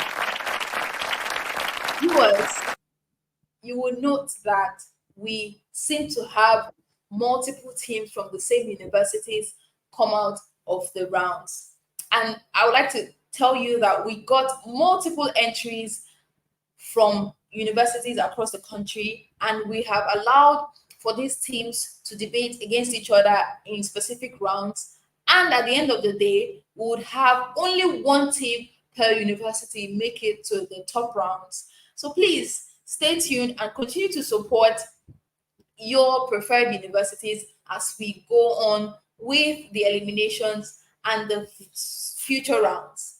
For day two, for the morning rounds, we had debaters from Prince Abubakar Audu University, Lagos State University, the University of Lagos, University of Ilorin, University of Ilorin again, and the University of Ilorin again. So for the first rounds of the day, we had Lagos State University make it out of their round with 12.6 points. We had the University of Lagos make it out of their rounds against the University of Ilorin with 13.6 points. We had the University of Ilorin go head-to-head with a team from their school as well, and University of Ilorin Group 4 made it out of that round with total cumulative points of 11.67 points. For the afternoon rounds, pardon me, for the afternoon rounds, we had the University of Maiduguri, University of Benin, Ahmadu Bello University, and the Obafemi Awolowo University. We saw the University of Benin make it out of that round with a cumulative point of 12.33 points. We also saw the Obafemi Awolowo University team make it out of their rounds with a cumulative of 14.67 points. Viewers, you now know all the people who made it out of their rounds in day one and day two. We're going to take a short pause, and when we return, we will be announcing the winners from today's morning and afternoon rounds. Please stay tuned. There's a huge innovation gap on the continent. You have young people who are talented and largely driven by passion, who go into starting enterprises without the requisite skills, knowledge, resources, relationships to be able to take them sustainably. We couldn't sustain the programs we did. We lacked financial capacity. It was just at the point where I was almost going to stop the idea. The SIP Social Innovators Program was designed so that we can bridge that gap. We can fill that gap of capacity. Indirectly, when they invested in me as a young person, they've invested in the over 11,000 plus women that we've been able to empower. We're able to provide relief materials to over 3,000 inmates. For just the last 3 years, after being a LEAP fellow, we are able to achieve that goal to the highest level I can think about.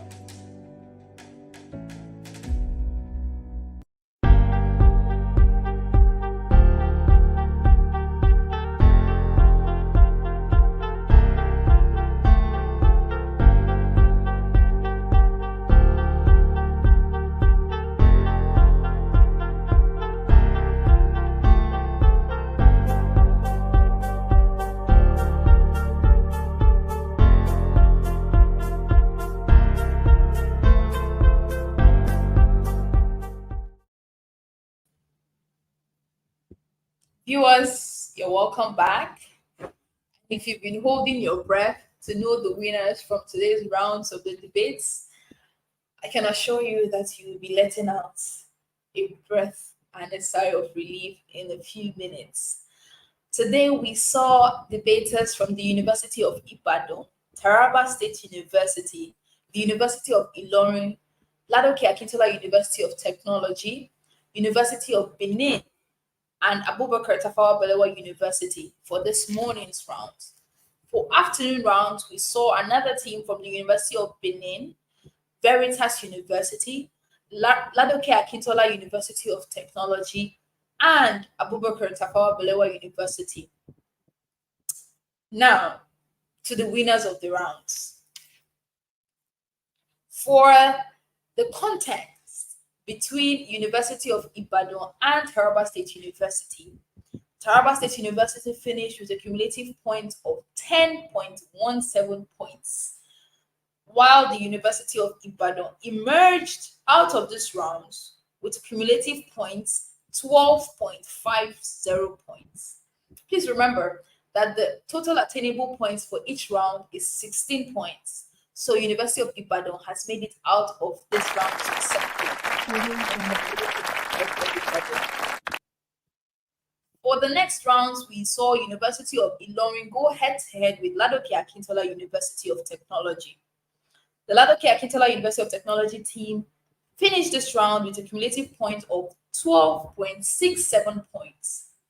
The University of Ilorin, on the other hand, finished this round with total cumulative of 13.00 points. Congratulations to the University of Ilorin. For the next round, we saw the University of Benin have a very fierce competition with Abubakar Tafawa Balewa University, where they both did very well.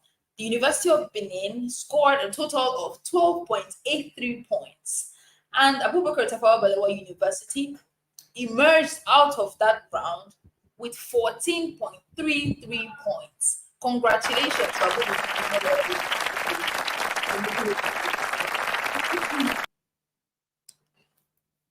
For the afternoon rounds, we saw the University of Benin go against Veritas University. Veritas University finished this round with a total of 10.83 points, while the University of Benin finished this round with a total of 12.17 points, making University of Benin the winner of this round. Congratulations to the University of Benin. With another fierce competition between Ladoke Akintola University of Technology and Abubakar Tafawa Balewa University, of course, we must have a winner at the end of the day. Ladoke Akintola University of Technology scored a total point of 10.83 points, while the team from Abubakar Tafawa Balewa University, wait for it, concluded the round with 11.33 points. Congratulations, Abubakar Tafawa Balewa University. You made it out of this point. I'm filled with so much joy to make these announcements. And I want to say a big congratulations to the debaters and the representatives from the various schools for all the time and the work you've put in, for the challenges with your network and all the technical challenges that you may have had, for pausing on even study to be here to discuss serious issues that plague our country, for researching when nobody else was, and giving us the facts and figures. I say thank you, thank you, thank you. You are doing well, and you're doing your country and your universities proud. I also like to say a very big thank you to all our judges who have taken their time to be here with us, professionals in their rights who have taken their time to give feedback to the debaters and advice on how to best proceed to the next rounds. Our judges, we say a very big thank you to you all. Thank you, thank you, thank you, thank you for all the time that you spent with us. For our audience, we are grateful to have you here. We are grateful for your comments and your support for your teams. As we see them on YouTube, we say this is not the end of the road. We're just starting the Youth Leadership Debates Competition 2.0, and we'll be having elimination rounds to the quarterfinals, the semifinals, and even the finals. This is going to be a tough battle, and you are supposed to continue supporting the teams that you think are making us proud and are having the best conversations. Viewers, don't hesitate to share your thoughts about this debate so far with the hashtag the Nigeria we want and hashtag YL debates. Thank you so much to our audience. You rock, and see you very soon. My name is Ijoma Kali. We are doing the moderator.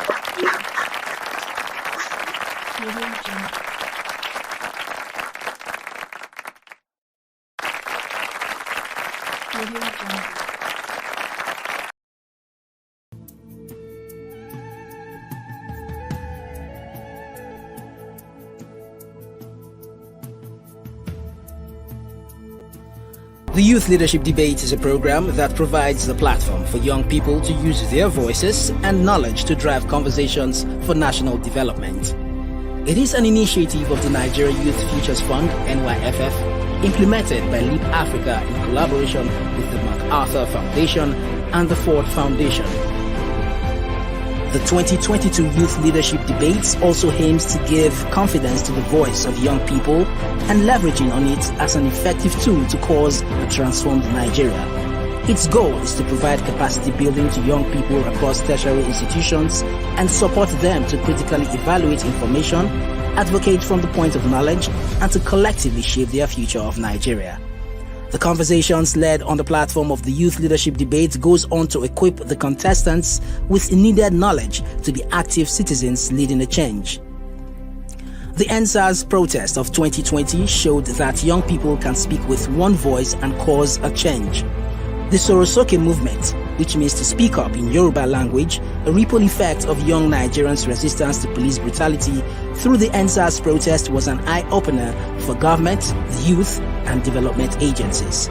Now, while it is important to encourage young people to Sorosoke, they must be guided to do it the right way. More so, institutions of higher learning have a leading role in providing solutions to the myriad of challenges facing society, cutting-edge research and innovative activities. Universities are places where young people are equipped to engage in intellectual debates that have national relevance and to provide solutions to socio-economic issues. So, Leap Africa, through the Youth Leadership Development Programs, build the capacity of young Nigerians in leadership and active participation in the nation's affairs, helping to shape the country's future for long-term development.